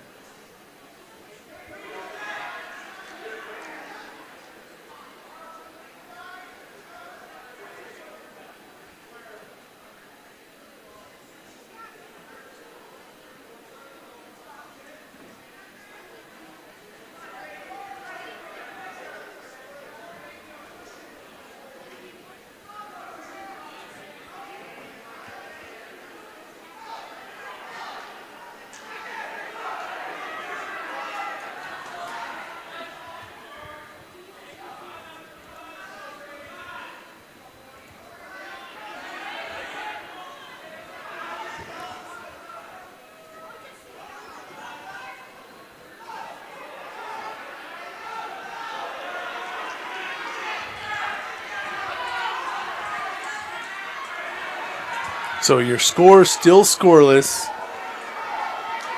20-some seconds to go. Neither wrestler here in the second period able to do much of anything, much like the first period.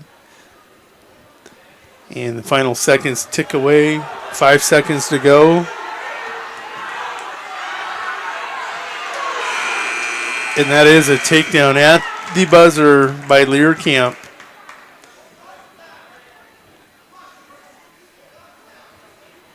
There's still another duel to go tonight, folks. Chamberlain winner.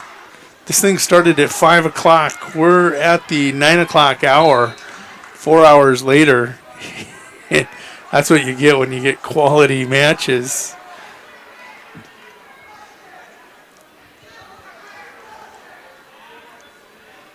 So Pika, Parker Mathis, going to have to take Learcamp down and pin him for winner to come from behind. Custer, the 5th-ranked Class B team, leading number 2 winner. That's in the individual team polls. The dual rankings will come out later. But this matchup, oh boy, Custer showing that they are truly a powerhouse in Class B. We knew they were.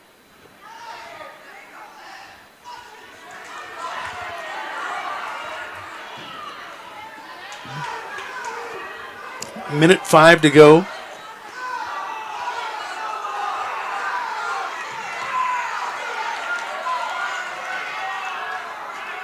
Learcamp keeps coming. Going to walk right into that Russian tie. Parker's going to have to take him down to his back. 45 seconds to go, third period.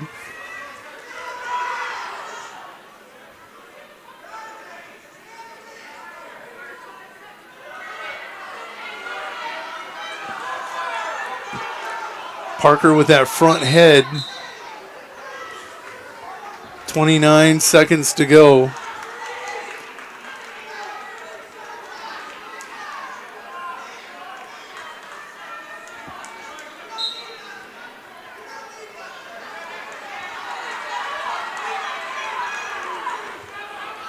Parker takes a look at the clock with 22 to go.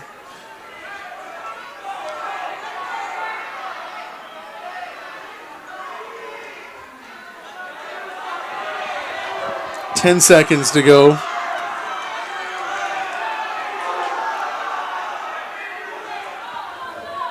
Final 2 seconds tick away. And Learcamp will get a 2-0 victory, and it is a final here in Winter. Custer has come in and defeated the Winter Warriors by a score of 34-26.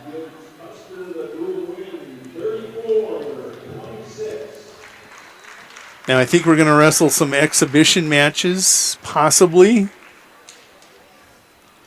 Maybe not, as late as we are here in the nighttime hour. Chamberlain up next against Winter.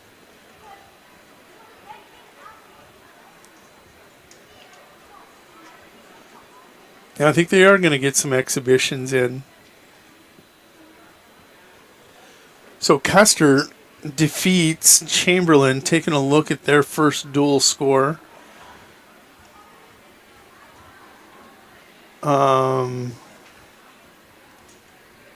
Oops, clicking on the wrong one here. Give me 1 second.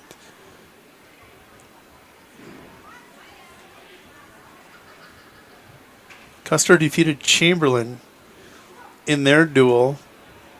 Final score there was 45-22. They followed that up with a 34-26 victory over Winter tonight in the nightcap. They are, it's funny, Parker Mathis, I think, who just wrestled in the last match. I think Custer is staying out at T-Bone's Treehouse. And then they will go up to Lyman tomorrow, or Presho, for the Mid-Dakota Monster. It's only appropriate. Pika was wrestling.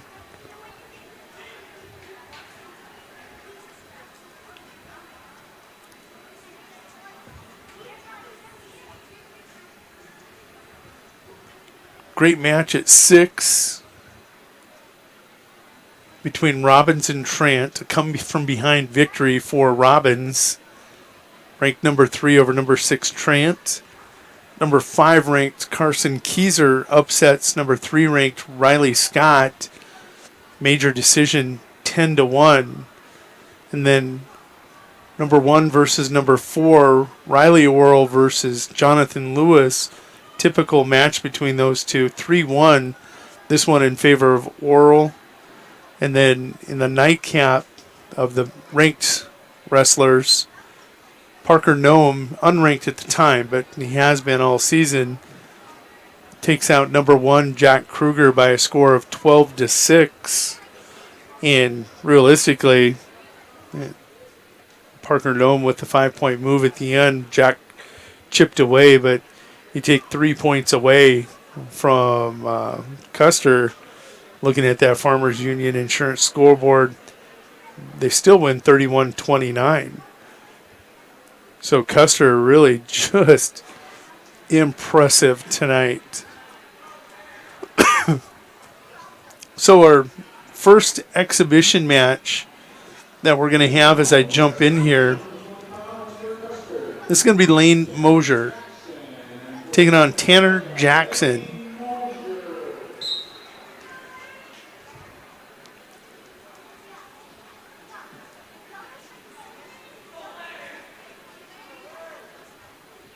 Lane back in the wrestling room. Good to have him back here at 220. Tanner Jackson, first time I've gotten to see him tonight. Didn't wrestle in the Chamberlain duel.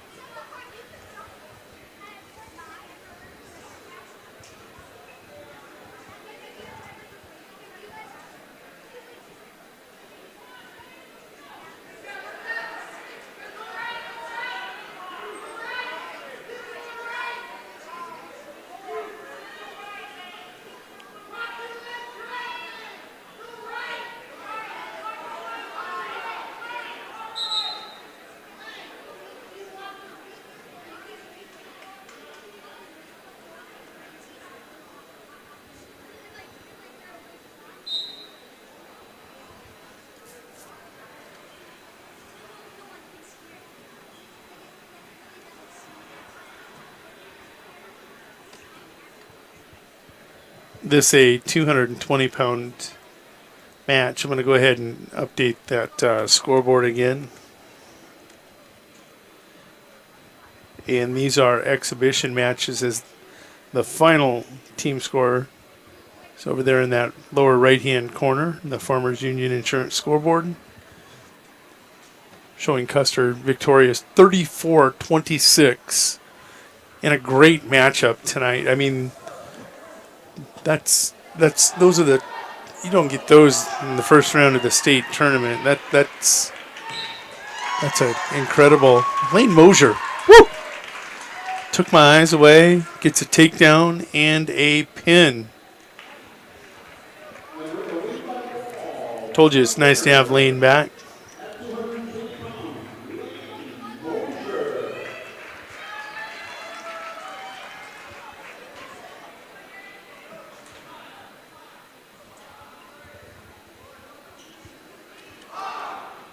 These are exhibition matches.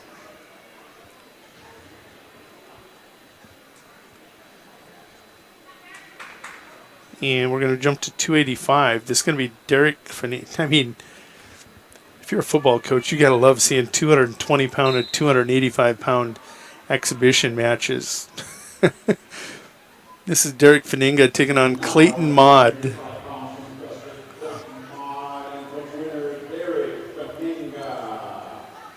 Derek having an excellent first year of wrestling ever. Placed third in the Rapid City Invitational Junior Varsity Tournament. Placed third at the Kimball Invitational. Didn't like the McCook Central Montrose Invitational as he wrestled he wrestled two Canton Seahawks. Canton Seahawks had three heavyweights there, and they are all good. Canton football coach got to be happy. Coach Lundstrom over there with those quality big guys also.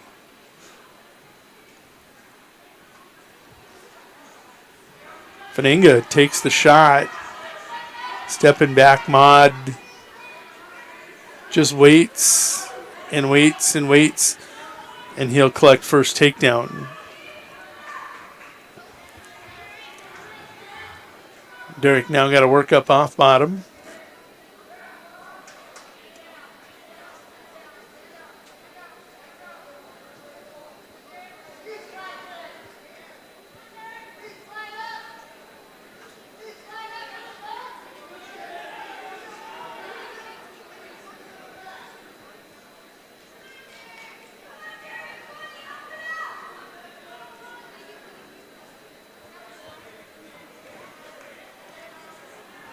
Final few seconds ticking away here in the first period.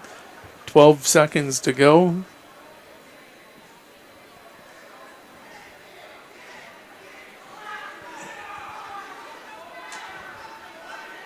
Derek needs to stand up and face him. Ooh, had a chance there.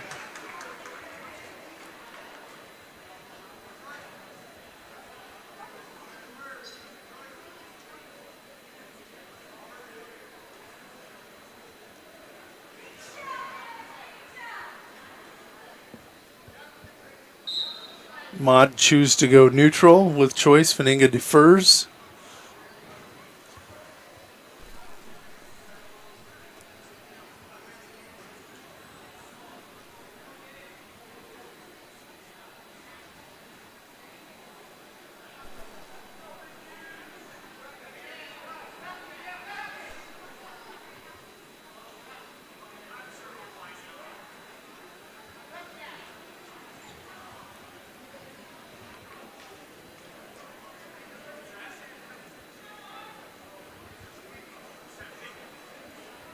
Still one more duel to go tonight.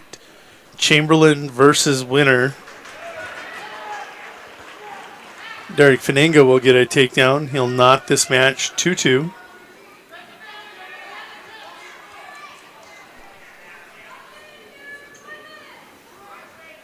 One minute to go here, second period.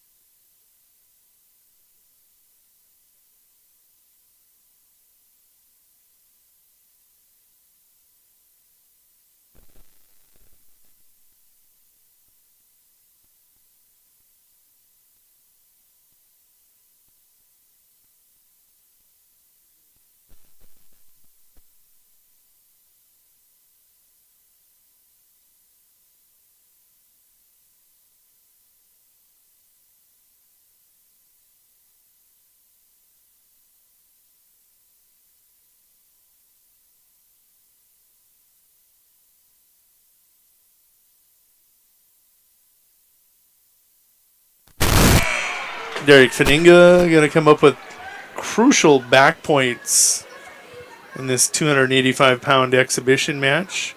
It's going to make the score 5-2. As we go to the third period, Derek's going to have choice. He's going to choose up. I'm going to step away for a moment.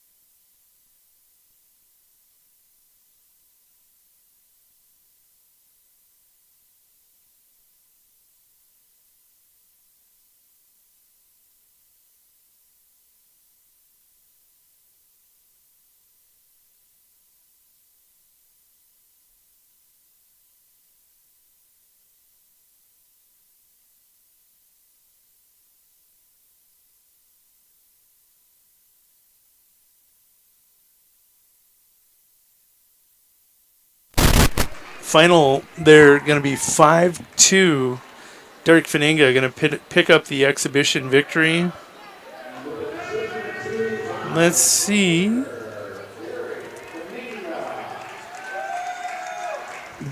Looks like it's going to be Cameron Meek at 170 coming up, and I'll get his opponent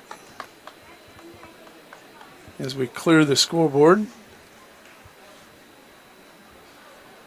Give me 1 second. They're recording these. This is Tyron Scott, which is interesting. Taking a look, Tyron in the most recent rankings was, I think, ranked at 170. Oh, maybe he wasn't. He picked up a victory earlier tonight. Tyron Scott and Cameron Meek. I'll be back in a moment.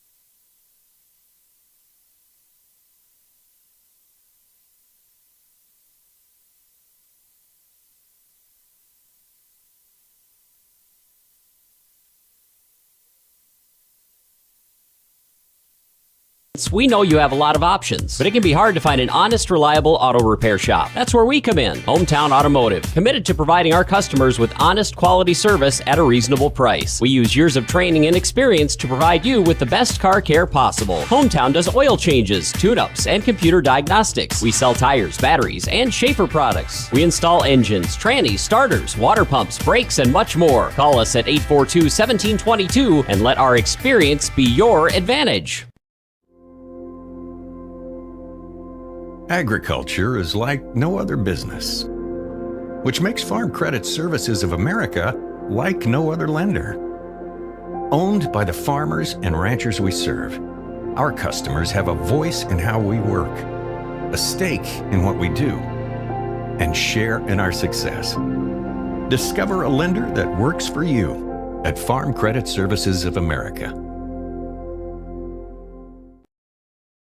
The Best Western Ramkota Hotel in Rapid City supports all South Dakota student athletes and their families. They are conveniently located off Interstate 90, close to downtown and minutes from the beautiful Black Hills. The Ramkota offers sports and family-friendly rates. Guests can relax for free in the indoor water park. They have 36,000 square feet of banquet and meeting space, and the award-winning Minerva's Restaurant and Bar is located on site. Best Western Ramkota welcomes everyone to beautiful Rapid City, South Dakota. Wow, Bill, you're walking so much better. What did you do? Well, I got so tired of the pain and nearly fell. And one of my friends recommended physical therapy at Winter Physical Therapy. And you know what? My back also stopped hurting. Huh. So how did you get started? My doctor wrote me a referral, but that's not always needed. Turns out you always have a choice where you want to go. So why did you choose Winter Physical Therapy? I love to support our locally owned small businesses, and quite frankly, they give great personalized care. Winter Physical Therapy. Exceptional care. Agrimax and West River Ag have been in the Winter area for a combined total of 9 years. We offer top-of-the-line services and inputs such as chemical, seed, fertilizer application, spraying, and agronomy services with a certified crop advisor on staff. We are a full-service business that is locally owned and operated. We look forward to continuing service to the ag community and cannot wait to help you with all your agricultural needs. Agrimax, shaping the future of ag. At Northern State University, your future starts with an affordable education that's personalized for you. Experience hands-on learning guided by world-class supportive faculty. You'll also enjoy a full campus life with opportunities to choose from numerous student activities and events, all in a safe, welcoming community. At Northern, you'll find a college that's right for you, a place to belong. Your future starts here. Unleash your potential at Northern. Shop local with Burke and Gregory Building Centers, your hometown hardware stores, specializing in everything from finding the right drill bit to building your dream home. The crew at Burke and Gregory Building Centers take pride in customer service and are always available to help with any project, big or small. They offer top-of-the-line flooring and cabinetry, a large inventory of rental items, quality Pittsburgh paint, and so much more. Follow them on Facebook and shop online anytime at bgbuildingcenter.com. Oh, why am I so sore? There are everyday moments. We can totally do this ourselves. That hurt. And there are epic moments. This'll be epic! Yeah, that was awesome. When a moment creates a health need, visit the experts at Avera Orthopedics. Hi, Doc. My knee. We'll help you move forward so you can tell the story. Shoulder, my elbow. The right nutrition, animal health, and record management is key to having a profitable cattle program. That's why you want to work with the people at FarmCo, who will take the time to learn your operation and help you grow your business. We are your full-service agriculture provider of feed, seed, animal health, farm, and ranching equipment built on terrific service. Get to know FarmCo locally owned and serving you in Chamberlain, Platte, Winter, and east of Kimball at the Paragon. Visit us online at farmcosd.com. FarmCo, feeding your future. Capital City Ford Lincoln Toyota is serving the central South Dakota community and beyond with a great selection of used vehicles. Local trades and program vehicles are available. New Toyotas and new Fords are arriving and selling before they even hit the lot. So don't wait. Stop in and find out what's coming. If you've been thinking about ordering a new Ford, stop in and sit down with one of our sales specialists today. Capital City Ford Lincoln Toyota at 518 East Sioux Avenue in Pierre. Call 605-224-7378 and visit CapitalCityFordToyota.com. Calling all high school seniors. Not sure what your next step is? Consider Dakota Wesleyan University's Learn and Earn program located in Pierre. Current students in the Learn and Earn program are thriving. That's because the Learn and Earn program is different. Take classes on a flexible schedule at the Capital City campus and intern with a Pierre area business for a paid work experience. Scholarships are available. Visit dwu.edu/learn and earn today. Welcome back to Tarani Motors Press Box. Go see Dave and the crew in Valentine for all your vehicle needs.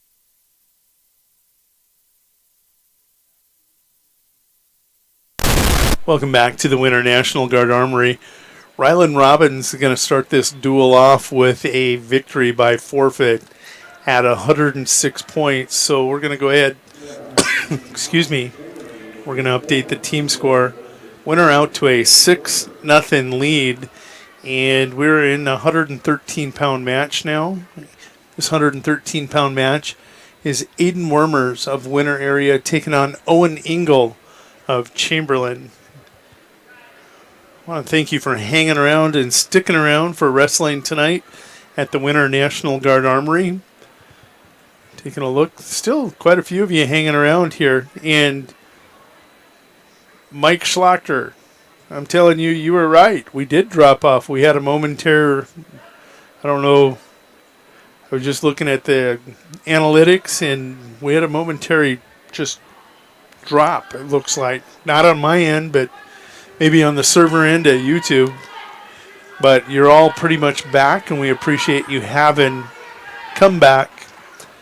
First duel of the night goes to Custer as they defeat Chamberlain 49-22.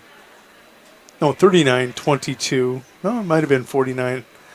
Anyhow, Custer comes back and defeats Winter in the last duel by a score of 34-26. Custer setting the stage for some eye-opening tomorrow. One of those teams I've talked about, Lyman, another team in Parker. Teams really making some moves here in the last few years, some real good senior leadership. Tance Wagner for Lyman at 160 pounds. I'm really excited to see him. Kellen Griffith at 138. McManus, you got some really good kids up there in Lyman. And then you talk about Parker. Charlie Patton over in Parker. You got some of the Evans. They just got a really nice team, developing some depth in those wrestling programs too. So Custer, one of those teams that a few years back really kind of dropped off, and Jared Webster has worked hard at reestablishing. Oh, here we got headlock by Engel. He'll take a 2-0 lead. Wormers needs to body lock and roll through. No chance of a pin here right now. There he does. He's got a chance. Long fight. Taking a look at the clock. 55 seconds to go here in the second period. There it is. Owen Engel of Chamberlain going to tie this score with a fall over Aiden Wormers. Owen Engel ties this up with a fall. We'll get the official time here in a second. Max Brozik up next, the top-ranked defending state champ for the Winter Wrestling team at 120. You can see him waiting for his opponent.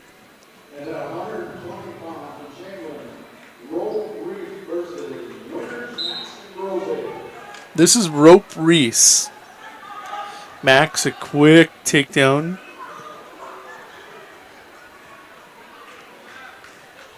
Max with another takedown. Leads by a score of 4-2.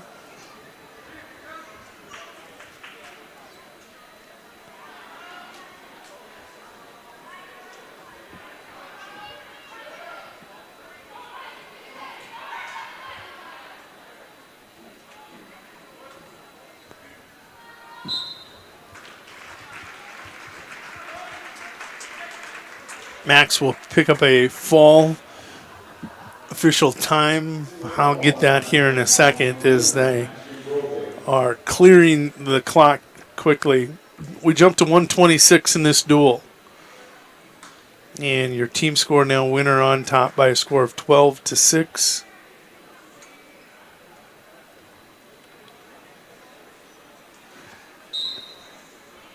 Taking a look, the Engel fall comes over Wormers in 3:13. Max and Brozik, he puts on 6 points, 3 takedowns, and a near fall, and gets a fall all in 22 seconds there over Rope Reese. Rope grabbed a tiger by the tail. And we're in the first period in this matchup. Jed Blair taking on Xavier Donovan. And Jed Blair will collect first takedown in this 126-pound match.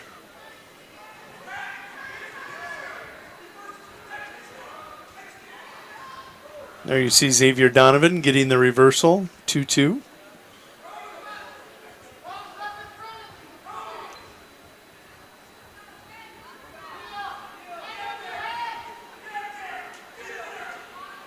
Xavier hooking a Donovan, hooking up a cradle. Not a Xavier, but a Donovan. A trademark, and that one is so tight. The knee is almost in the ear here of Jed.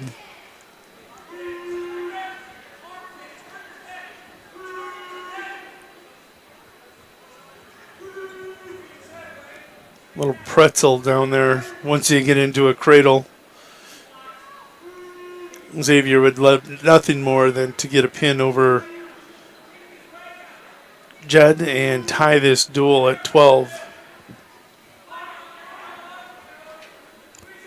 Moving along quickly with the Ryland Robbins forfeit and Owen Engel pin for Chamberlain in 3:13 and a Maxton Brozik pin in 22 seconds. This one has went longer than all the other matches combined almost.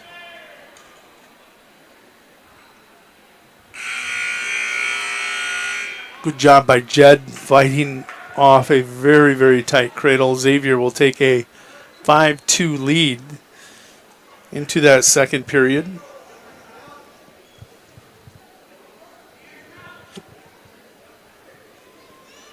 Jed defers. Xavier chooses down. We're off and running. Period 2.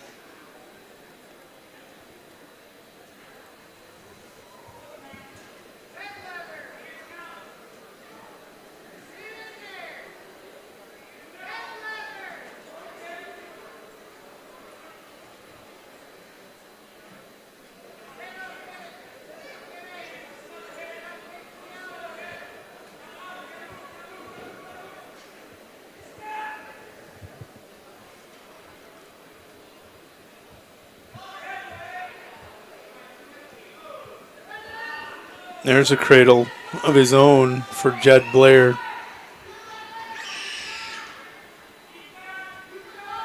He's got it hooked up.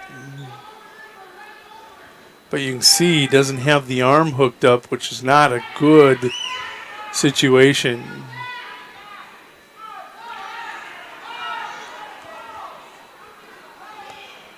Xavier going to trap the leg with that free arm. Now he in better position than Blair in this cradle hookup.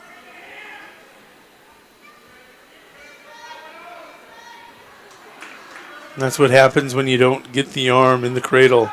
Xavier Donovan with the reversal takes a 7-2 lead. 25 seconds to go here in the second period. And Xavier's going to go back and hook up his own cradle and say, here, this is what you forgot.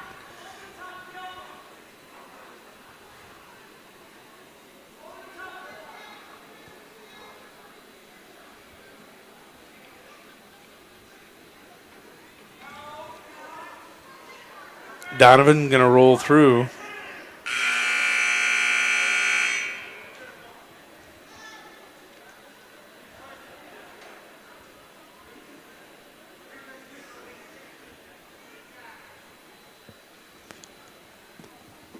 He'll pick up a 2-point near fall. And we go to the third and final period. Xavier, the son of head coach John Donovan, leading Jed Blair by a score of 9-2.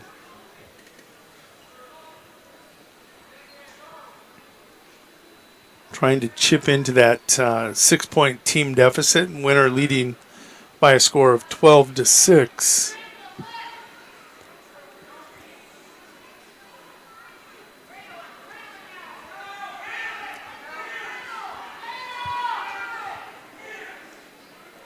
Jed will get the takedown as he stuffs Donovan's shot. Had the arm wrapped, and you heard Coach Vaught hollering cradle. He wanted to get behind Donovan. Coach Donovan wanted him to come to the head and drive that head, corkscrew that head around towards Donovan's left knee. Just Jed will figure it out. He's a young wrestler. Donovan will get a penalty point. Think that might have been a full Nelson, maybe. And Blair will put Donovan on his feet, 11-4. Donovan now looking, takedown would be a major decision and an extra team point. Victories in a duel are worth 3 team points. If you win by 8 to 14 points, you pick up an extra bonus point, 4 total. If you win by 15 or more, you get the 3 plus an extra 2 bonus points for a total of 5. And if you win by fall, you get 3 team points and 3 bonus points for a total of 6. Here, Donovan not only going to pick up another takedown, he's got a cradle hooked up, has some back swipes as the final 10 seconds are going to tick away here in this match at 126 pounds. 13-4. Let's see if that'll be a final. Didn't get any backers there, but he does pick up a major decision at 132 pounds, or 26 pounds. And that'll change your team score. Taking a look at that Farmers Union Insurance Agency scoreboard. That'll make your team score 12-10. Winner with the lead over the Chamberlain Cubs. All right, let's set the stage here at 132 pounds. This is number 5 ranked Carson Keyser. He picked up a 9-1 decision over number 3 ranked Riley Scott earlier tonight. And now he's got number 10 ranked Devin Anderson. Anderson ranked 10th at 138 in Class A.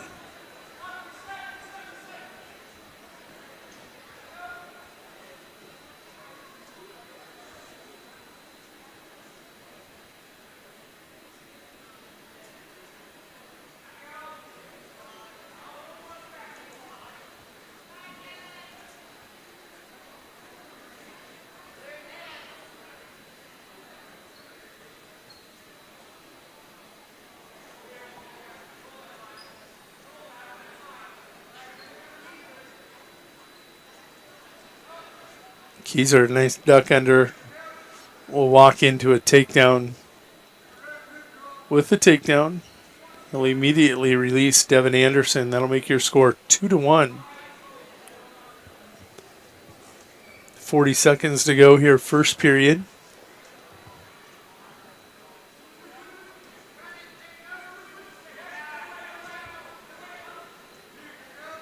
Carson gets that high single. We'll return Anderson to the mat for another 2-point takedown. 4-1 your score.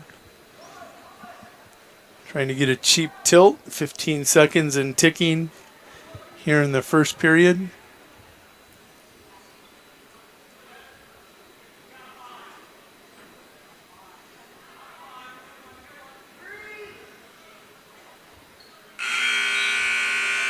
We go to the second. Carson Keyser looking for his second victory tonight over ranked opponents in South Dakota. Carson will choose down.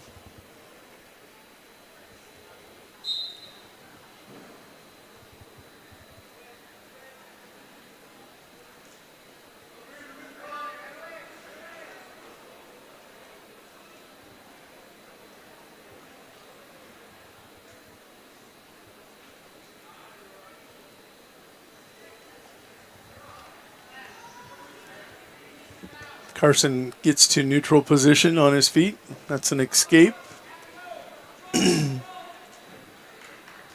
He'll walk around the corner for a takedown in a 7-1 lead.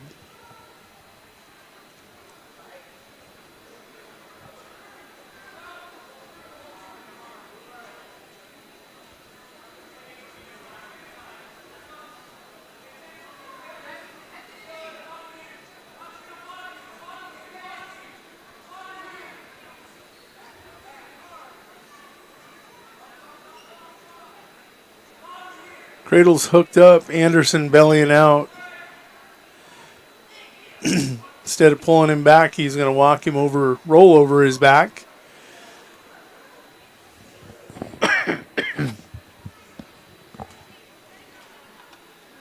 And Carson with another 3-point near fall. He leads 10-1 here in the second period. He's got that major in hand with 35 seconds to go in the second.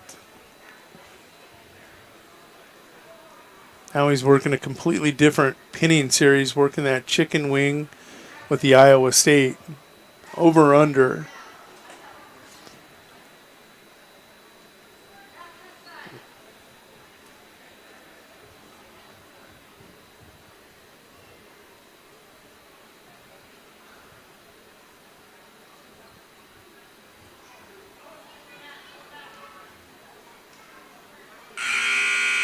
And that'll be the end of the second. Carson Keyser, 10-1. Depending on how this weekend goes, you can expect him to move up in the rankings at 132. I know a lot of people are wondering if he's going to make the cut to 26. We'll see. I think he's comfortable at 32. Of course, you've got Iden Myers and Riley Scott, Chase Hansen and Owen Hansen ahead of you in the rankings. With a victory over Scott, he'll leapfrog him. But you've also got two champions, two returning state champions, sitting 1 and 2 in your weight class. 26 no better, as it's loaded with good talent there also. Third period.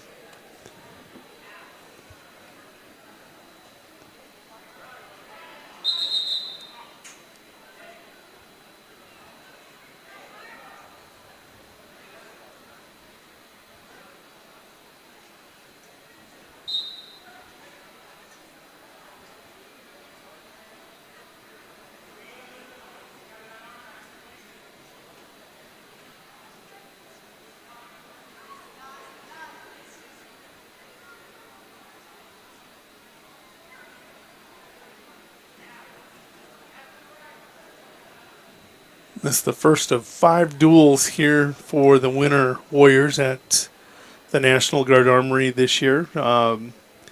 Later, a couple of weeks down the road, the night before the Quarterback Club Invitational, they will host the Phillip area Brawlers, the Kimball White Lake Platte Geddes Wildcats, and the Parker Pheasants will be here.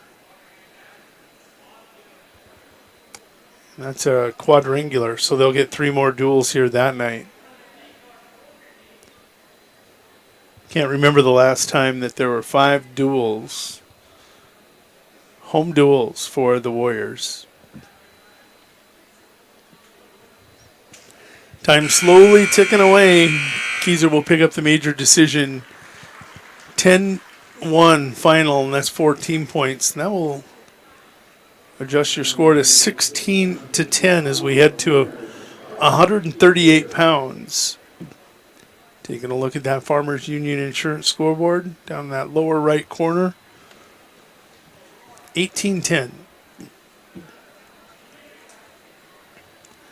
That will bring to the mat Quinn Long and second-ranked Connor Osborne. Connor Osborne jumped up in the ranks after Cale Ask was upset in the quarterfinals of that McCook Central Montrose Invitational.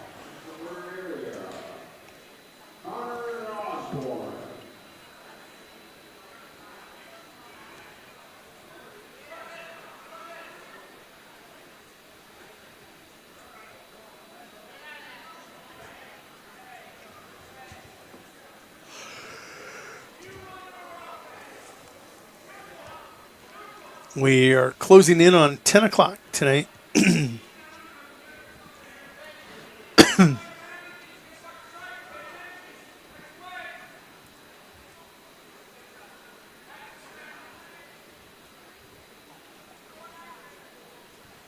Been wrestling since 5 o'clock this afternoon.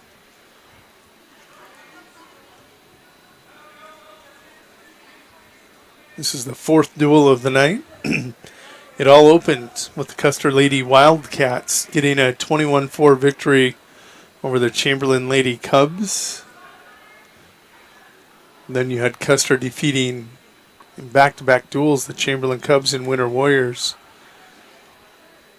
These two men's teams looking for their first victory tonight. Custer walking out, feeling confident, heading up to the Mid-Dakota Monster.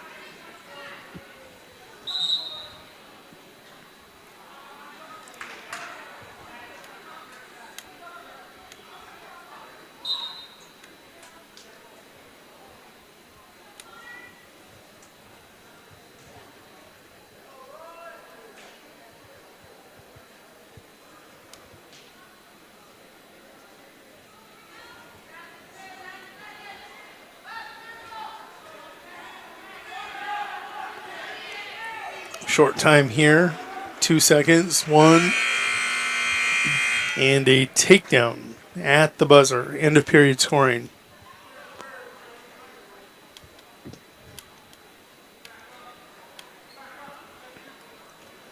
Connor will defer. Excuse me. Quinn Long's going to choose to go on his feet again here with Connor Osborne.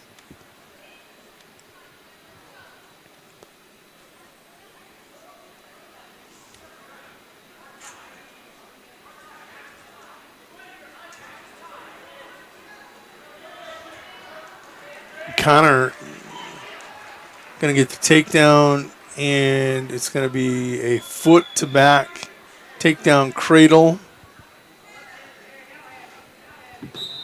and a fall.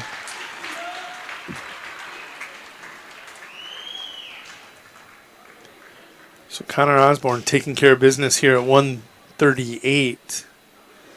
That'll jump us up to 45, where we're going to see Riken Oral. That has made the surprising postseason cut. This will make your team score 24-10. Taking a look at that Farmers Union Insurance Agency scoreboard. Big 6 points there. Riken Oral coming to check in at the table again at 145. Looking forward to seeing what he can do at 45. I think this is good for the winter lineup. I really see him. He was ranked 9th at 152. I can see him jumping up maybe to 5th. Maybe just inside 8, maybe worse. We'll find out.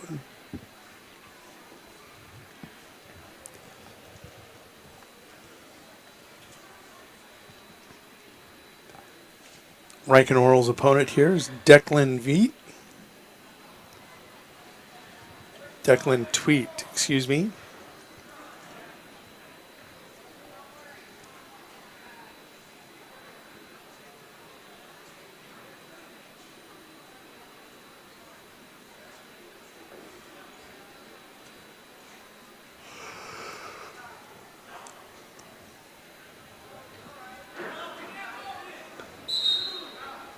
And they're going to be out of bounds. They're going to bring him back center circle. Edge of the mat scoring. Also very important in high school, college, hell, Olympics.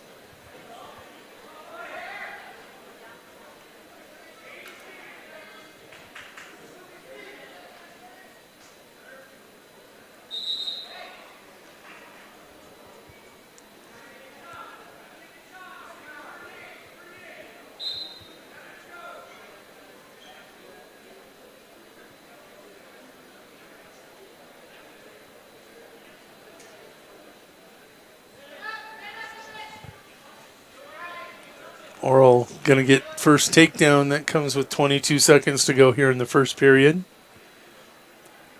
Riken leading 2-0.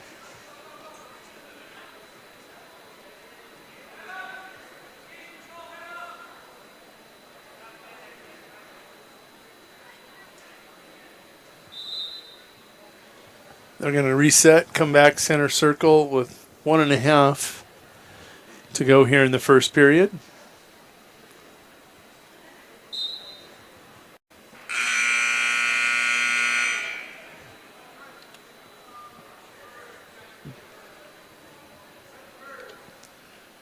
Tweet will defer. Oral will choose down.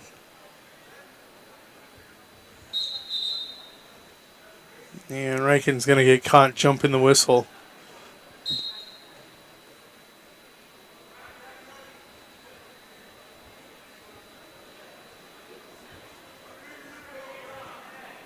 Peels the hands, steps out, has himself a 1-point escape and a 3-0 lead.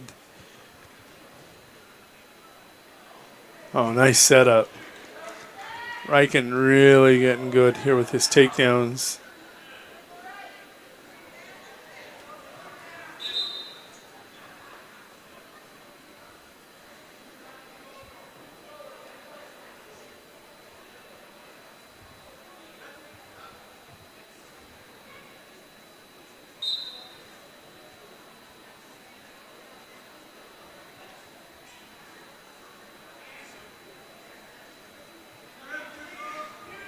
Tweet with an escape.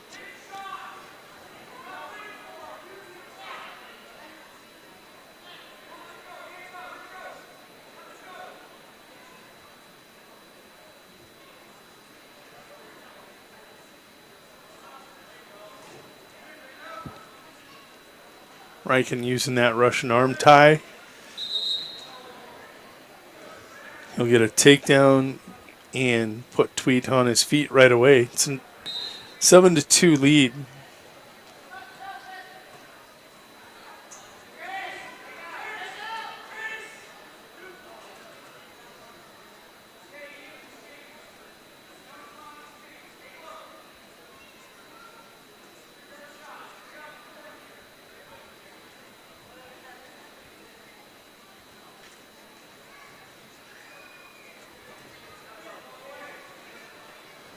Oral will come around that left corner for a takedown.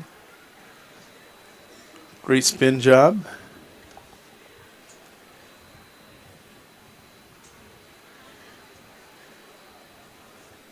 And looking to ride out the final 15 seconds here in period 2.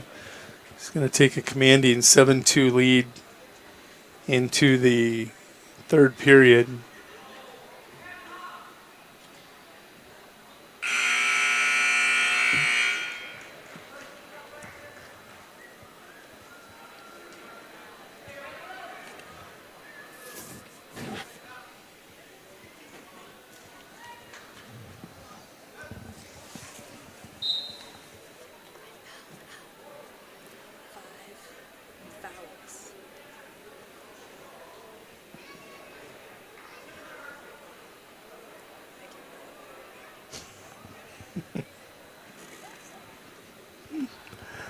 Some Lady Warriors showing up here in the press box after tonight's victory over Todd County, bragging about fouling out or something.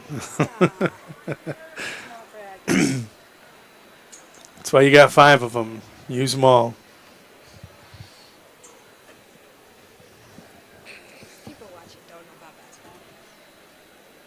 Oh, yeah. We were updating scores tonight.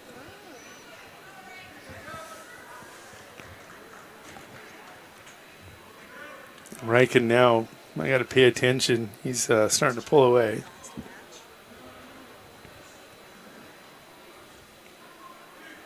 Another takedown. What looked to be maybe a major now is an opportunity. As we take a look here, 56 seconds to go. Riken might be able to get tech fall out of this.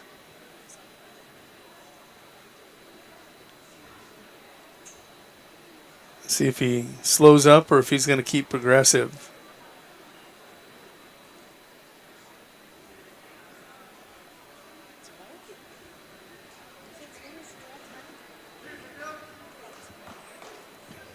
He cut to 145.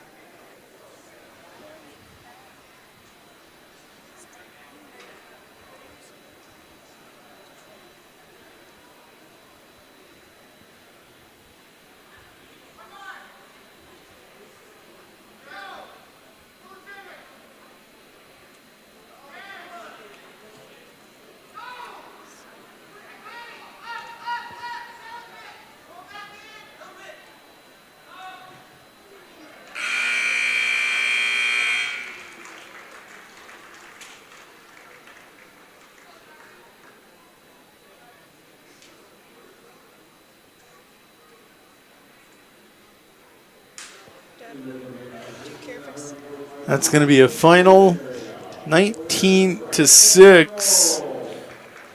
It's only a major decision. Needed one more takedown to come up with a tech fall, but that's going to take that team score 28-10. Taking a look at your Farmers Union Insurance Agency scoreboard down there in the lower right-hand corner. And that'll send us to 152. And taking a look at 152, this is going to be Bryce Ryer. I know Jason Ritchie's probably watching out there, taking on Austin Blair. Now, one thing I found out tonight, Bryce probably talking with Coach Donovan in between duels there. Stops up and we visit every chance we get. Bryce is on his way to 45. Probably not going to happen until later in the season.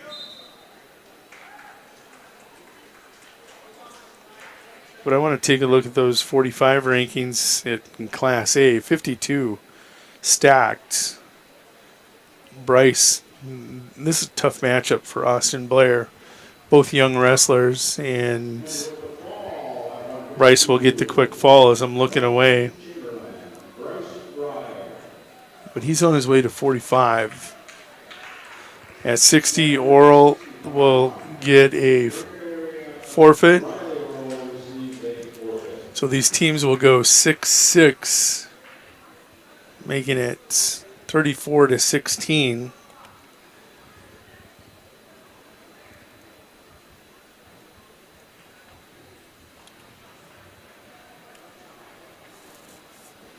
As we head to 170.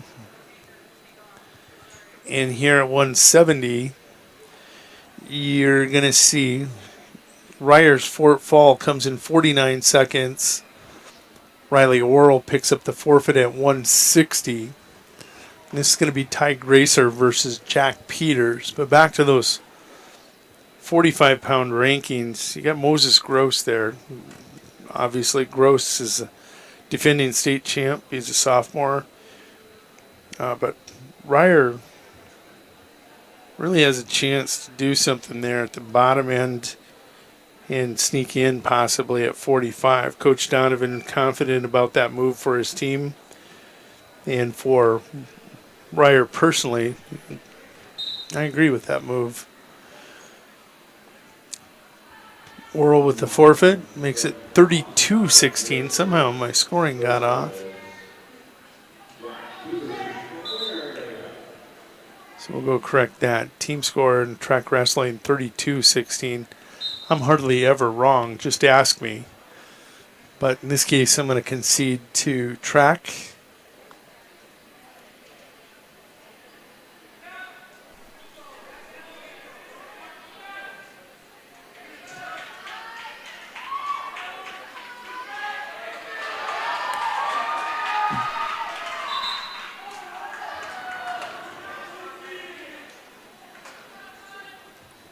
Gracer is going to pick up a takedown and 2-point near fall here right at the whistle.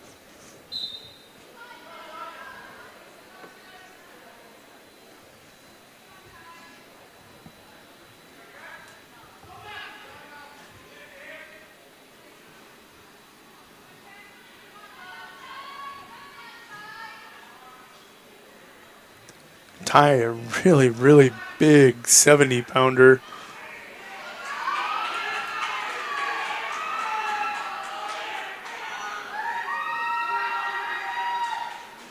He's going to get the fall.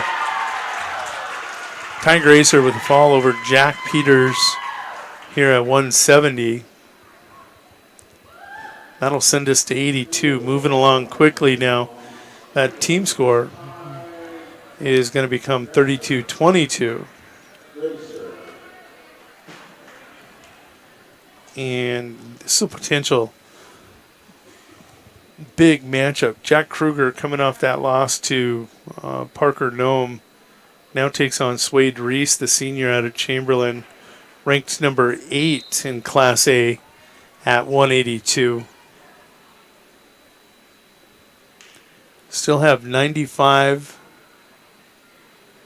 220, and heavyweight to come, but you've got the number 1 ranked 220-pounder taking on Parker Mathis at 220. The 4th ranked heavyweight in Class A, Canyon Burkhardt, taking on 9th ranked Stetson Shelbourne. These next 2 matches are really, really, you almost got to book 12 points for Burkhardt and Noah Hutmaker, excuse me. I think I might have said Nash there. So that's 12 points. So 195 and 182, pivotal. You need a pin here out of Kruger. And you need Evan Bartles to keep from getting beat. Or else winner might go 0-2 barbecue here in this duel against Chamberlain and Custer. A lot of different scenarios playing out late here in this duel. First period, Kruger with first takedown. He leads 2-0. That 195-pound match is going to become really, really important between Santiago and Evan Bartles.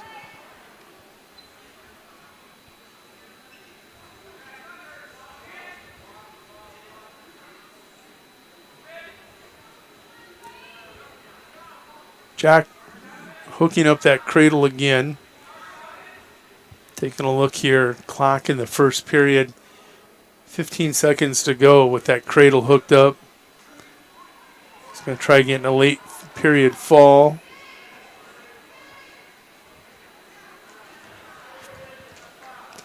Don't think he's going to get it done. He does. Gets the fall with 1/10 of a second left in the match.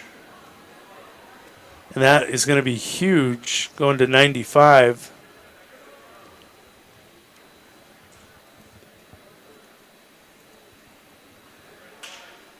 That'll make your score 38-32.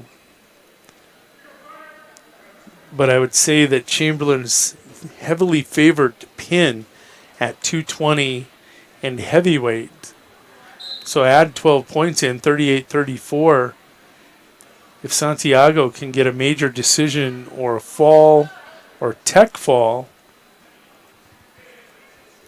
for Chamberlain, those scenarios could tie or beat winner.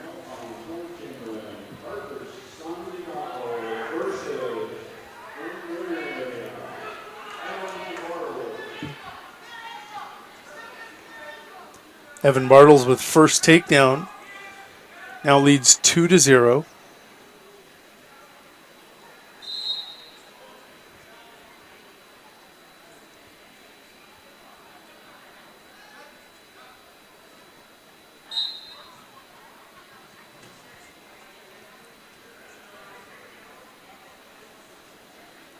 Evan Bartles and Carter Santiago wrestling the pivotal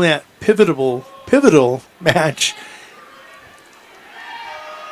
And Evan Bartles coming up with a beautiful looking cradle.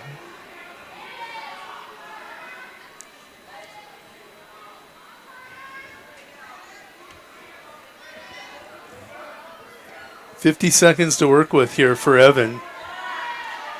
And Evan Bartles gets the clinching pin at 195 for winner.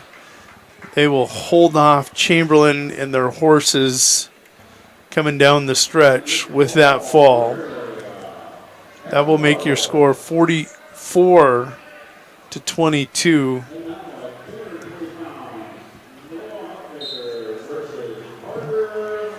Parker Mathis taking on top-ranked Class A wrestler Noah Hutmaker, and he will get a quick pin.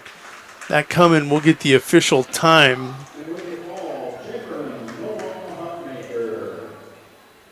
That'll make it 34-28. I'm telling you, that match by Evan Bartles was crucial. Kenyon Burkhardt now coming out 4th ranked at 285.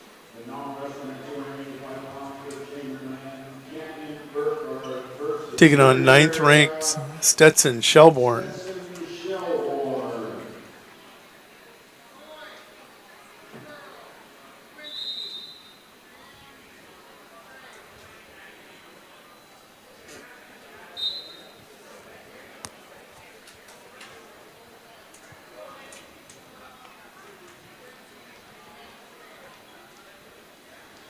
Canyon with a blast double. And a beautiful blast double. Gets the takedown. Leads 2-0.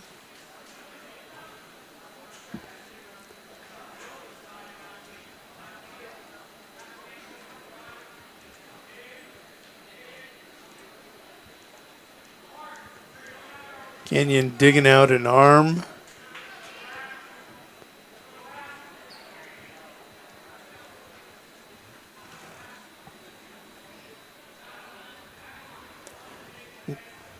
Noah Hutmaker's pin was in 11 seconds. Burkhardt going to get the fall on Stetson Shelbourne to close out our night's triangular. Taking a look at that Farmers Union Insurance scoreboard final 44-34. And I go back to that 195-pound match. Evan Bartles with the crucial victory at 195 to seal this duel. The young sophomore back from basketball after playing basketball last year, now in the starting lineup at 195 for the Winter Warriors. Wrapping up a dual victory at 195 pounds for Winter. So congratulations to that young man. That was huge. This is going to be Brody Nealon and Coy Shelbourne. Yeah, neither one of these kids are 106 pounds. They're probably about 90 pounds. Year probably away from varsity.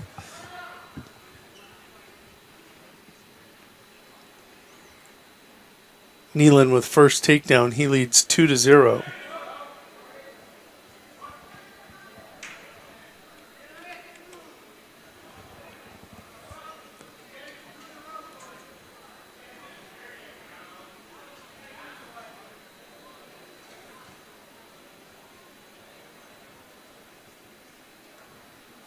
We'll put this on the scoreboard as maybe 98. I think 96 is the official. No, it's 98.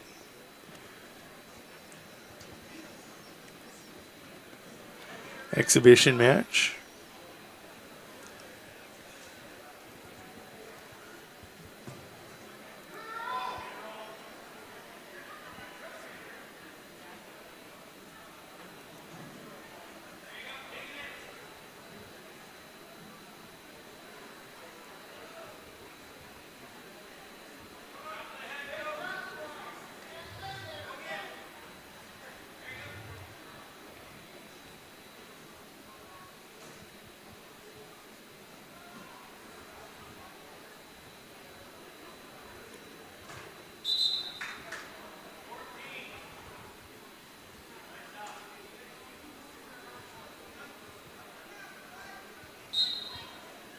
Well, we actually got it done right at around the 10 o'clock hour. 4 duels in 5 hours. And what was really, really interesting in all those duels, I think we only had, well, I can tell you, in this duel there was only 1 forfeit. Going back to the duel between Custer and Winter, there were no forfeits. And then you take a look at the duel between Custer and Chamberlain.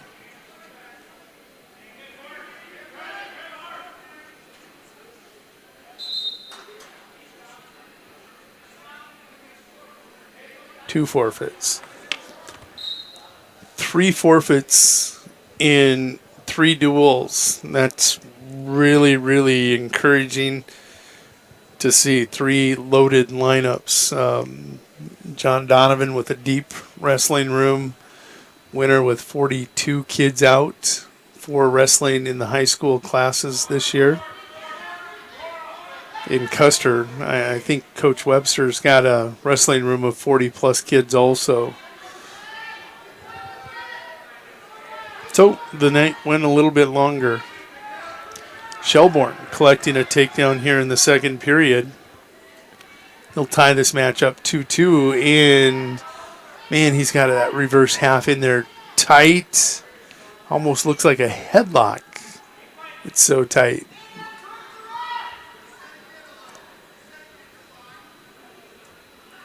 We'd like to see Coy settle back and get chest to chest if he could, but he's going to get the fall. Coy Shelbourne with the pin. And that pin is over his opponent. I got to get back to the right duel now. Brody Nealon. Coy Shelbourne with the pin over Nealon.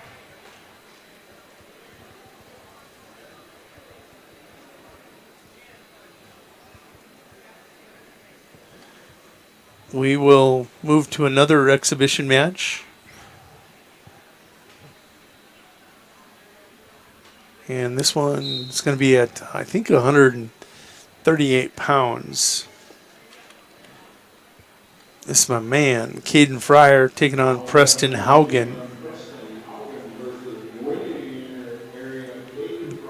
And Haugen actually wrestled varsity in the last match against Custer. So Fryer, nice shift, or dropping levels. Goes low ankle. Able to pick up that leg in Haugen for the takedown.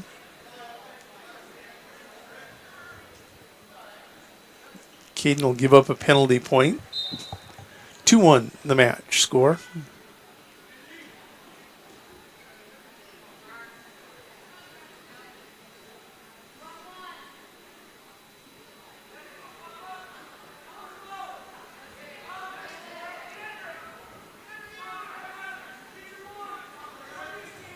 Fryer came to the front, was looking to whip. Haugen will get to his feet. Caden with a beautiful shot. Comes around that left edge for a takedown.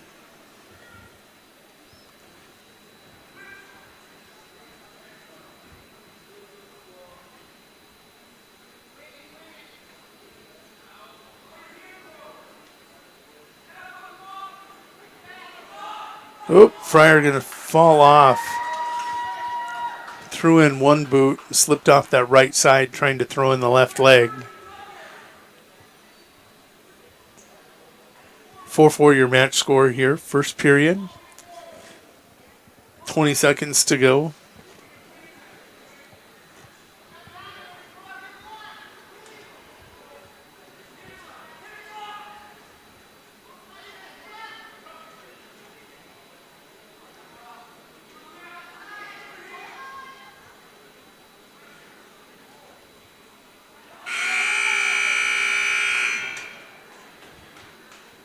Fryer wanting a reversal, not having it. The potential for a defensive pin was there. Haugen will defer. Fryer will choose down as we go to the second period.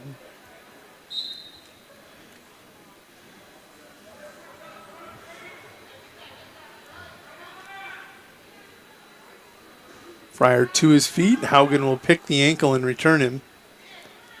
Haugen throwing an assertive crossface, hooking the cradle up now. Fryer's got to win the battle down low. He'll peel the hand off the elbow.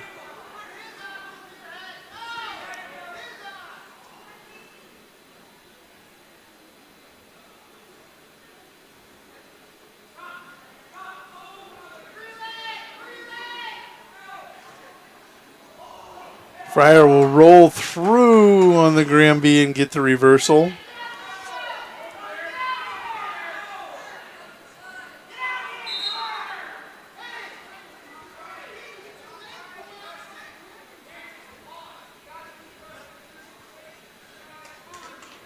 (6-4) as they stop that power half for being potentially dangerous. Like Coach Vaught was telling Caden, if he'd have just got out to the side, got on his toes and come around the corner and drove it and corkscrewed him, they couldn't have stopped it. They would have been perfectly fine because he would have went. Fryer trying to roll through on a cradle, gives up a reversal, and now back points.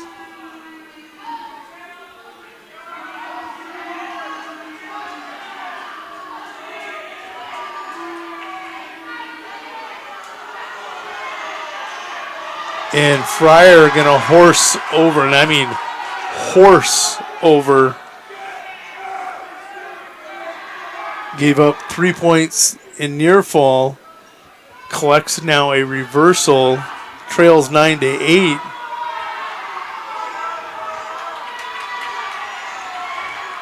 And will get the fall in this entertaining 138-pound match between Caden Fryer and Preston Haugen.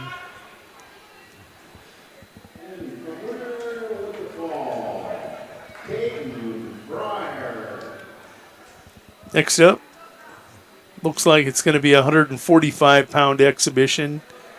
Again, a lot of matches. It's going to be Quincy Phillips. And let's get Quincy's opponent here tonight.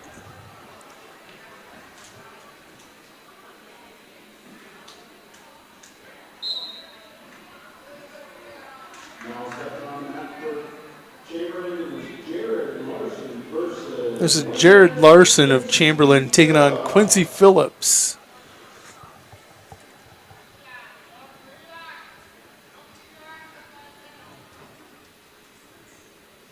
Quincy gets in on the single. Jared picks his ankle.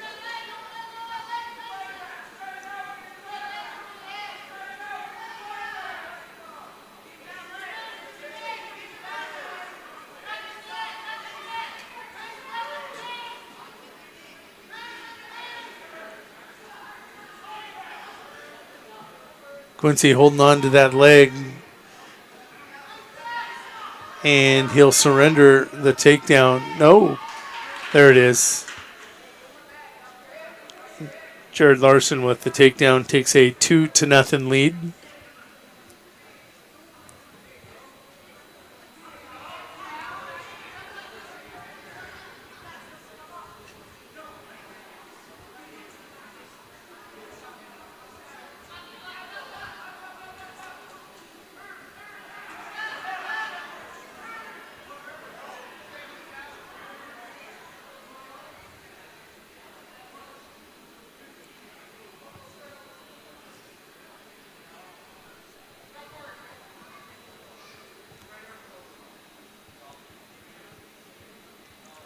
Still maybe 100 people here watching wrestling at 10:30 at night.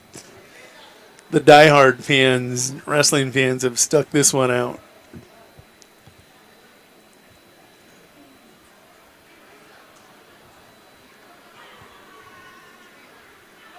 Wrestling over there on the edge of the mat. Quincy needs to get out of bounds and reset. We'll go to the second period instead. 4-0 your score. Larson with a takedown and a 2-point near fall.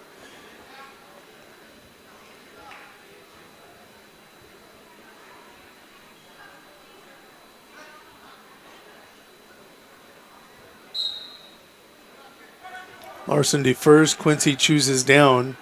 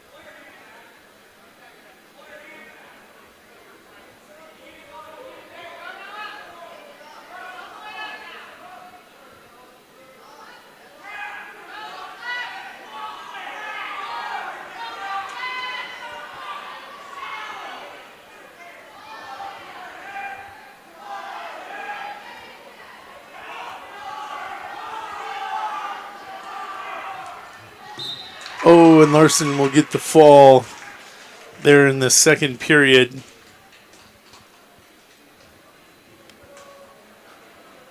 Jared Larson victorious by fall over Quincy Phillips.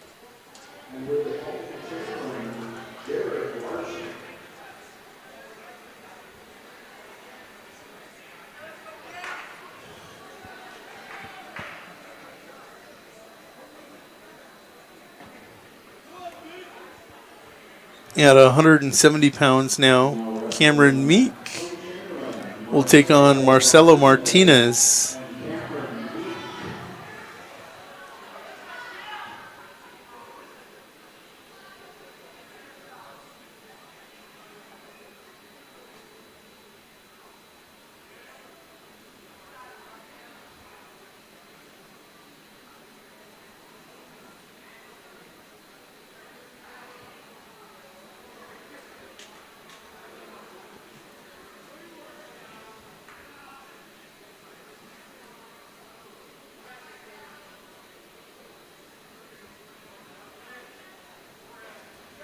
Cameron in on a single. Martinez getting heavy hips. Oh, nice work with his hands. Hands and feet to fight off that single leg. Cameron in again. This time Martinez really light on his feet. Going to spin around and get the takedown. Martinez leads by a score of 2-0 over Cameron Meek.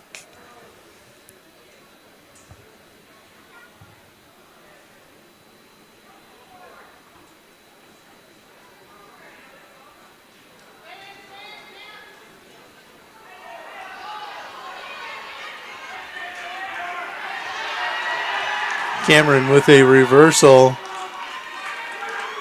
trying to throw in a honeymooner. Cameron Meek with a come from behind victory. Trailed 2-0. We'll get the reversal.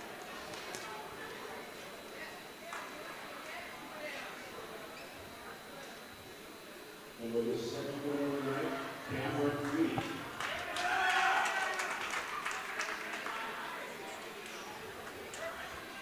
Gonna drop weights here. And taking a look at this match. Oh, let's see if they get it in there.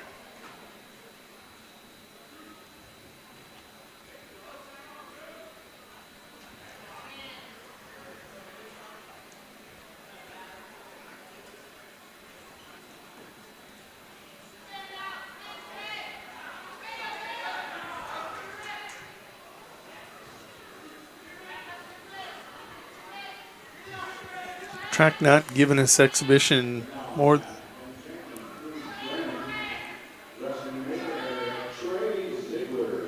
Trey Ziegler, and I'm not sure who his opponent is. They're not letting me know.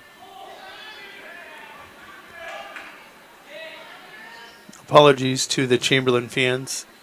Track not updating more than the 4 exhibition matches, and I was not listening well enough. Young Ziggs in a little bit of trouble here.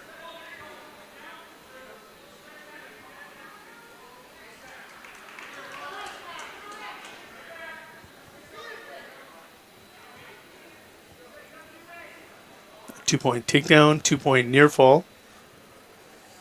Yes, this is probably about 126.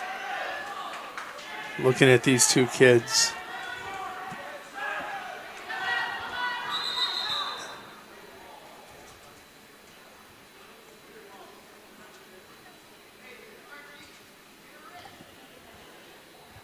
Another 2-point near fall, and that got potentially dangerous, so they'll break that. Nice job by the official, Mr. Dozart.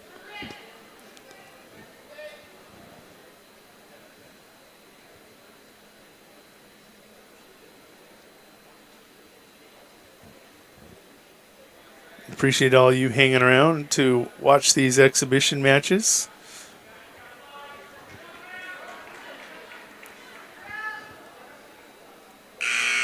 Taking a look at that, once again, the Farmers Union Insurance Agency team scoreboard winner was victorious in the varsity duel, 44-34. And again, the pivotal match was at 195. Well, I think it was at 170 to begin with the Tig Racer fall of Jack Peters. But then Evan Bartles does a nice job coming back and getting the fall over Carter Santiago to secure that win.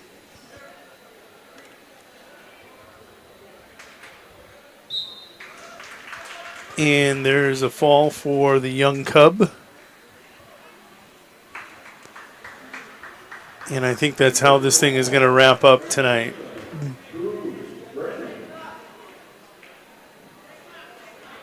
Well, join us tomorrow. Go to Lyman Raiders Live. The Mid-Dakota Monster has coverage of the auxiliary gym, 3 mats in the back, 2 mats in the main gym and the gardens. Part of my favorite 10-day stretch of wrestling here in South Dakota is from the McCook Central Montrose Invitational to the Mid-Dakota Monster. A lot of seating criteria established over this 2-week run. I'm going to sign off for tonight. This is Jody Brozick of WinterWarriorsLive.com, thanking you for watching and listening to some loaded wrestling duels here at the Winter National Guard Armory. Till tomorrow, good night.